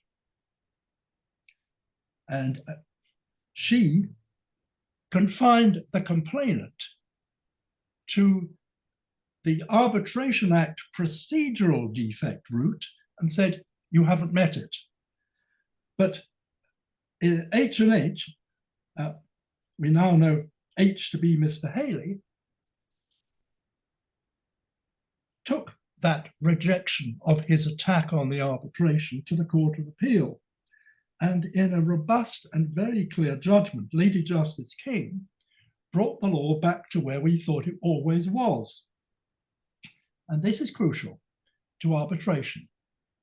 She understood, as Sir James had not quite made explicit in SNS, that unlike commercial arbitration, where the whole point is to hop outside a court, never go near a court, and not be bound by court rules, a Hong Kong ship owner might want to have an arbitration against a German shipbuilder in London under Swedish law, and both sides agree not to appeal even on a point of law. That's up commercial arbitration. The answer to the ouster of the jurisdiction conundrum is it's a false question. Seems to me people have overlooked this since 1929. When you arbitrate and when you complain about an arbitration, you are always within the umbrella, protective umbrella of the family court. What the family court does is say, we are still there as a backstop against injustice, against undue pressure, to protect the rights of the downtrodden wife if you're being Victorian about it, to protect the children. But we also like agreements. And if you've come to a sensible agreement within the jurisdiction of the family court, we like your agreement and don't like someone who rats out of it. And that is the crucial and continuing distinction between family arbitration and commercial arbitration. And that's why when my committee did the children's scheme, we wrote in a provision in the rules that you cannot exclude the right to appeal on a point of law. That cannot be consistent with the continuing umbrella protection of the family court. I did try and run past the committee before I left it last year, a similar provision in money cases, and that got rejected. But I still think an arbitration agreement that purported to say no complaints about getting the law wrong simply won't work. And what Haley also said, and importantly, that the test for attacking an arbitration is not jump off the page or bleeding obvious in the vernacular.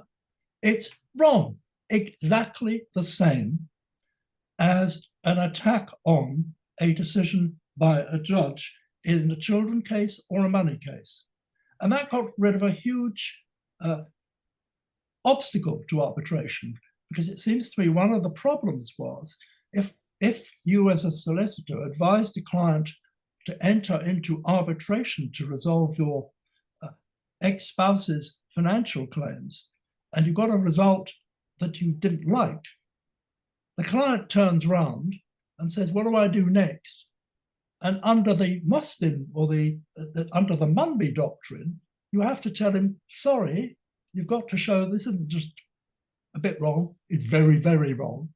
And I suspect many practicing solicitors found it uncomfortable and possibly dangerous to take the risk. Now that any alleged defect in an arbitration can be attacked or challenged on exactly the same basis as if you're stuck with a court system, the downside risk of going to arbitration seems to me has been removed. And I'm not sure the Institute of Family Law Arbitrators has pumped away at that distinction. And when Jo said earlier that she was surprised at how few arbitrations have taken place, I agree with her. It's about 600, it's running at about 60 a year for money. And there have been about 30 or 40 children arbitrations since 2016. I think they'll pick up once that message gets through.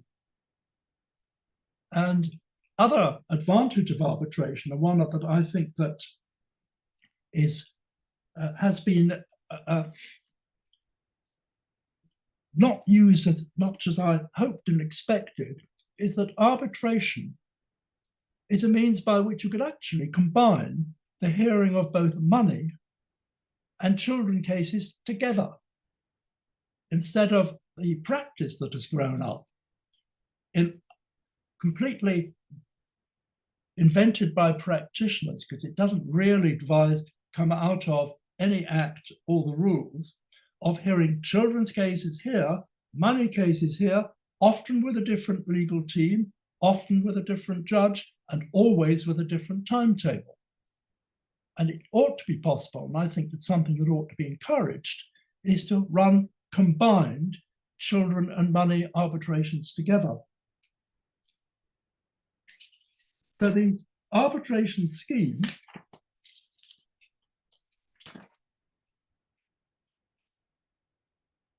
as set up by IFLA isn't the only way to do money arbitration. It happens to be the best way, because if you want to have the result as bomb-proof as you can from attack, you want to be able to show the court that it was handled properly. And if the arbitration, as Sir James Munby pointed out in SNS, if the arbitration has been conducted by someone badged, trained, certified by the Chartered Institute of Arbitrators, instead of the vicar or the family accountant, you're a considerable way, more than halfway there, to showing that the arbitrator was competent. But there's nothing to stop recognition of other people conducting family arbitrations and finding they have produced a result that stands up to scrutiny.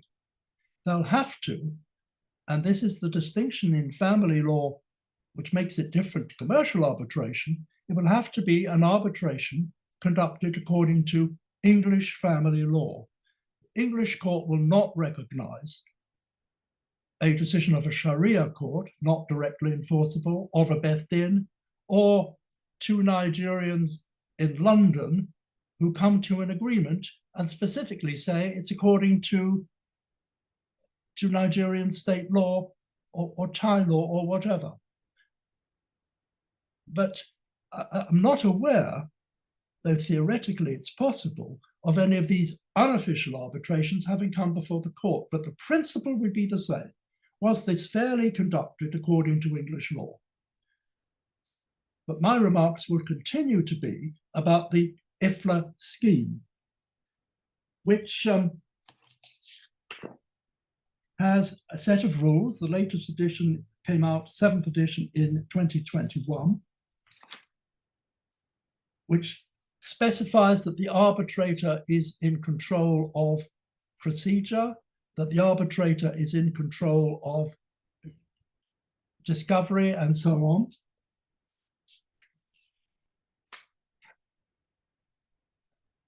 And also that the dispute is within the IFLA rules. The IFLA scheme, and this is actually also important, primarily, it looks as if it's primarily directed to settling financial disputes and children disputes, but it does include tolata, trust of land and administration of trust cases, which could be quite important in resolving disputes that have arisen in the administration of estates. And here's an area which some of us think is very underdeveloped. Cases under the Inheritance Act, claims that the will did not make proper provision, for which the test has been stolen from the Matrimonial Causes Act. And the criteria are nearly the same as Section 25. And as it often involves warring siblings or siblings discovering that father had a girlfriend undisclosed for years to whom he left half his estate, and can be terribly fraught, it's right and convenient and proper to be decided by arbitration rather than bitterly slugged out in court with all the family's linen washed in public. The children's scheme, set up a little later, that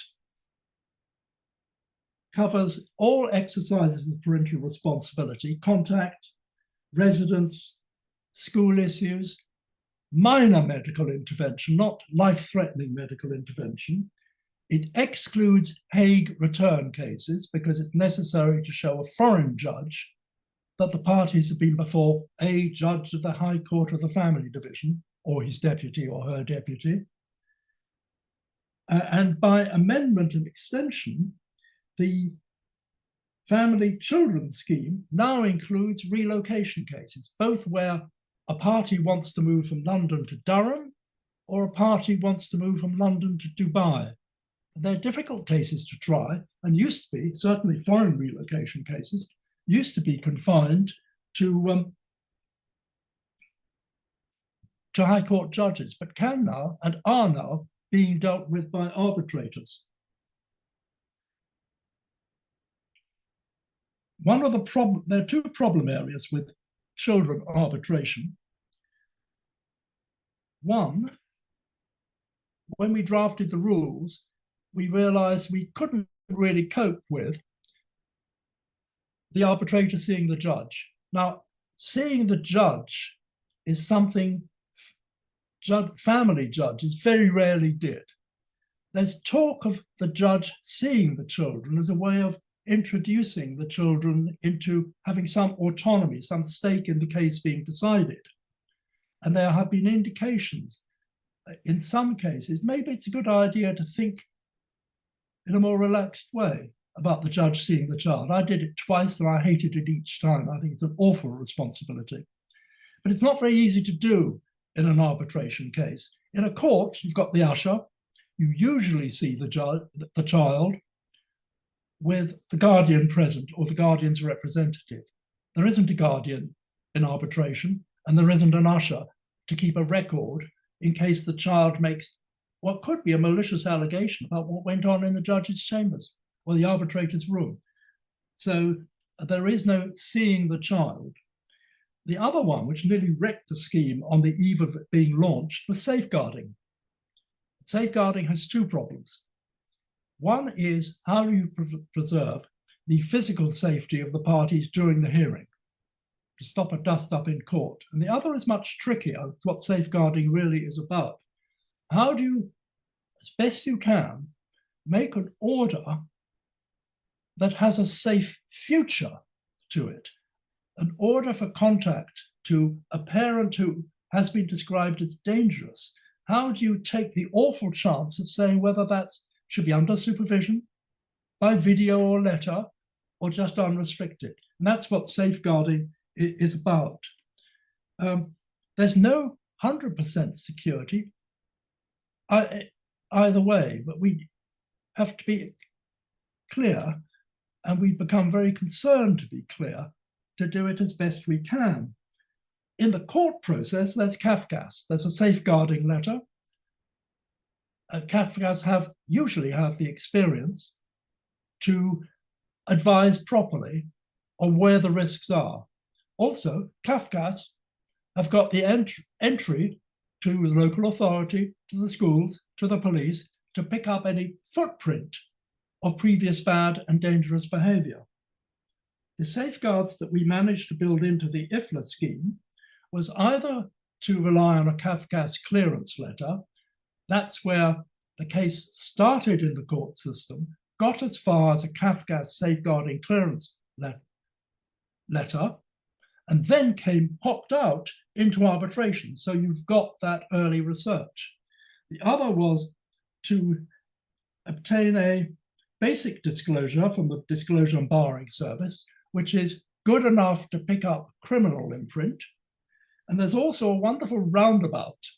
The Scottish Disclosure Service operates in a slightly less bureaucratic and detailed way to the English, but is available across the UK, yours for £25, delivery in 14 days.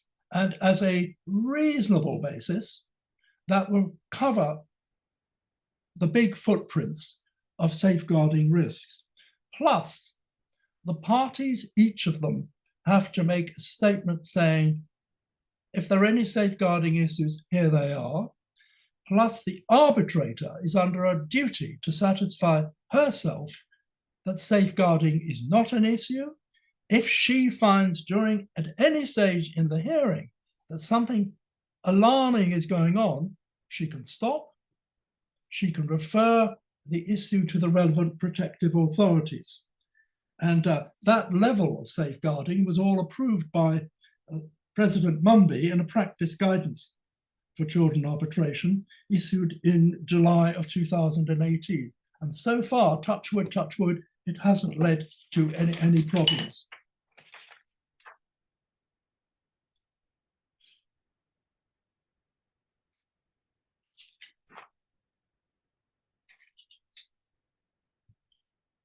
I see there are no questions so far, so I'll carry on.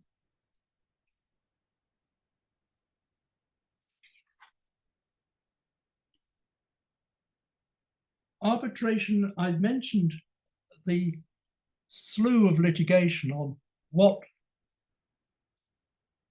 were the results of arbitration where one party was dissatisfied, and I've tracked S&S, which approved the principle of arbitration, set the bar too high by saying an attack must show an error that jumps off the page, corrected to it is wrong.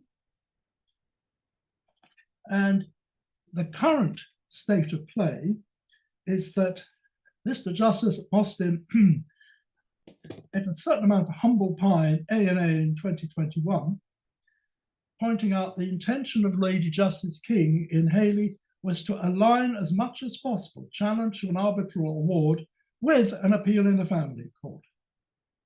Challenges under section 68 or 69 of the Arbitration Act are redundant. Very important decision is the one I've highlighted as G&G. This is Justice Peel, 2022.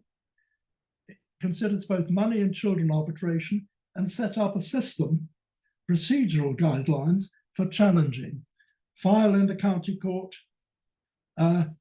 allocation and so on.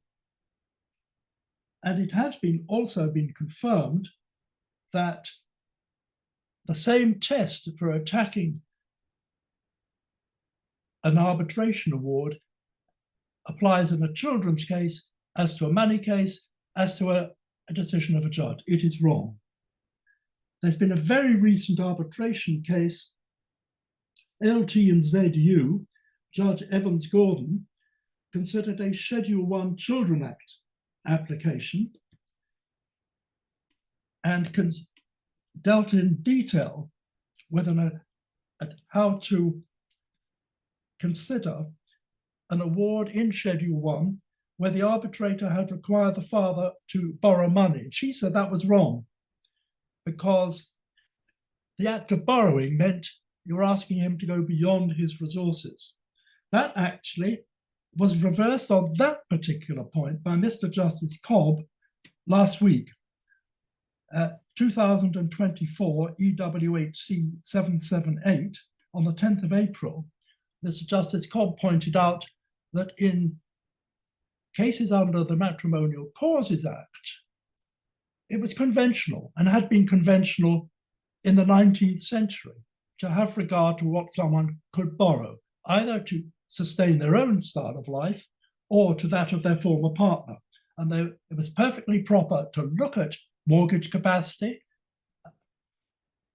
as Karen was telling us, reminding us to do in money cases, and the wording of Schedule 1 of the Children Act didn't make it any different in a Schedule 1 case. So Mr. Justice Cobb, in essence, affirmed the current approach on law and on procedure in arbitration, but just kicked the particular case out on that technicality of what the law was on capacity to raise money.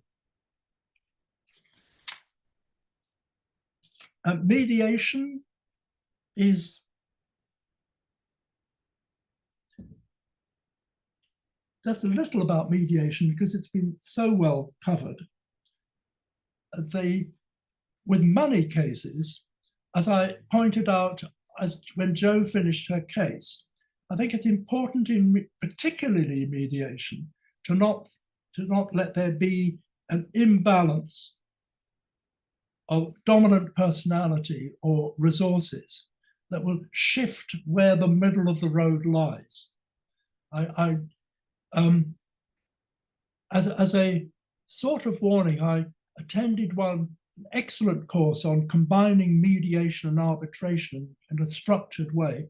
And we did a routine exercise with role play on how we would sort a money case in structured mediation.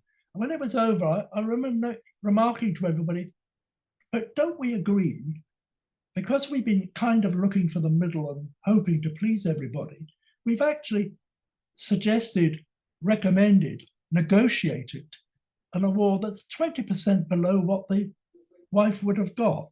And I think that's a trap to be avoided. But in the hands of a good mediator and a proper backup legal team, that can be avoided.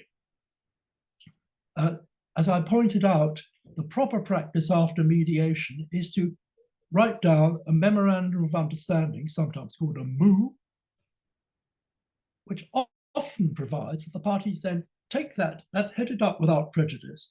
It is a record of what was discussed, what was agreed, subject to, each party to take to their advisors, who have the possibility to say, you're crazy, don't do it, and then otherwise disentangle it and put it in front of the court. And it is important in all forms of ADR to think about the end result of going to court. If it's mediation, it stands successfully concluded, it stands as an agreement. If it's arbitration, it stands as an agreement. But agreements aren't bomb-proof. Think of Wyatt, where 12 years late, having been married to a hippie who is now an oil millionaire, Mrs. Wyatt successfully goes back for another slice because there'd been an agreement. She'd been paid, but it hadn't gone before court. Only a court can provide full and final dismissal. So the arbitration agreement, the mediation agreement, ought to be in best practice, in better practice, all practice, translated into an order of the court, which is a dismissal, bankable, no comeback.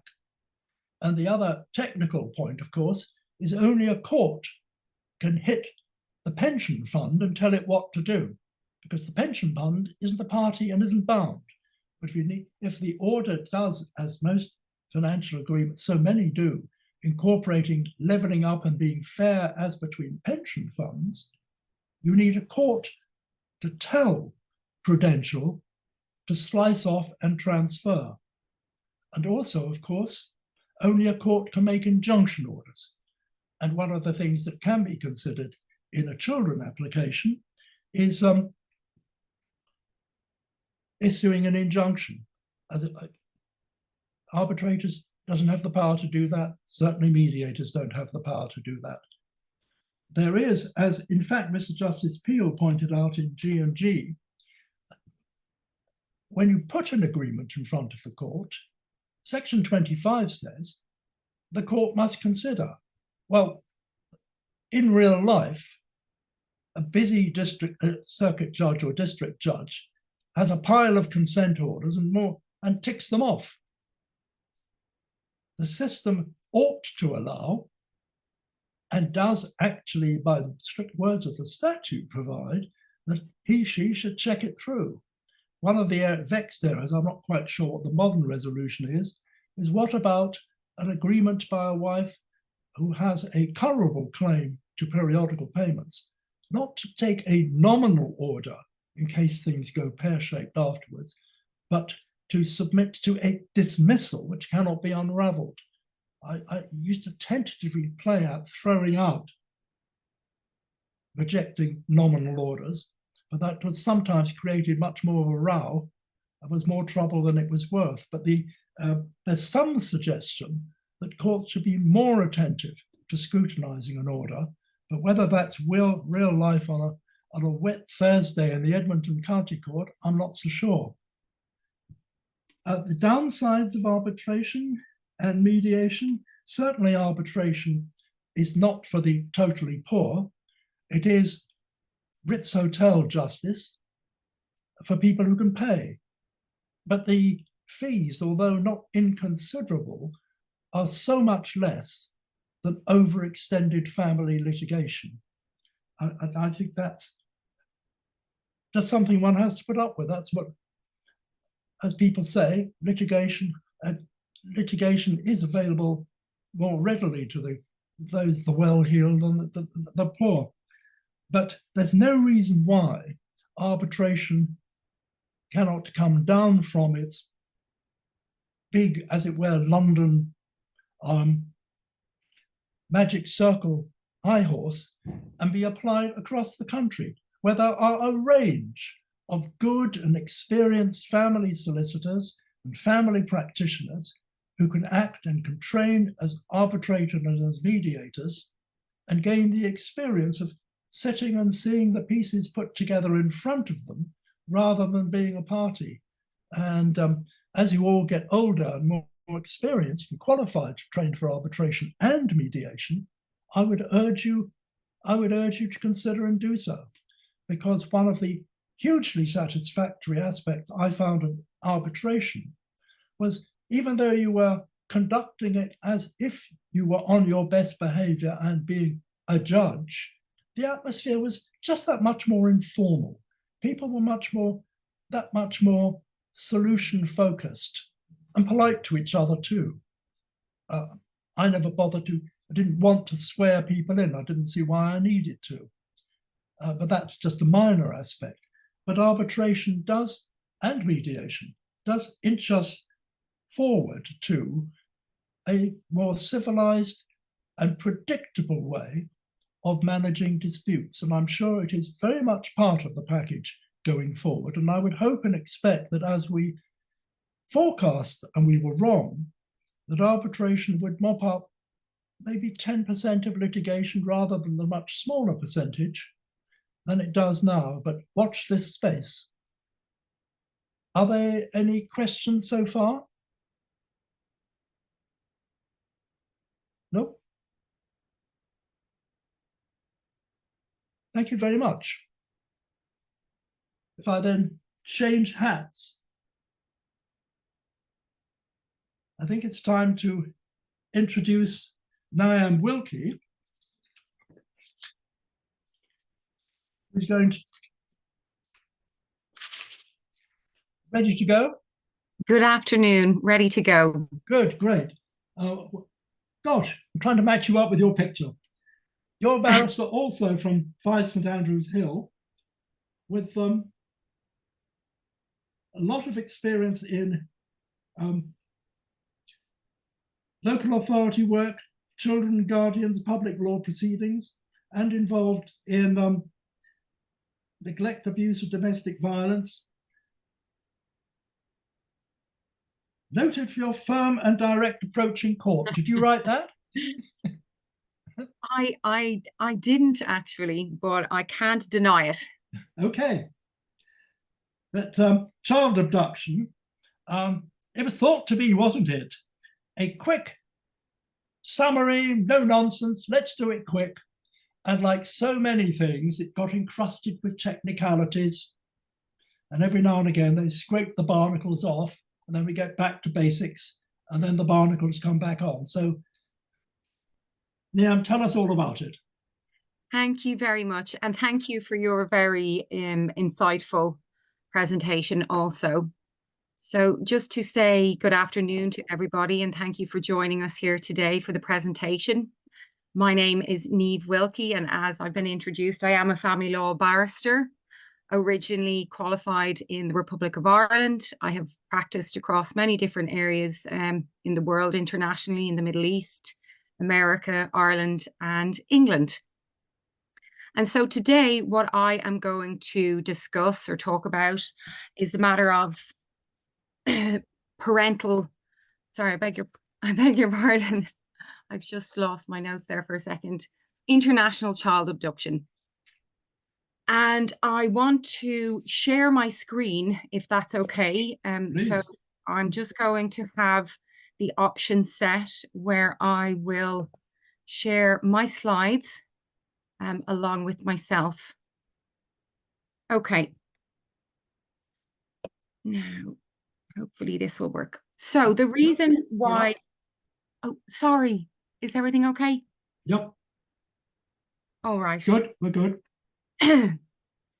Now, I appreciate this webinar today is about updates, but I am very conscious that the matter of parental abduction, international child abduction, is not something that practitioners are going to come across on a day-to-day basis or even a monthly basis.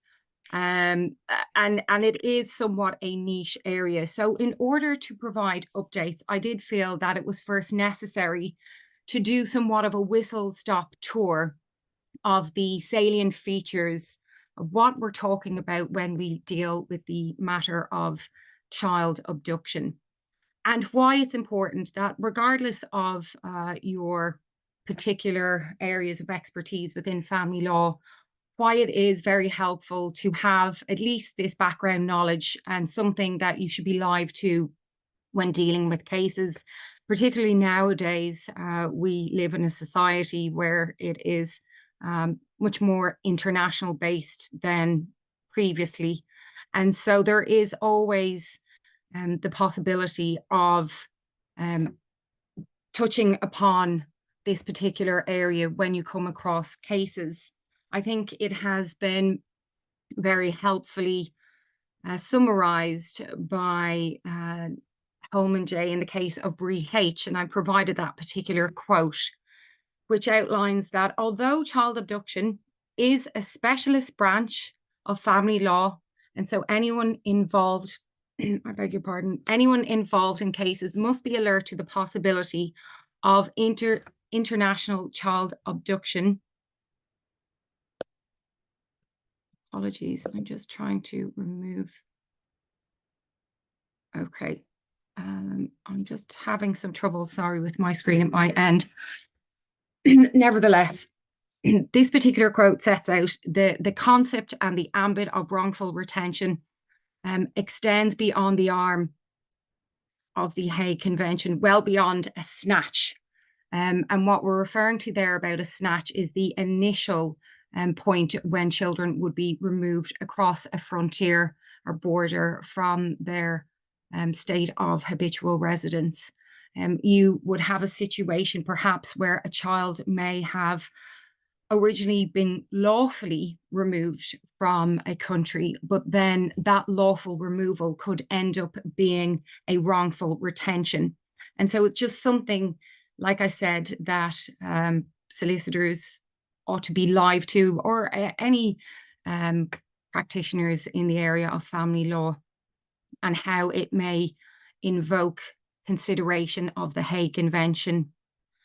And indeed, it's also flagged there within that particular quote, the obligation on any individual solicitor representing the abducting parent, that whilst they may be representing that party, they still have an obligation and a duty to draw the fact that this may be an issue within any proceedings at the first opportunity.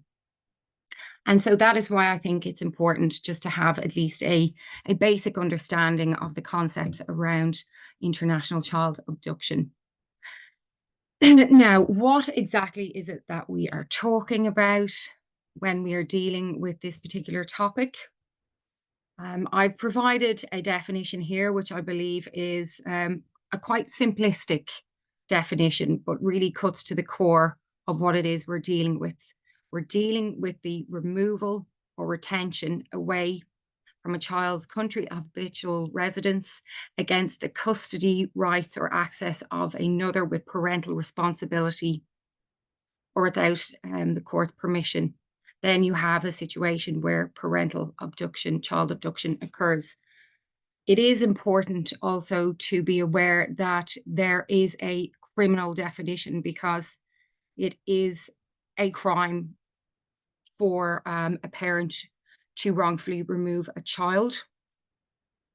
I've provided just a synopsis of the definition that's given within the Child Abduction Act 1984, and it deals with anyone connected with. And the definition set out there within the statute, it refers to parents, guardians, special guardians, essentially anyone, any person who would have parental responsibility or indeed custody rights. It's important also to be aware of what the criminal sanctions are in respect of parental child abduction. It can, on indictment, carry a term of imprisonment not exceeding 7 years. So it's not something to be taken lightly.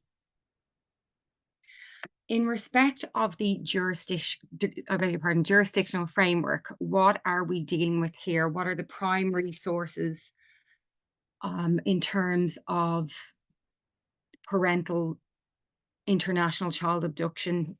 And what we're dealing with here is the 1980 Hague Convention on the civil aspect of international child abduction. I have also made reference to the 96 Hague Convention. And it's important to be aware that there are approximately 100 countries that have ratified the 1980 Hague Convention. I have provided the link there, which sets out an up-to-date table of all of the countries which have ratified the convention. And so I think it's helpful to set out the procedural rules and practice directions that one should be mindful of when dealing with these particular cases. The procedural rules and practice directions 12, J, D, and F, and also very important to be aware of the President's Guide on Case Management and Mediation that has been updated quite recently, and the HCCH Guide to Good Practice. This is also a very important document to have sight of if you are going to become involved in this particular area of practice. It's a very helpful guideline. So what is it that the Hague Convention is? Essentially, it's an agreement. As I mentioned, there are approximately 100 countries that have ratified it. Under the convention, countries agree to uphold and enforce each other's decisions about child abduction cases. Where a parent has unlawfully taken a child from one country to another, the second country will therefore help to return the child to the first country promptly. I have highlighted the word promptly because it cannot be overemphasized how that is a really core fundamental principle of the Hague Convention, that the children or any child who has been wrongfully removed would be returned as quickly as possible. It's probably helpful to point out at this point that any court proceedings under the Hague Convention are conducted on a summary basis. And so this assists with the swift determination of any applications under the 1980 Hague Convention. It's also considered that the Hague Convention would act as a deterrent for parents who resort to unlawful removals. There is an abundance of case law which demonstrates the strict application of the convention insofar as children are returned. Of course, there are defences that are that can be applied, and I will deal with those in due course. But by and large, I think it's fair to say that even considering just a snapshot of the case law, it becomes apparent that it really does act as a deterrent for parents, that it's more likely, I would say, than not, speaking in general terms, obviously, that if you remove your child from the state where they have been habitually resident and it has been a wrongful removal or wrongful retention, and it happens between contracting states from the Hague Convention, well, they are most likely going to be returned, subject, of course, to the defences. In terms of what resources are available under the Hague Convention, I've just mentioned there the police in the country where a child has been removed to or wrongfully retained would be potentially engaged to assist with returning a child. And it's very important to be aware that the authorities in the state where the child has been removed are not there to examine or to give any serious consideration to the long-term circumstances of the child and where should they live in the future. It is deemed that the best place for those decisions to be made is the country where the child was habitually resident and where they were wrongfully removed from. And I think this quote very succinctly outlines the whole purpose of the convention. The object is to secure the swift return of children wrongfully removed from their home country, not only that they can return to the place which is properly their home, but also that any dispute about where they should live in the future can be decided in the courts of their home country, according to the laws of their home country and in accordance with the evidence, which will mostly be there rather than in the country to which they have been removed.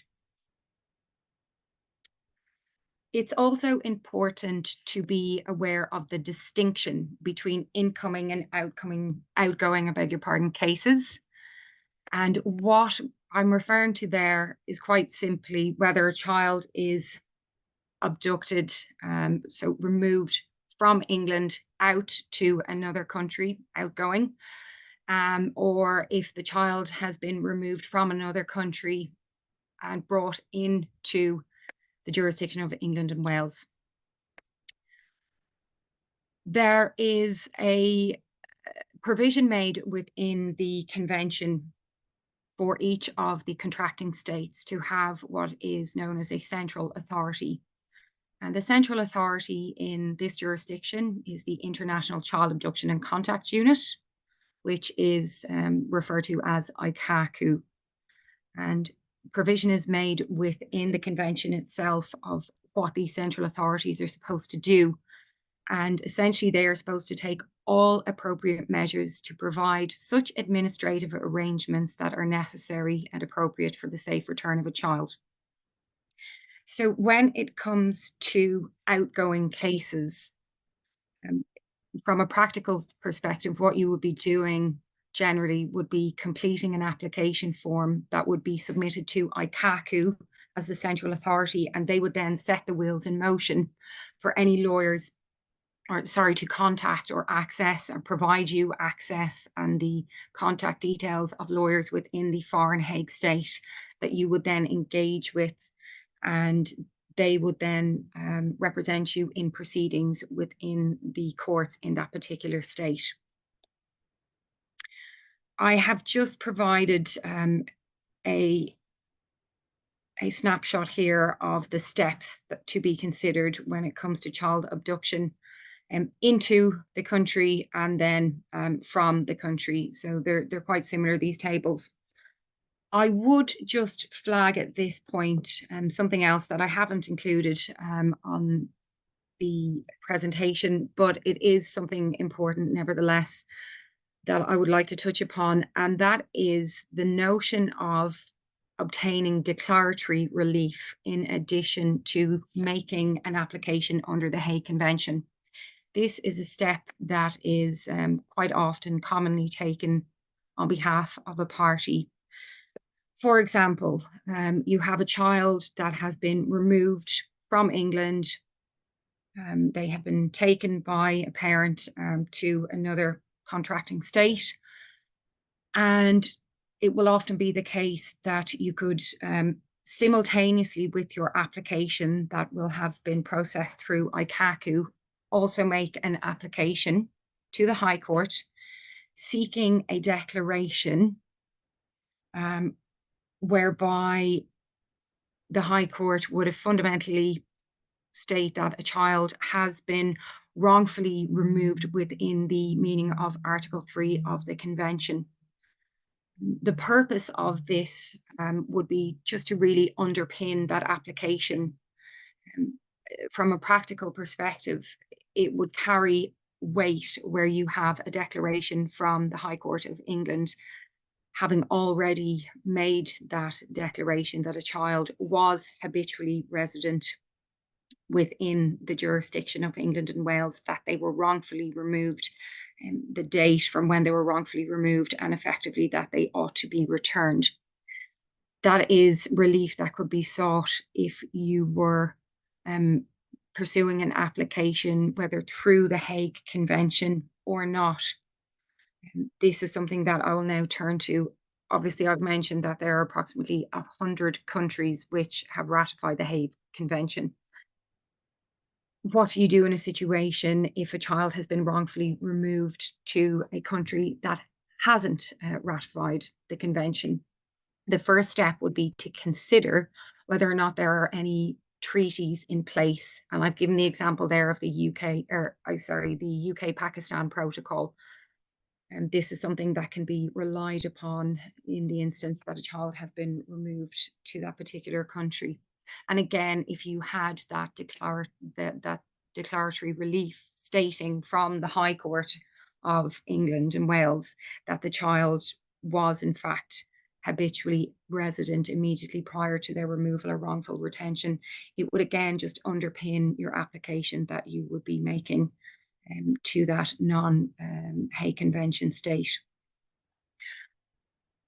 In dealing with the issue of the declaratory relief, I think it's also just important to flag another issue. Historically, parties used to obtain this type of declaratory relief on an ex parte basis. And we have the case of Re-F from 2014 in the Court of Appeal that effectively shut down this process of obtaining ex parte declaratory relief in this way. That is not to say that you cannot obtain interim declaratory relief. And so it may be the case that you would go to the High Court and obtain the interim declaration along the lines of something whereby it would say, upon it provisionally appearing that a child is habitually resident. that could be in place perhaps until the matter returned to court, where the respondent had noticed and was able to participate in proceedings.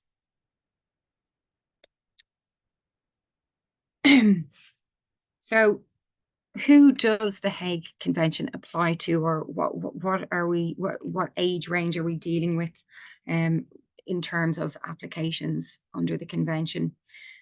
So it applies to any child habitually resident in a contracting state immediately before any breach of custody rights or access. It ceases to apply when a child reaches the age of 16 years. I've also just flagged here a shift in pattern, because I think this is really important.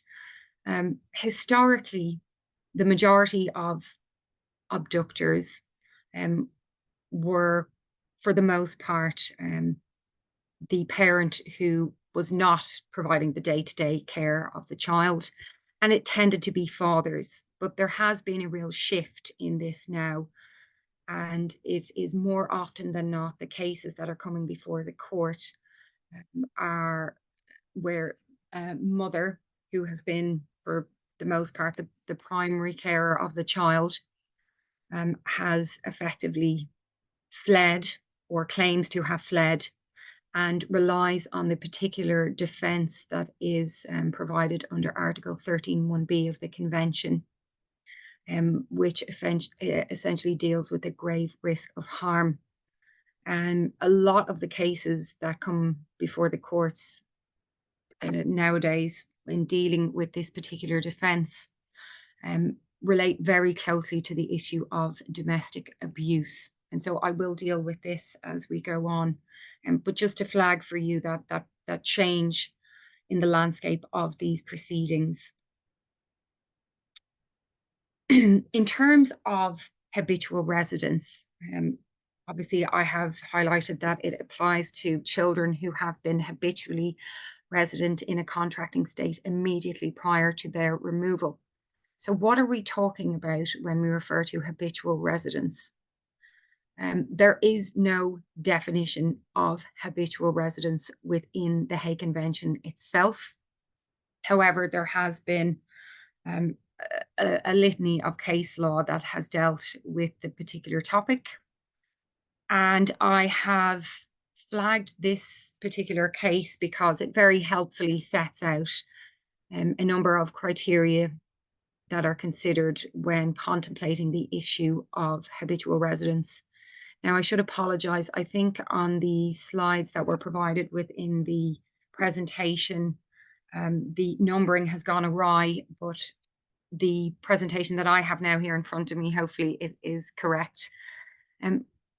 Just to highlight the key points, if you were, for example, a solicitor preparing a witness statement and you needed to set out evidentially that a child had been habitually resident, what are the components that the court is going to be mindful of?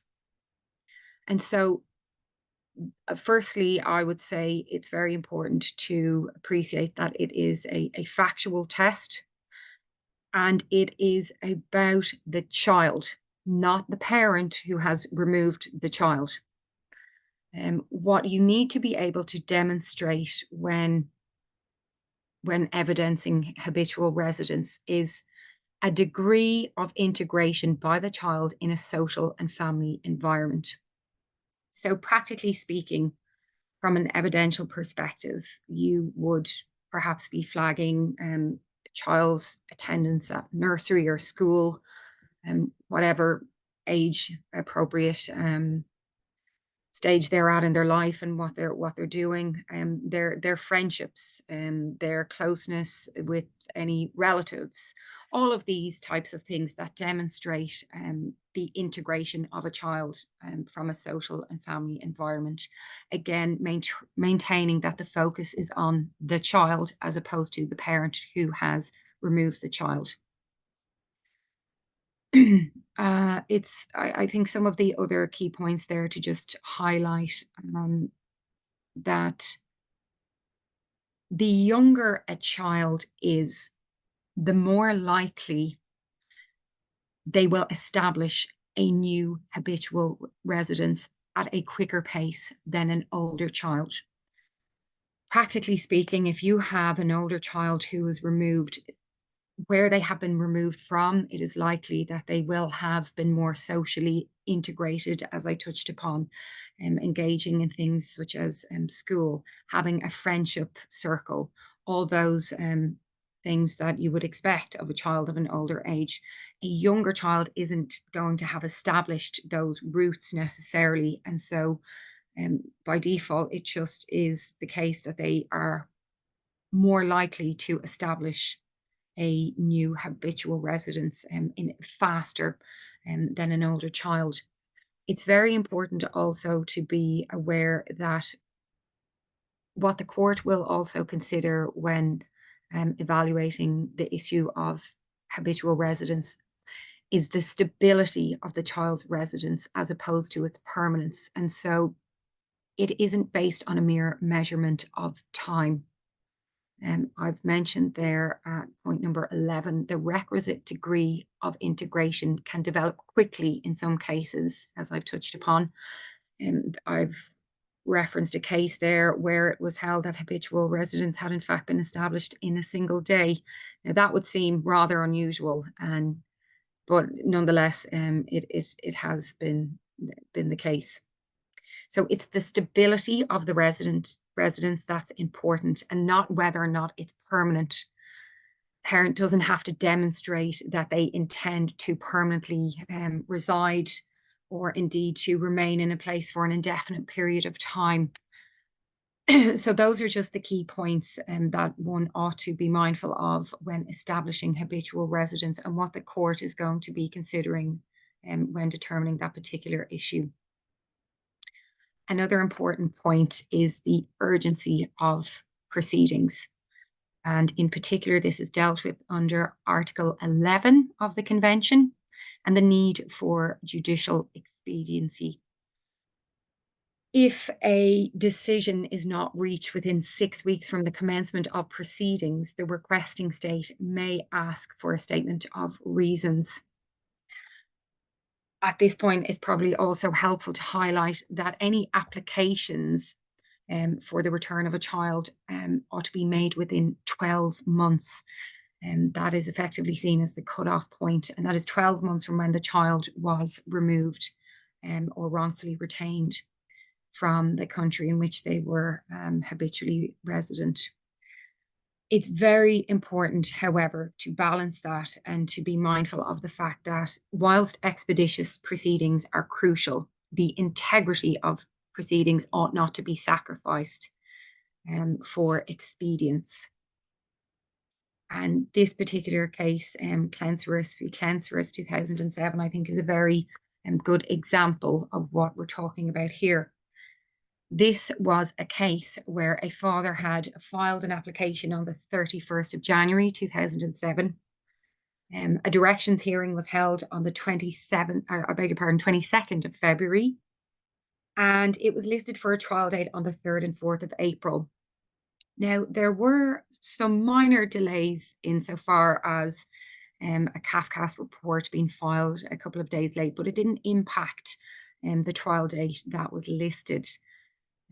Nevertheless, the matter was dispensed with at the final hearing, and the father appealed the decision on the grounds that it had not been made within 6 weeks of the date that he had filed his application. The Court of Appeal considered that the judge had balanced the time and expediency, and the approach that he had taken was actually unimpeachable. And they considered that it was that he had determined the matter in plainly good enough time. And that was on the basis that it had been dealt with within 6 weeks of its first appearance at court. Other key components when we're dealing with the Hague Convention and the criteria are in relation to unlawful removal or retention. What exactly does that refer to? And I provided an explanation there. So the removal occurs when the child has been habitually resident previously in the state, and that they've been taken across the frontier of that state.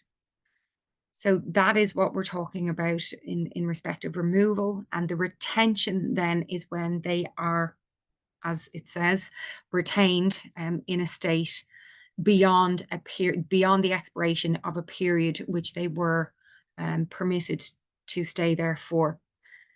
So it's important to be aware that lawful removal can lead to the unlawful retention. So you can have a situation where a parent has consented to their child being removed from the jurisdiction for X period of time. However, if they're not returned after that period, that is when the lawful removal may be deemed as an unlawful retention. I've also just set out there the specific definition in relation to rights of custody and rights of access as provided for under Article 3 of the Convention.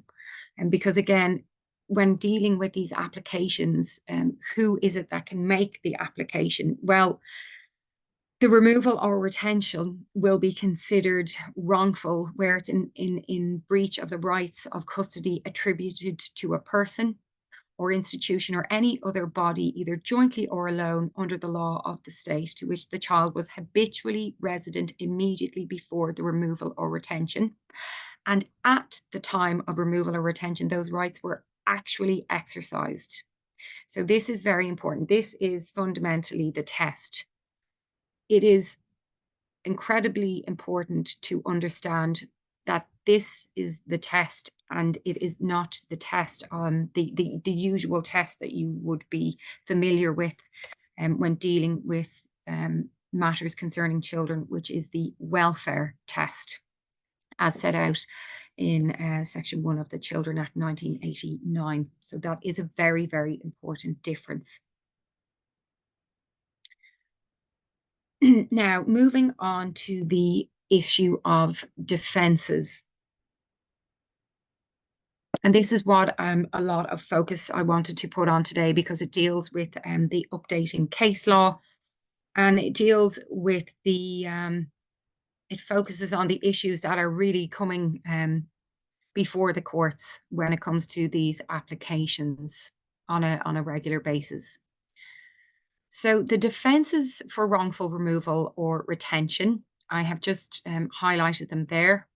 Settlement in a child's new environment under Article 12.2, Article 13.1a, so the non-exercise of rights of custody by the left behind parent, or where they have effectively consented or acquiesced to the child remaining outside of the state where they were immediately habitually resident before their removal or retention.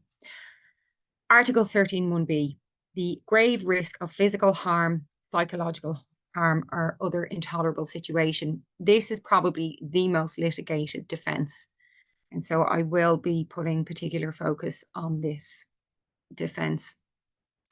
Article 13.2, the child's objections. So the child themselves may object to being returned to the state where they were habitually resident. And lastly, Article 20, dealing with the fundamental principles relating to the protection of human rights and fundamental freedoms. So settlement. This is dealt with, as I said, under Article 12. Now, I had mentioned that applications ought to be made before a child has been in the new state effectively beyond a 12-month period. Because Article 12.1 provides that when a child is removed or retained and less than 12 months has elapsed before the commencement of proceedings, the child is to be returned forthwith. Article 12.2 then provides that the judicial or administrative authority, even where the proceedings have been commenced after the expiration of the period of 1 year, shall also order the return of the child unless it's demonstrated that the child is now settled in its new environment.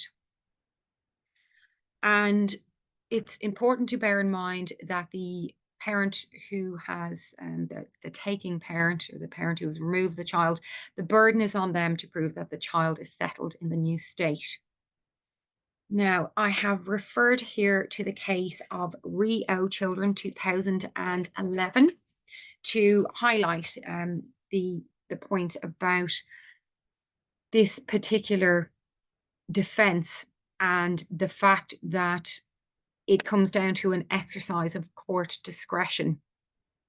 The facts of this case are that a mother and father, originally from Nigeria, they met in the USA, got married, had a family. The child and the father have both US and Nigerian citizenship. Now, it was February 2009. The mother took the child from the US to Nigeria for a holiday. And while she was there, she then told the father that she was intending to stay in Nigeria with the child. The father issued proceedings in America for the child's return. And he also issued an application around the same time for sole custody of the child in the American courts. And then later that year, he also issued proceedings in the courts in Nigeria in November of that same year. So she remained in Nigeria February, and the father issued his proceedings in Nigeria in November. In July of the following year, so July 2010, the mother and the child went on a holiday to England. And whilst they were there, the father made an application under the convention in the English High Court obviously he made an application under the Hague Convention for the return of the child back to America. And at this point, a prohibited steps order was granted preventing the mother and child from leaving England.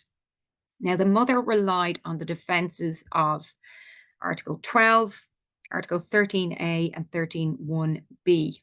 The judge held that the proceedings had commenced obviously more than 12 months after the wrongful removal, and the child was settled in Nigeria. Despite finding that the child was settled in Nigeria, the judge exercised their discretion and ordered the child to be returned back to the US in any event. Now, the mother appealed this decision, and the Court of Appeal upheld the mother's appeal. The Court of Appeal found that the judge had erred by giving overriding significance to the policy consideration under the convention that it tended to be in the best interests of a child to be returned to their country of origin to have their future determined. The Court of Appeal ultimately felt that the judge should have considered this point, but as part of the whole picture. And what it meant by the whole picture was that it looked at the other factors, which were that this wasn't a case of a hot pursuit. You know, as I've said, the mother left in February. This application in the English courts was not made until July of the following year. It's also important to know that there were very clear ties to Nigeria. The child obviously was a citizen and considered it their home, had relatives there. Both parties had lawyers there because the Nigerian court had already been seized with the matter. Something else that was of significance was the father's underhanded activities since the parties had separated. And the Court of Appeal felt that this could not be ignored and that it would be much easier for the mother to be able to cope with the father's behaviour if she was in Nigeria with the support of family rather than returning to the comparative isolation in the US. The court also factors in the mother's sense of security and that this, insofar as it would contribute to her ability to care for the child. And so on that basis, the mother was permitted to remain in Nigeria and the child, I should say, sorry, was permitted to remain in Nigeria and was not returned to the US. The other defence, or the next one, consent or acquiescence. Now, this is dealt with under Article 13(1)(a), and effectively, it is exactly what it says, that if a parent has consented or they've acquiesced, well, obviously this is going to nullify any pleading that the child has been wrongfully removed. Now, there is a lot of case law on this, so I've just made reference to the most recent decision of G abduction consent discretion 2021, a Court of Appeal decision. And they had raised 9 key points when dealing or considering or determining the issue of consent. And so I'll just go through what these key points were.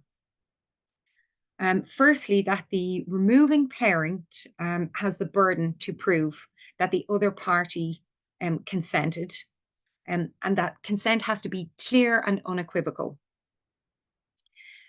Secondly, the absence or presence of consent to be viewed in the context of common sense and the realities of family life, in particularly the breakdown of a family. And this should not be considered in the context of contract law.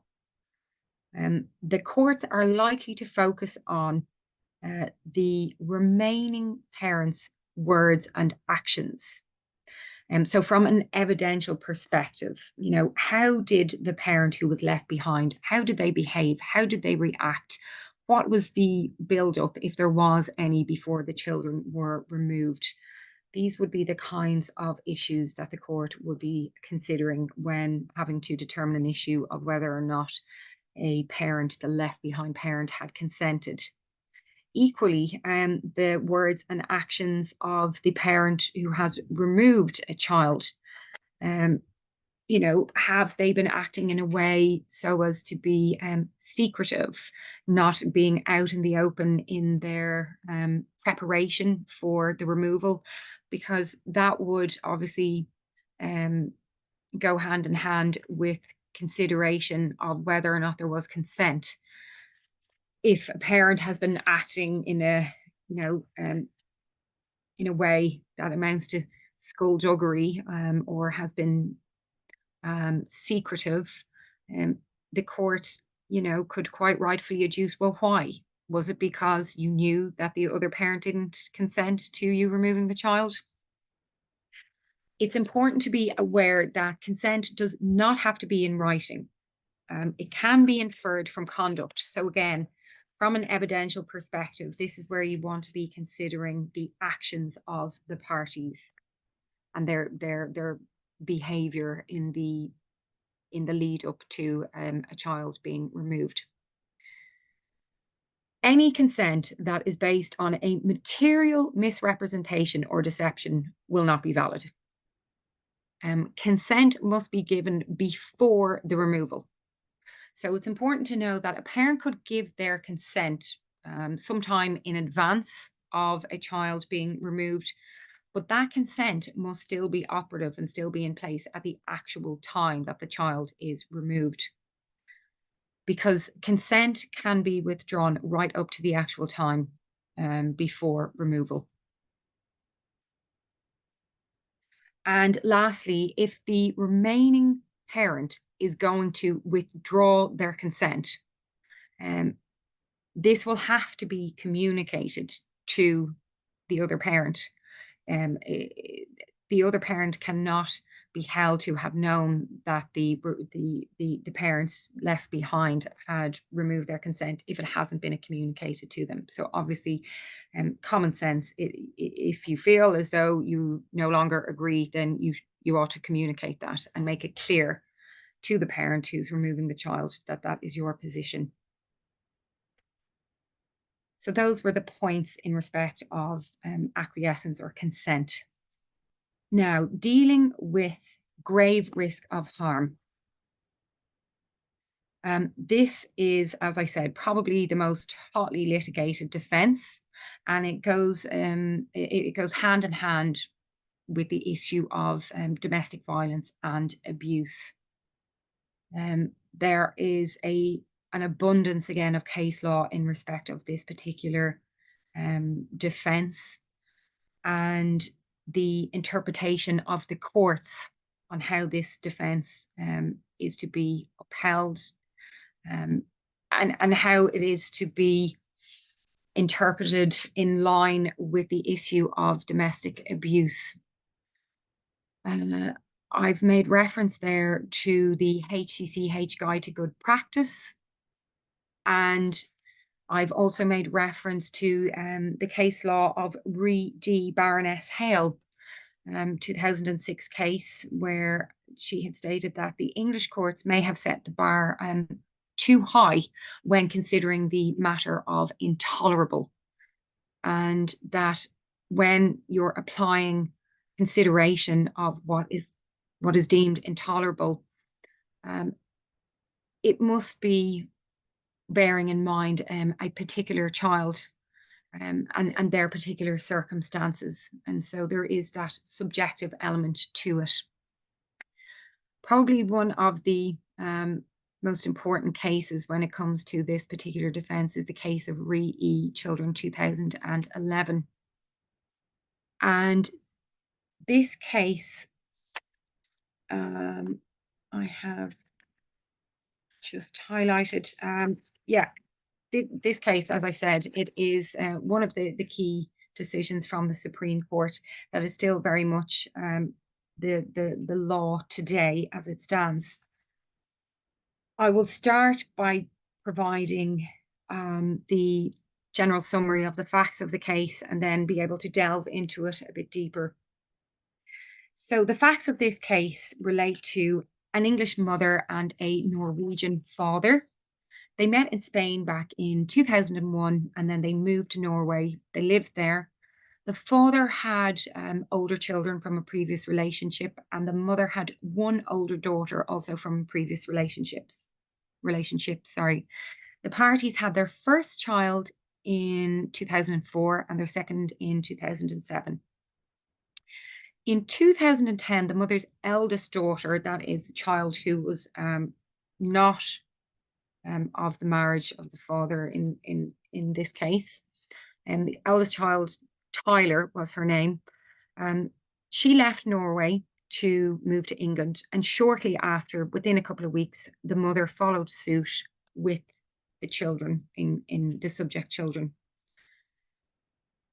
The father then applied under the Hague Convention, made an application for the children's return, and the mother relied on the defence of Article 13(1)(b). Her main argument was that there was a risk to her own mental health, and that risk was so grave that the children would effectively be placed in an intolerable situation unless there were real and effective protective measures in place. Ultimately, the trial judge ordered the children's return back to Norway. The mother appealed the return order, and the Court of Appeal upheld the return order, and the matter then went to the Supreme Court. Now, in dealing with the allegations, I'm sure it's difficult if you are not familiar with this particular topic. When you hear phrases like grave risk of harm or intolerable, what exactly amounts to that? What is going to meet the threshold in real terms when you're dealing with these types of tests as they are? In this particular case, the allegations were deemed to indicate a severe level of abuse. And the types of allegations that the mother had raised were, she stated that the father, he'd only been physically violent towards her on one particular incident where he had knuckled her head, but that she had always felt that he was on the verge of extreme violence, and that if he was violent, he would kill her. She'd also referred to incidents of physical violence towards other people and towards property, ill treatment of pets, killing the family's cat, spraying the family's budgies with bleach, and killing a rabbit, which the eldest child, Tyler, had kept, and that he did this while they were away. She also alleged that he was domineering and controlling. He was in charge and very much took control of the party's finances. He didn't want her to work outside the home. He was solely responsible for buying the family's food and would generally leave her short of money. She also maintained that the children were frightened of him and his anger and rage. She also raised the point that he smacked the children. She even referred to an incident where he had kicked one of the children so hard with a steel cap boot that she had gone flying up in the air and fell. So those were the types of allegations that she had raised. Now, it's also important to note that she had made or she had relied on expert evidence. She was relying on a psychiatric report which diagnosed her as suffering from an adjustment disorder. The father's position was that he denied the allegations for the most part. He admitted to killing the cat because he maintained it was a danger. And he said he killed the rabbit because the mother asked him to do so. He also argued that the mother used drugs and alcohol. And it's important to note that he had offered to give undertakings, which are effectively the types of provisions that you would see in a non-molestation order and an occupation order. Ultimately, the Supreme Court held that this was an intolerable situation. In dealing with the interpretation of an intolerable situation, that it should be given a subjective interpretation from the perspective of the child concerned. Whilst children have to put up with a certain amount of rough and tumble, discomfort and distress, there are some things which it is not reasonable to expect a child to tolerate. And among these are physical or psychological abuse or neglect of the child. Importantly, also can mean exposure to the harmful effects of seeing and hearing the physical or psychological abuse of their own parent. And so it's very important there that the Supreme Court took the approach that it's a subjective interpretation insofar as analysing the issue of intolerability. The Supreme Court also held that the source of the risk is immaterial. And that's again where the subjective perception of the mother was what was considered by the court insofar as her mental illness and her perception of what would happen if the children were returned, and indeed she had to return with them back to Norway. Now, it's very important to deal with the issue of undertakings. The father had offered undertakings. As I said, they effectively mirrored the types of provisions that you would see within a non-molestation or occupation order. And whilst it was considered, and the Supreme Court commented on the fact of there may be a real lack of enforceability insofar as undertakings are concerned, they were satisfied that there would generally be remedies available within Norway if indeed they were deemed to be necessary. And ultimately, the court was satisfied that there were sufficient protective measures that could be put in place to ameliorate the risk of harm to the children. And the Supreme Court upheld the decision for the children to return to Norway. So that was the case of Re-E, I beg your pardon. And there was also a very important case of Re-S, a Supreme Court decision also, which dealt with the issue of considering these allegations of domestic abuse. So to summarize, the Re-E approach would be where the court would say, consider the allegations effectively at their highest, And if you deem those allegations to be true and that they would create a grave risk, can protective measures be put in place to ameliorate the risk so that the child could be returned back to their home state? So that's Re-E.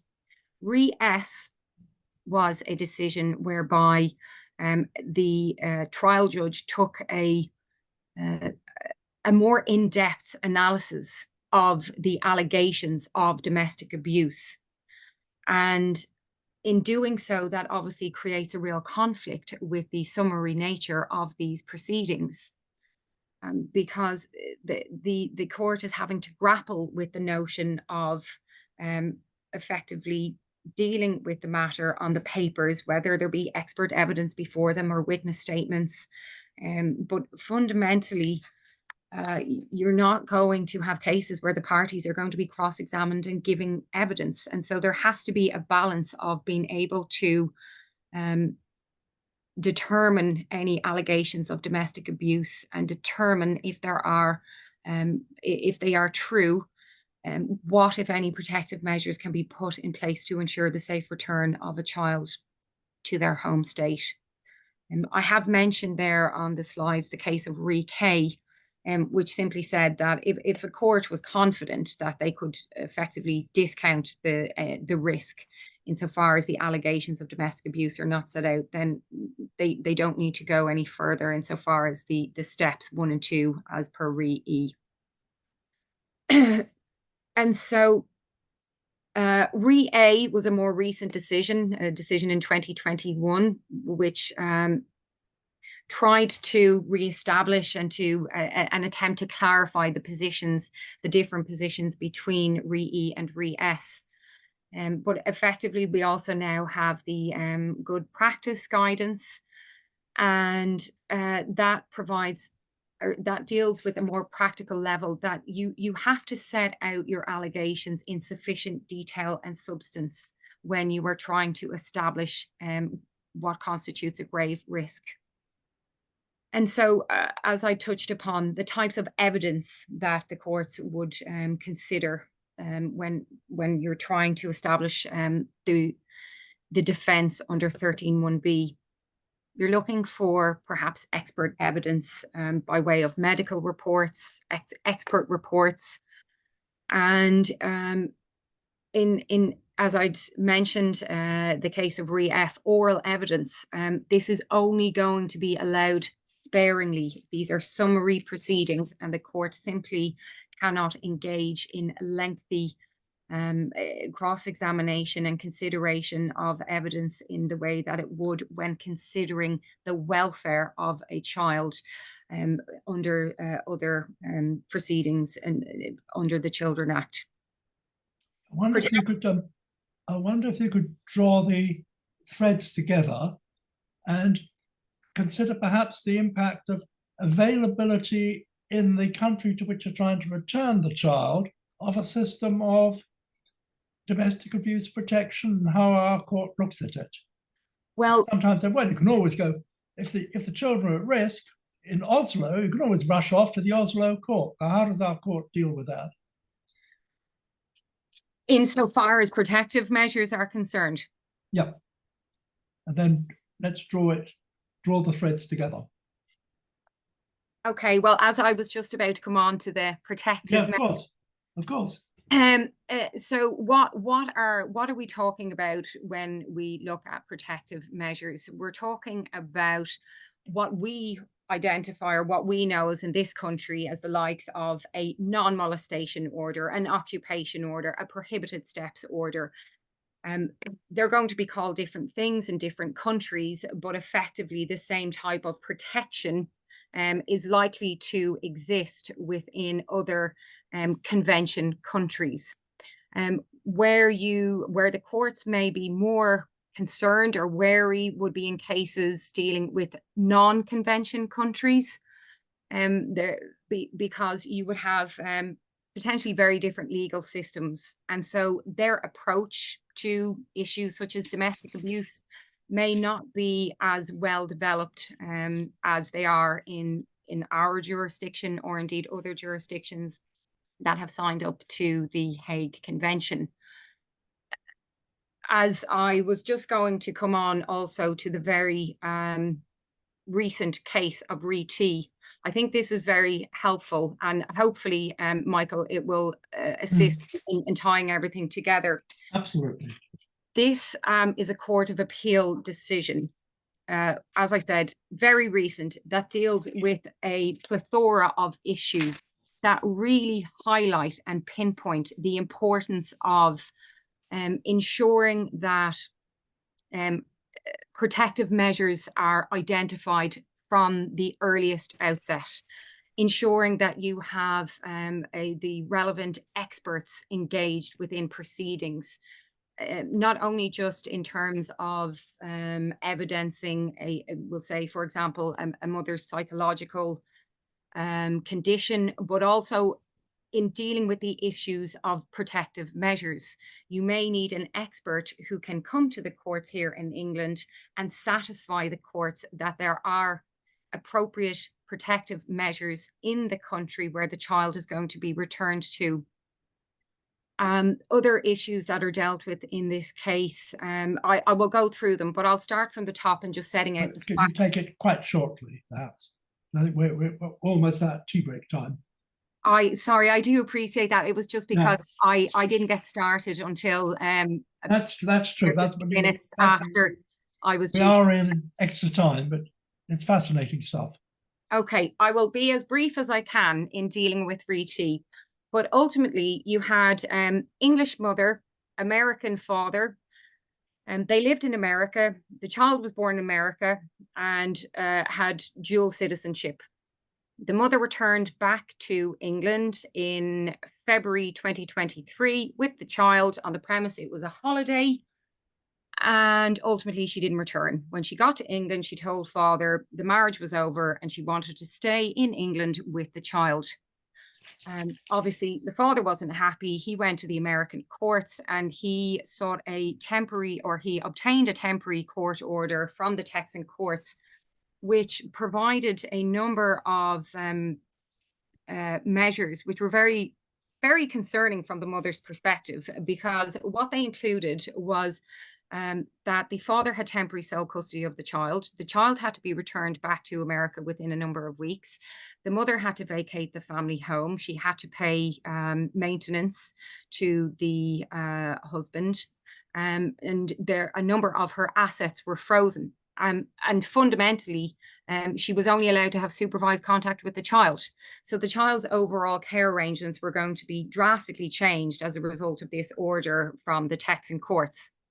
The mother didn't return the child in line with the court order from Texas, and the father then made his application before the English High Court, seeking the child's return under the Hague Convention. There was a trial listed and it came before the High Court on the 22nd of August. And as part of that, the mother had made an application previously where she wanted to appoint an expert in respect of her mental health. She was looking for these in directions, and this was dealt with at the pre-trial review, so to speak. Anyway, those directions were not granted. And so at the trial, her counsel from the outset was seeking an adjournment on the basis there was a good few issues on why he felt that there should be an adjournment. But ultimately, the judge was not inclined to agree. And so the parties, matters were stood down and the parties went outside to try and have helpful discussions. And so they did that. And when they returned to court, as part of the discussions, it was set out to the judge that a number of matters had effectively been agreed, but there was a main stopping block as far as mother was concerned. And that was that she was insisting that protective measures would be put in place before she would return with the child back to America. Now, she had made allegations of domestic abuse and she had significant mental health issues. And so that is the context behind her request for the protective measures. In addition, she had said that she wasn't going to travel until those protective measures were in place. her other concern was how long would the protective measures remain in place.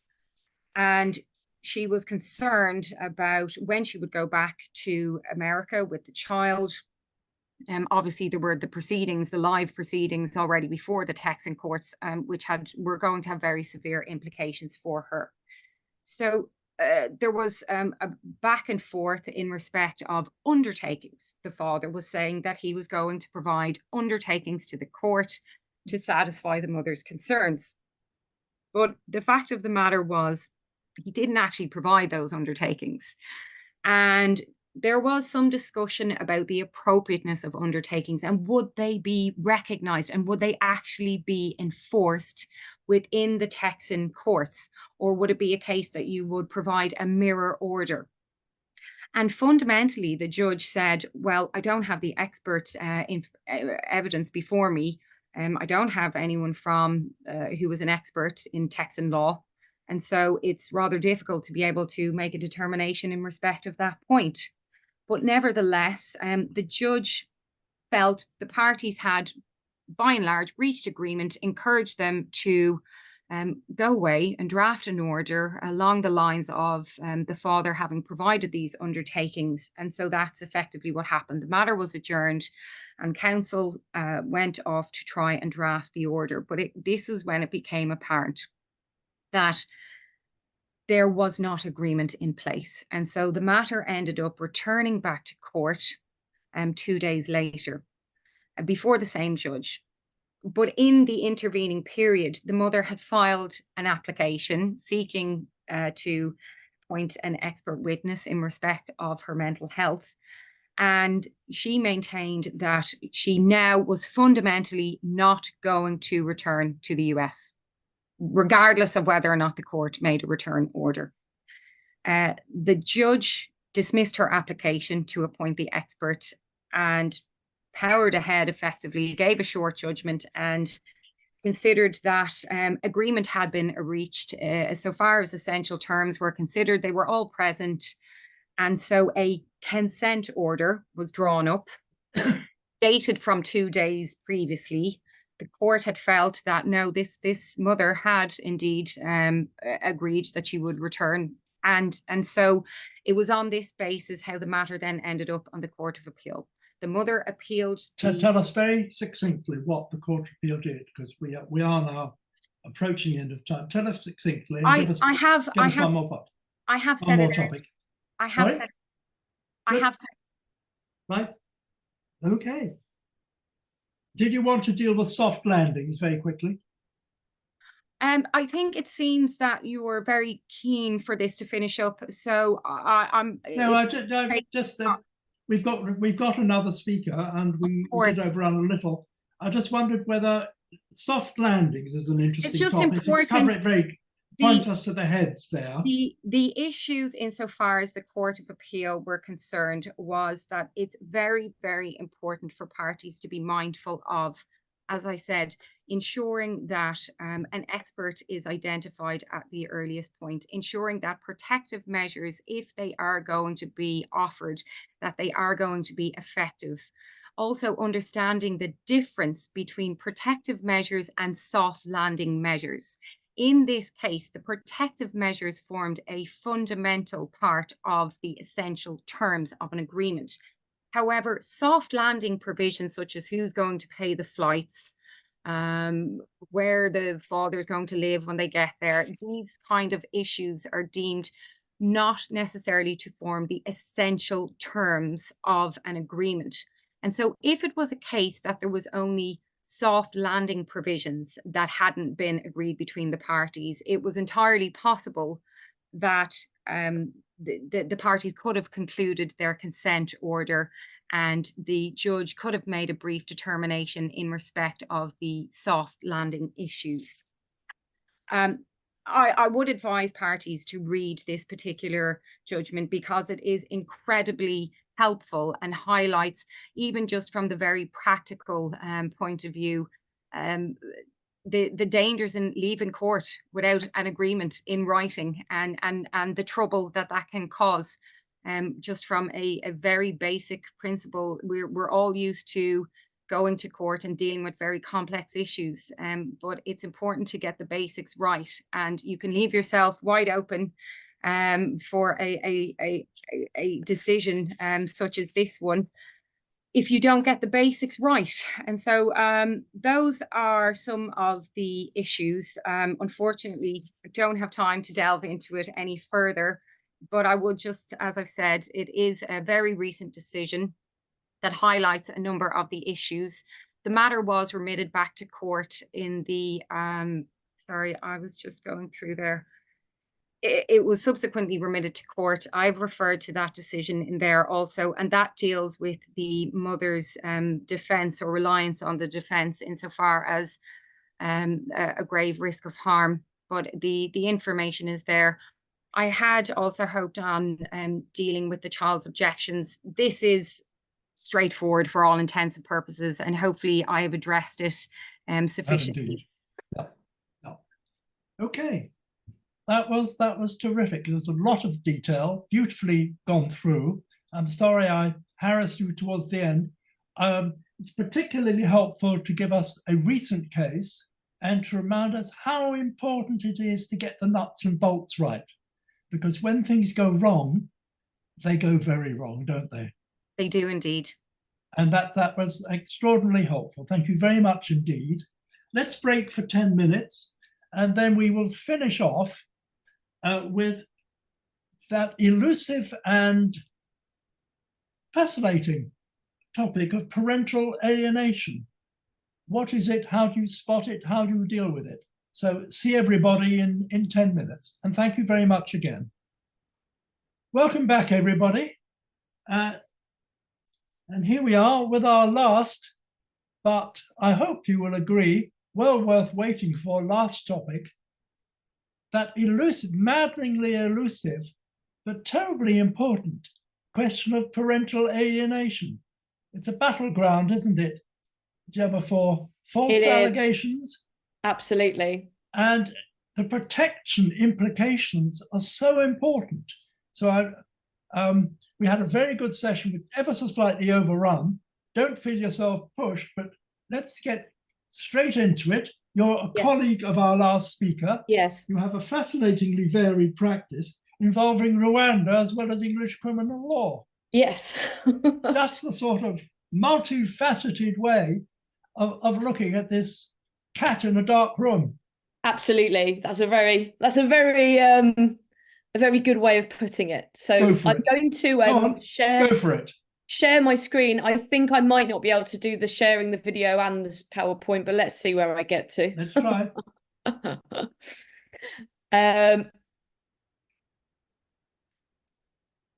Can people see that? Yeah. Yep. Fantastic. So I'm starting off with the point that I'm just can everyone see the PowerPoint slides as the whole screen? Perfect. Although this is a term that's used increasingly on both sides often of child arrangement disputes, there is no legal definition of parental alienation. I think that's quite right, as I'll come on to deal with. But Children and Family Court Advisory Service, CAFCAS, describe it as the unjustified resistance or hostility from a child towards one parent as a result of psychological manipulation by the other.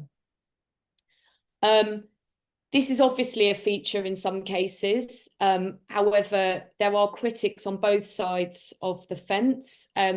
Critics of the concept claim that it's used to silence victims of domestic abuse and their legitimate safeguarding concerns. The UN Committee on the Elimination of All Forms of Discrimination Against Women has discouraged states and parties from using the term. And the European Parliament too has adopted a resolution condemning it and calling on members to prohibit it. At the extreme end, it's known that some parents alleged to be alienating a child in the context of domestic abuse take matters in their own hands and abduct children. And that then raises its own safeguarding concerns. And that's why there is a slight dovetail here from my colleagues' last presentation. So this is why I say that this is an area that really requires careful attention when allegations are raised.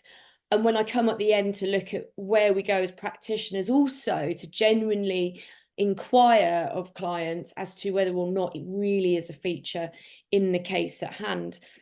And just going on from the last presentation, there was a BBC report from September 2023, fascinating. I recommend, and I've hyperlinked it to read it and to watch it. But basically, the BBC went to Northern Cyprus to investigate an increasing amount of mothers who abducted their children there. They spoke to a woman called Rose. She said, "I'm told there's an arrest warrant out for me. Court orders say I can't contact family members. My child can't speak to their grandparents. It's destroyed my family." Rose says that her partner was violent and raped her. And even after she left, she says that she was subject to a campaign of abuse. She was stalked and harassed. One police report made after claims of domestic violence graded Rose as being at risk of further harm. Rosie's partner was never convicted of an offence. On days when her partner had contact with her daughter, Rose says the girl would return stressed. She says to the BBC, "When your child says, 'Mummy, Daddy's hurt me,' it breaks you." The father in that case brought child arrangements applications, accused Rose of frustrating contact. Rose says the court didn't take seriously or investigate her safety concerns. Obviously, the BBC have only spoken to Rose. She said that her child refused to see the father, which she believes was seen by the court as evidence of parental alienation, and which led, by the way, to the court ordering her daughter to live with the father. And that's why I do wonder, obviously, what the second side to the story is. But she says to the BBC, "It nearly destroyed me. The handover was horrific. My child was screaming, kicking, 'Don't make me go, Mummy,' grabbing me." Away from court, she'd been referred to victim support and the child's school had raised concerns independently. She says, but the court wanted contact with the father at all costs. Rose says that contact with her daughter became very limited. On one visit, she decided to take her child and flee, making her way to Northern Cyprus. She reports, "The first night I just stayed awake and watched my daughter breathe." Now, obviously, that is a one-sided account, but that is, that is the stark reporting from someone who has taken matters into their own hands, and we really don't want it to get to that position. So there's been a lot of use of experts in the case of parental alienation over the years. And the decision last year of the President in Re C is worth looking at. This was the issue of unregulated experts in this area. It was eagerly anticipated. And again, quite rightly, I would say, the President doesn't extensively consider the concept, but he did endorse what the ACP submitted in their skeleton argument before the court, that much like an allegation of domestic abuse, the decision about whether or not a parent has alienated a child is a question of fact for the court to resolve, and not a diagnosis that can or should be offered by a psychologist. For these purposes, the ACP, which is the Association of Clinical Psychologists UK, wishes to emphasise that parental alienation is not a syndrome capable of being diagnosed, but a process of manipulation of children perpetrated by one parent against the other through what are termed as alienating behaviours. It is fundamentally a question of fact. And the following principles emerge from the judgment: that firstly, there's not a definition of expert in family proceedings beyond an expert means a person who provides expert evidence for use in proceedings, which was quite interesting. Section 13.8 of the Children and Families Act provides some statutory exceptions to the term of expert. And in proceedings concerning children, expert evidence will only be permitted when the court is satisfied that expert evidence is necessary to assist the court to resolve the proceedings justly. In this case, the appeal was brought by a mother found to have alienated the children from the father. The parties had jointly instructed an expert, Micheal, who prepared a report that concluded that the mother had alienated the children from the father. The district judge heard evidence from the mother, which he didn't find credible or reliable, and as a result, he made a number of adverse findings about the mother's behaviour in the context of parental alienation. The judge accepted the father and the guardian's submissions that the children had been encouraged to think negatively of the father and that this had caused emotional damage, which would continue to cause long-term harm.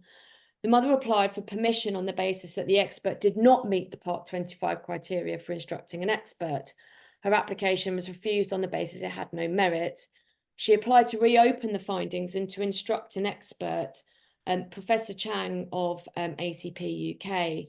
She included an unsolicited email from Professor Chang setting out his views on the expert that had been instructed, and permission to appeal was granted, not because there was a real prospect of success, but rather because it was in the public interest to deal with the issue. And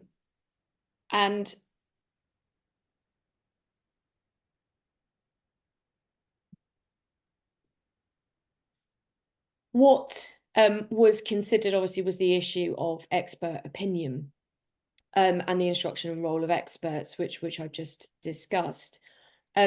The president accepted that the use of a psychologist as a generic term is unhelpful and potentially confusing, and there's a need for practitioners' eyes to be alert to the need for clarity over expertise of those who are present as a psychologist. He also expressed the views that expert CV should be well structured in order to transmit information crisply and clearly, and he concluded that it was not its role to prohibit the instruction of an unregulated psychologist, but the question was whether the proposed expert is entitled to be regarded as an expert remains one for the individual court. There was a decision on costs, which actually is quite interesting. The father and Miss Gill sought costs from the mother and the ACP towards the costs which were awarded in both instances. And in respect of the ACP costs, the president focused on the fact that their position was that Miss Gill was not an expert, but on the first day of the appeal, that their counsel was unable to substantiate that by reference to any regulation or authoritative statement.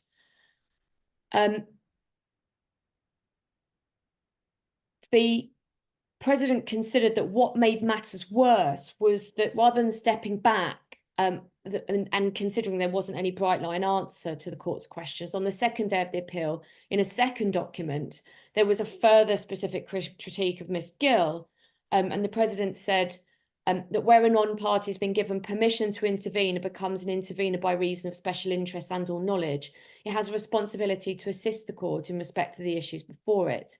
Where an intervener is found to have acted beyond the remit of the permitted intervention or acted in contradiction to the court's direction, or is found to have acted unreasonably and not to have assisted the court, is likely to be at risk of an adverse costs order. And in the circumstances, didn't consider that ACP conduct itself as an intervener in a wholly exceptional manner in the way which is most unlikely to be replicated by other bodies who might consider intervening in the family court. And so they ordered costs against the ACP. But the interesting postscript to this is that Professor Mike Wang, the chair of the ACP, took a philosophical approach and said that the costs order of £20,000 was a small price to pay for the progress with justice in the family courts that they'd made, taking the view that despite the fact that they'd lost, ultimately what this case highlights is the fact that it shouldn't be your first step when considering parental alienation that you go to an expert and effectively pathologize using psychologists what should be a factual question. And so with that in mind, it's quite useful to look at two recent cases. I really do recommend reading Reed T. This is a case where the family court had been involved with the children's lives for 10 years on and off. There had been over 70 hearings in front of 26 different judges prior to the hearing before Mrs. Justice Arbuthnot earlier this year. What's quite useful in that judgment is that there is a very whistle-stop tour of the various decisions that have been made about these children's lives and about the parental alienation that is said to have occurred. And as far back as May 2016, Mrs. Justice Parker had been considering the manner in which the mother had been influencing the children. The fact that, for example, she says this at paragraph 41, the court heard evidence from staff at the contact centre. A rather striking description was given of the first contact by a contact worker. The mother had stood outside the contact centre crying. She would not let the children go. She stood in the porch saying in the presence of the children that she and the children did not want to be there. But there was an order. If she didn't abide by it, she might go to prison. The witness said this happened on every occasion. Inappropriate behaviour continued as on the 27th of June and the 11th of July. Mother refused to leave the contact centre when she dropped the children off. And the staff obviously observing distressing scenes. And I think we have to ask ourselves as practitioners, if you were to receive those contact centre reports, what would you be saying to the mother? You know, this is 2016, this is going on, where the children are relatively young.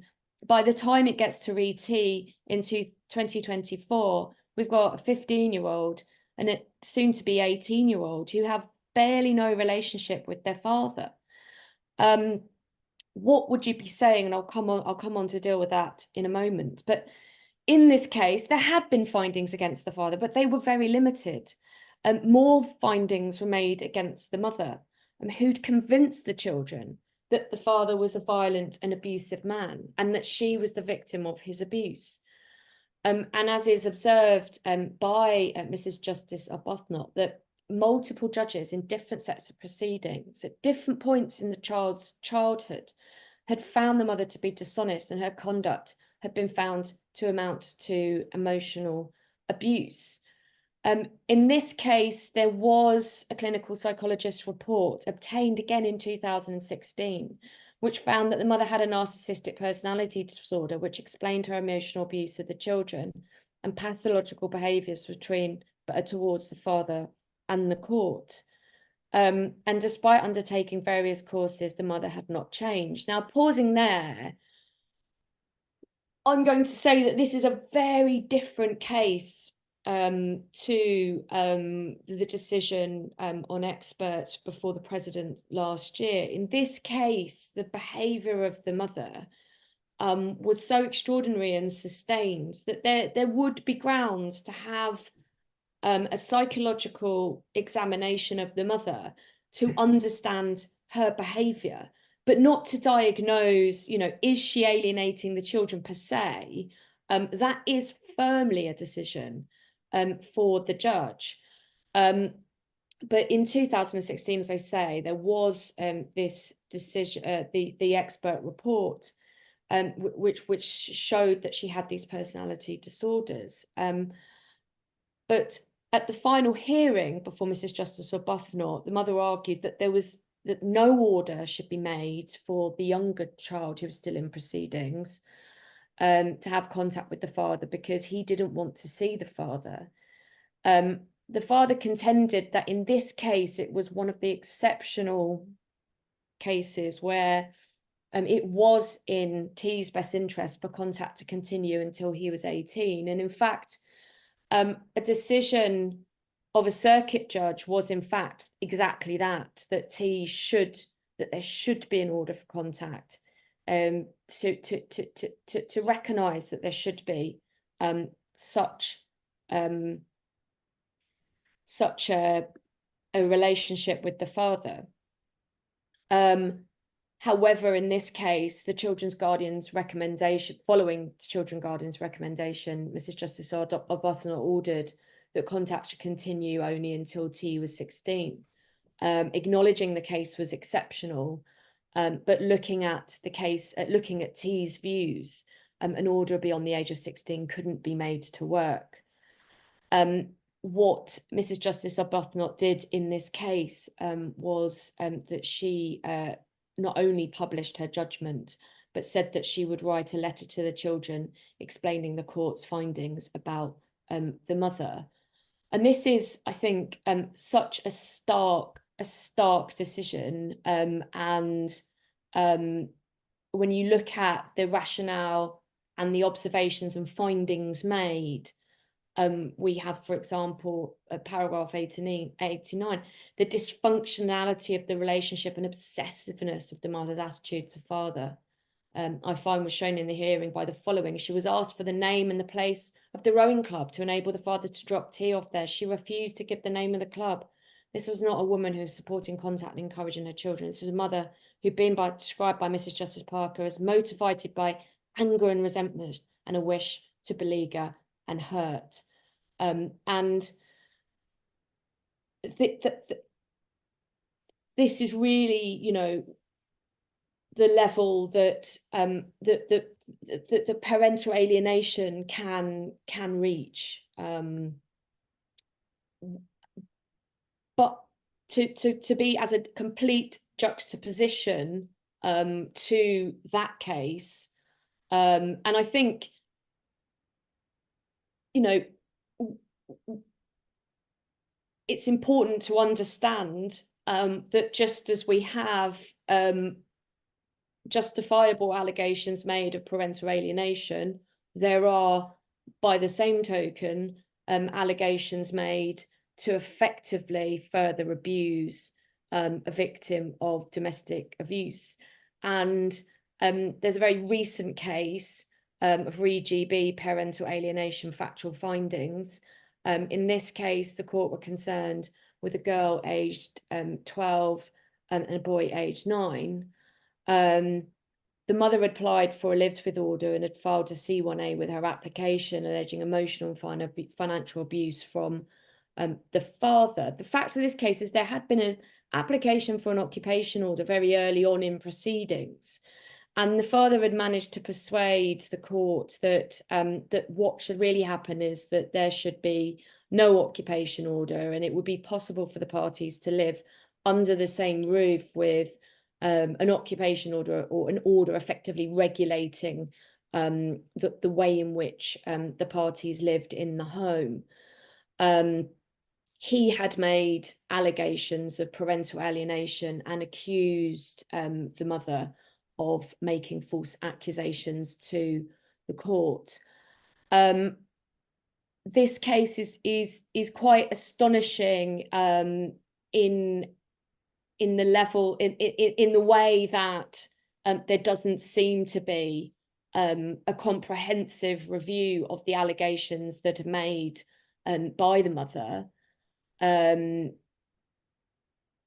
What was also very interesting was on the first day of the fact-finding hearing, the father decided that he would withdraw his allegations of parental alienation. But at paragraph 5 of her judgment, Her Honour Judge Middleton Roy records that the father continued to assert persistently and with great vigour that the mother had negatively influenced the children against him, damaging the children, acting in an irresponsible way, and using the children as a pattern of abuse towards him. I put in my note again that the proceedings had a lengthy history, too long to repeat, really. At one stage, a psychologist was instructed in this case to consider the father allegations of parental alienation. And as I say, the mother's application for an occupation order was dismissed.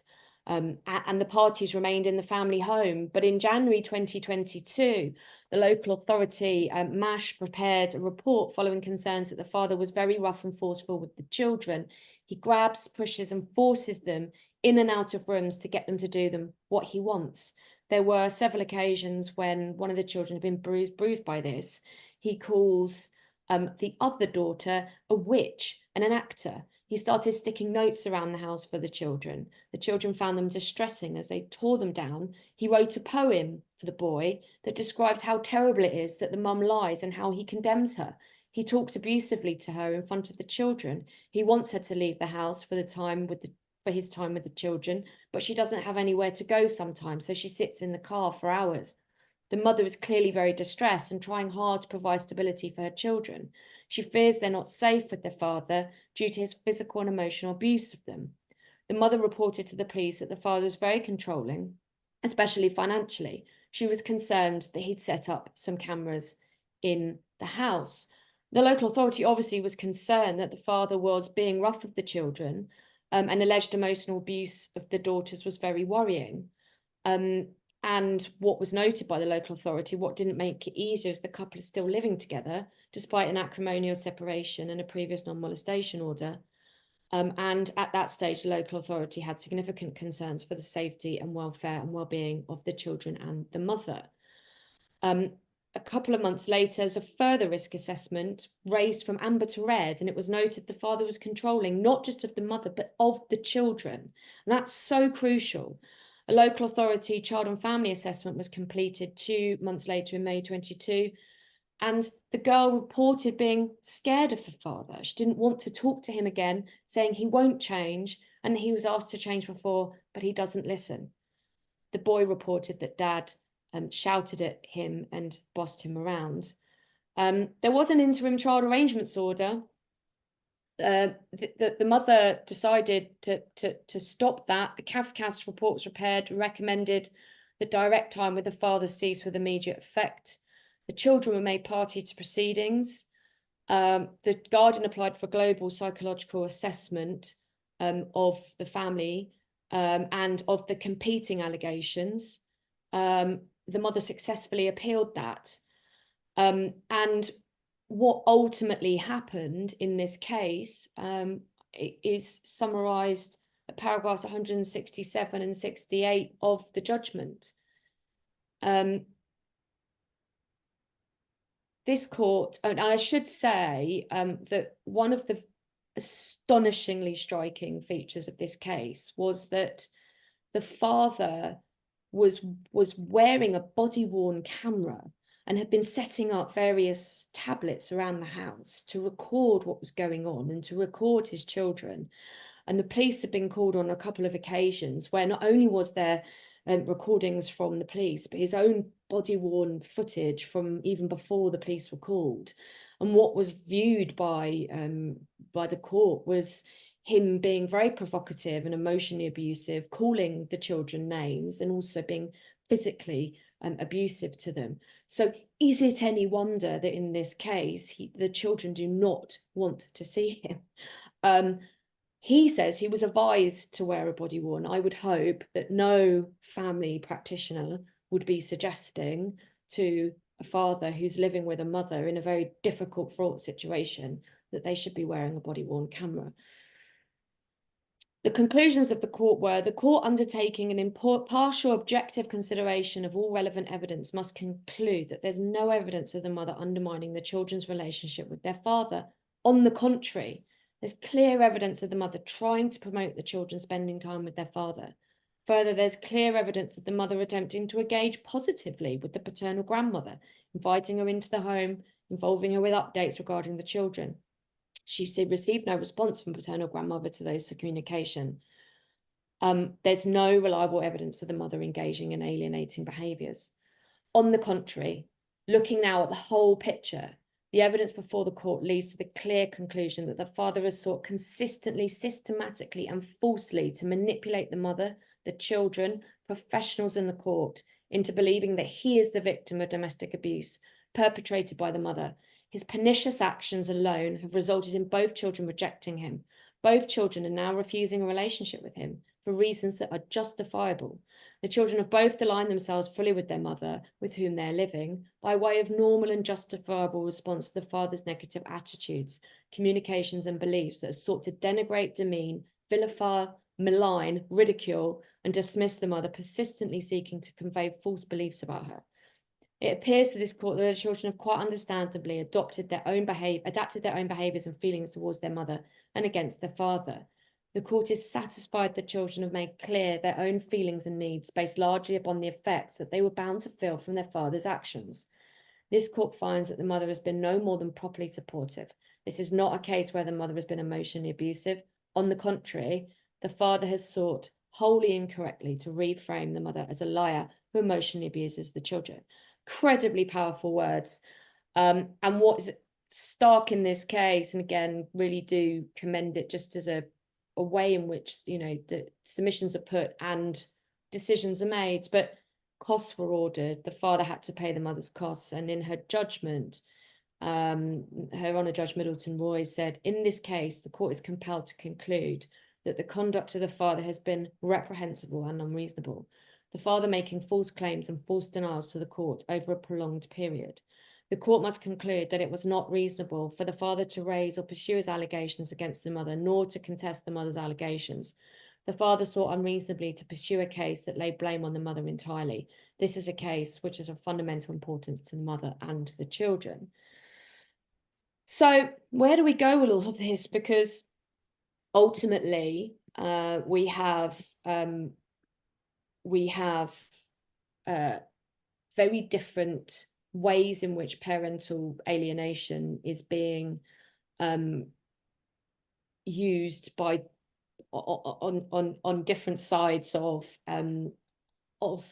the desires of parents, and I think that what you often see, I don't know what people's experiences are, be interested to hear, but what you often see is parental alienation being raised in cases where there might be just some implacable hostility between the parties, where there are allegations on both sides, and parental alienation is being used, you know, as the go-to word, as the go-to phrase. My own perspective on this is that, thoughts for practitioners, we have to be really careful about the language we use, the concepts we use.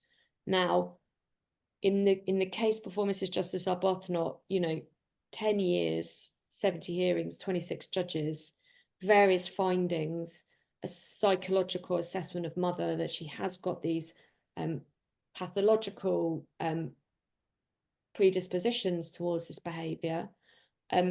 Parental alienation fits. But running with a case where someone's saying it's parental alienation and putting that in witness statements without really understanding what it is we're saying. Are we saying that this is a mother who is systematically manipulating the children to be hostile towards the father, or parent against the other parent? Because although these cases are father-mother, I've seen it the other way around.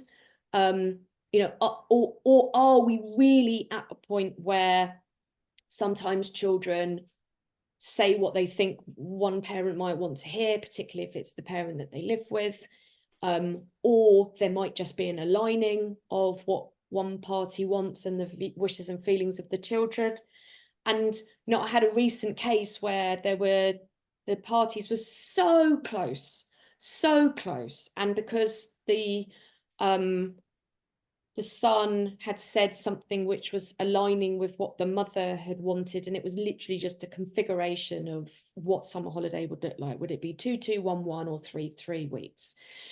The father's saying this is parental alienation. Wants it being put, wants his, you know, his witness statement to be sort of 12 pages long, a historical discussion of his relationship with mother and how there've been points in time where he's questioned her motives, etc., etc., etc. However, they were very much at a point where they were about to agree on everything. In my view, parental alienation should not be a word that's used in that context. And that's why I say we have to be careful. So what does that mean? We have to analyse the issues early. Understand, you know, if we have a mother who is saying, no, I was abused, these are the safeguarding concerns, this is why I don't want there to be contact.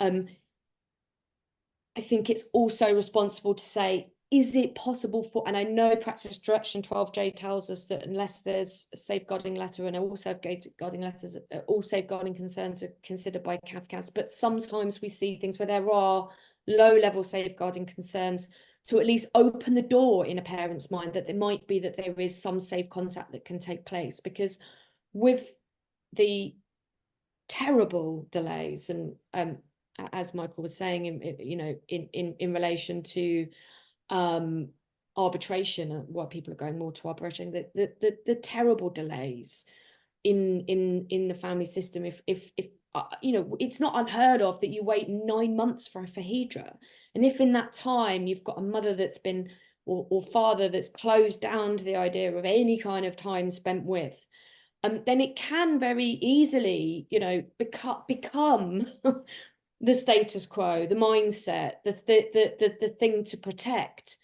And so, are they safeguarding concerns, or are they a clash of parenting styles where there can be a careful management of how we can go forward, so that we don't have, because the system can inbuilt delay, a separation, a gulf between the parents, which is where there is an absolute fertile breeding ground for alienation or for allegations of alienation.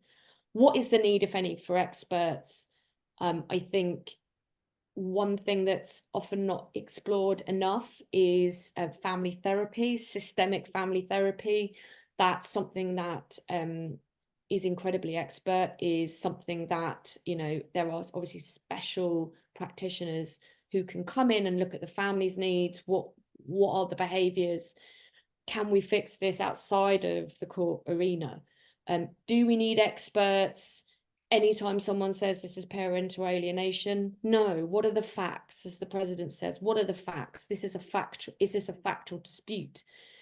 If we have findings of facts, if we have persistent behaviours, then such as RET, do we then need to look at why is this manifesting? Is it incidental? Is it just the way that things have come about? It's just ancillary to life that someone's behaving like this, or is it a pathology that they have? Let's not pathologize people for no reason, but equally, if there's a reason, a diagnosable reason, what is that reason? How can we address it?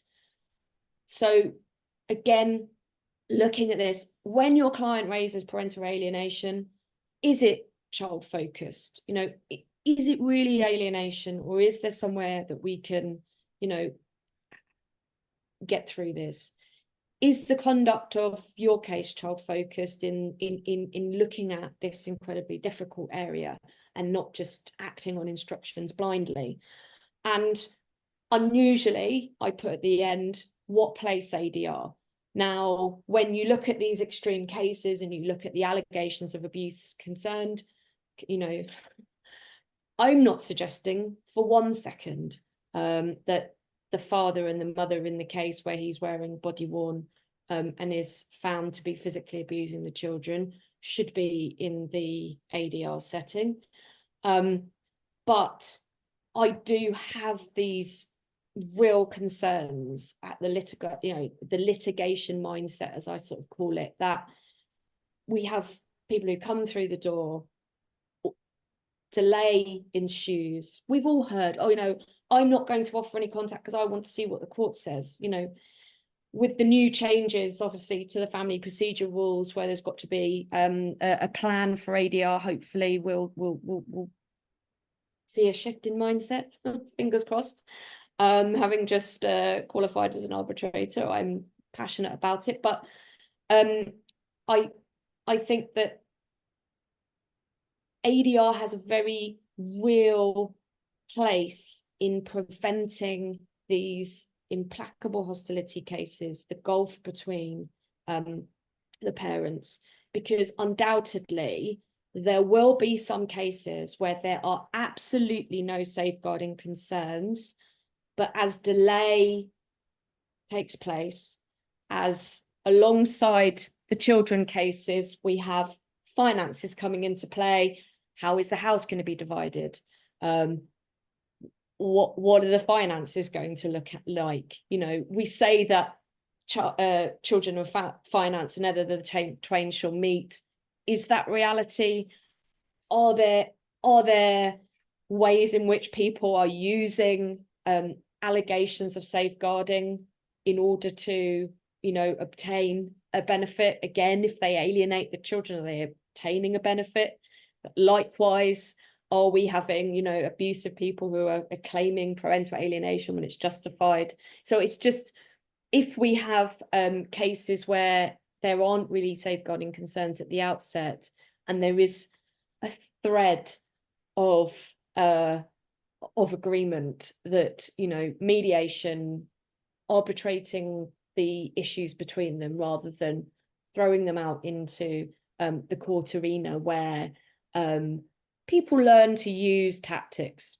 You know, that's a reality. It's not all our clients, but the internet is a fertile ground for people reading about parental alienation, or should I, you know, how can I keep the house, and such like. And so I think that one way through the potential for implacable hostility is really rooting out the issues early.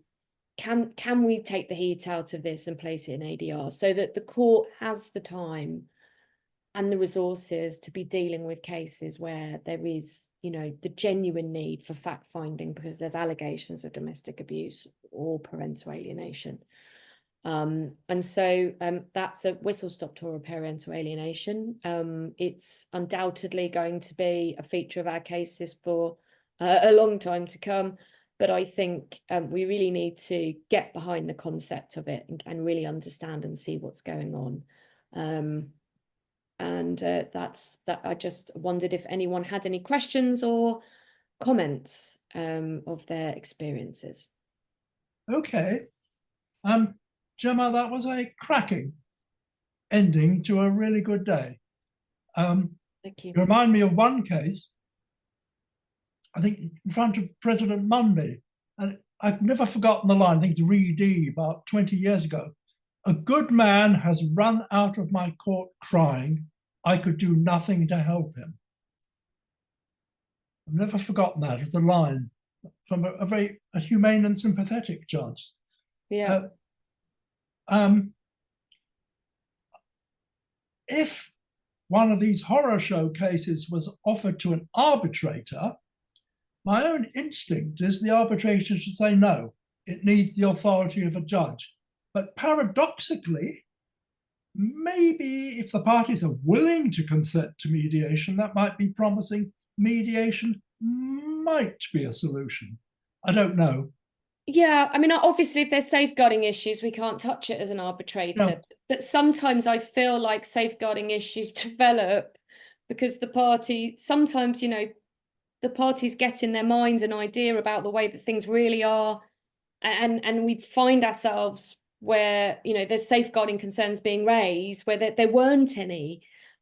So I suppose what I'm trying to say is that some cases, you know, if they're caught early where there's agreement in arbitration before it becomes implacably hostile. Not also, all, but... mediators would say, if you give people ownership, which is what mediation is about, they may climb down. So that opens up a prospect. I thought that was cracking. It's been a good day of a really high standard. One of the interesting things is I've been looking at the list of participants. We've shed 2 people. We started off with 63. Whoops, they're all going off for tea now. But you've all held your audience, all of you. But what was a good note to end on is, Gemma, you reminded us that when we do family law, everything we do matters to the client.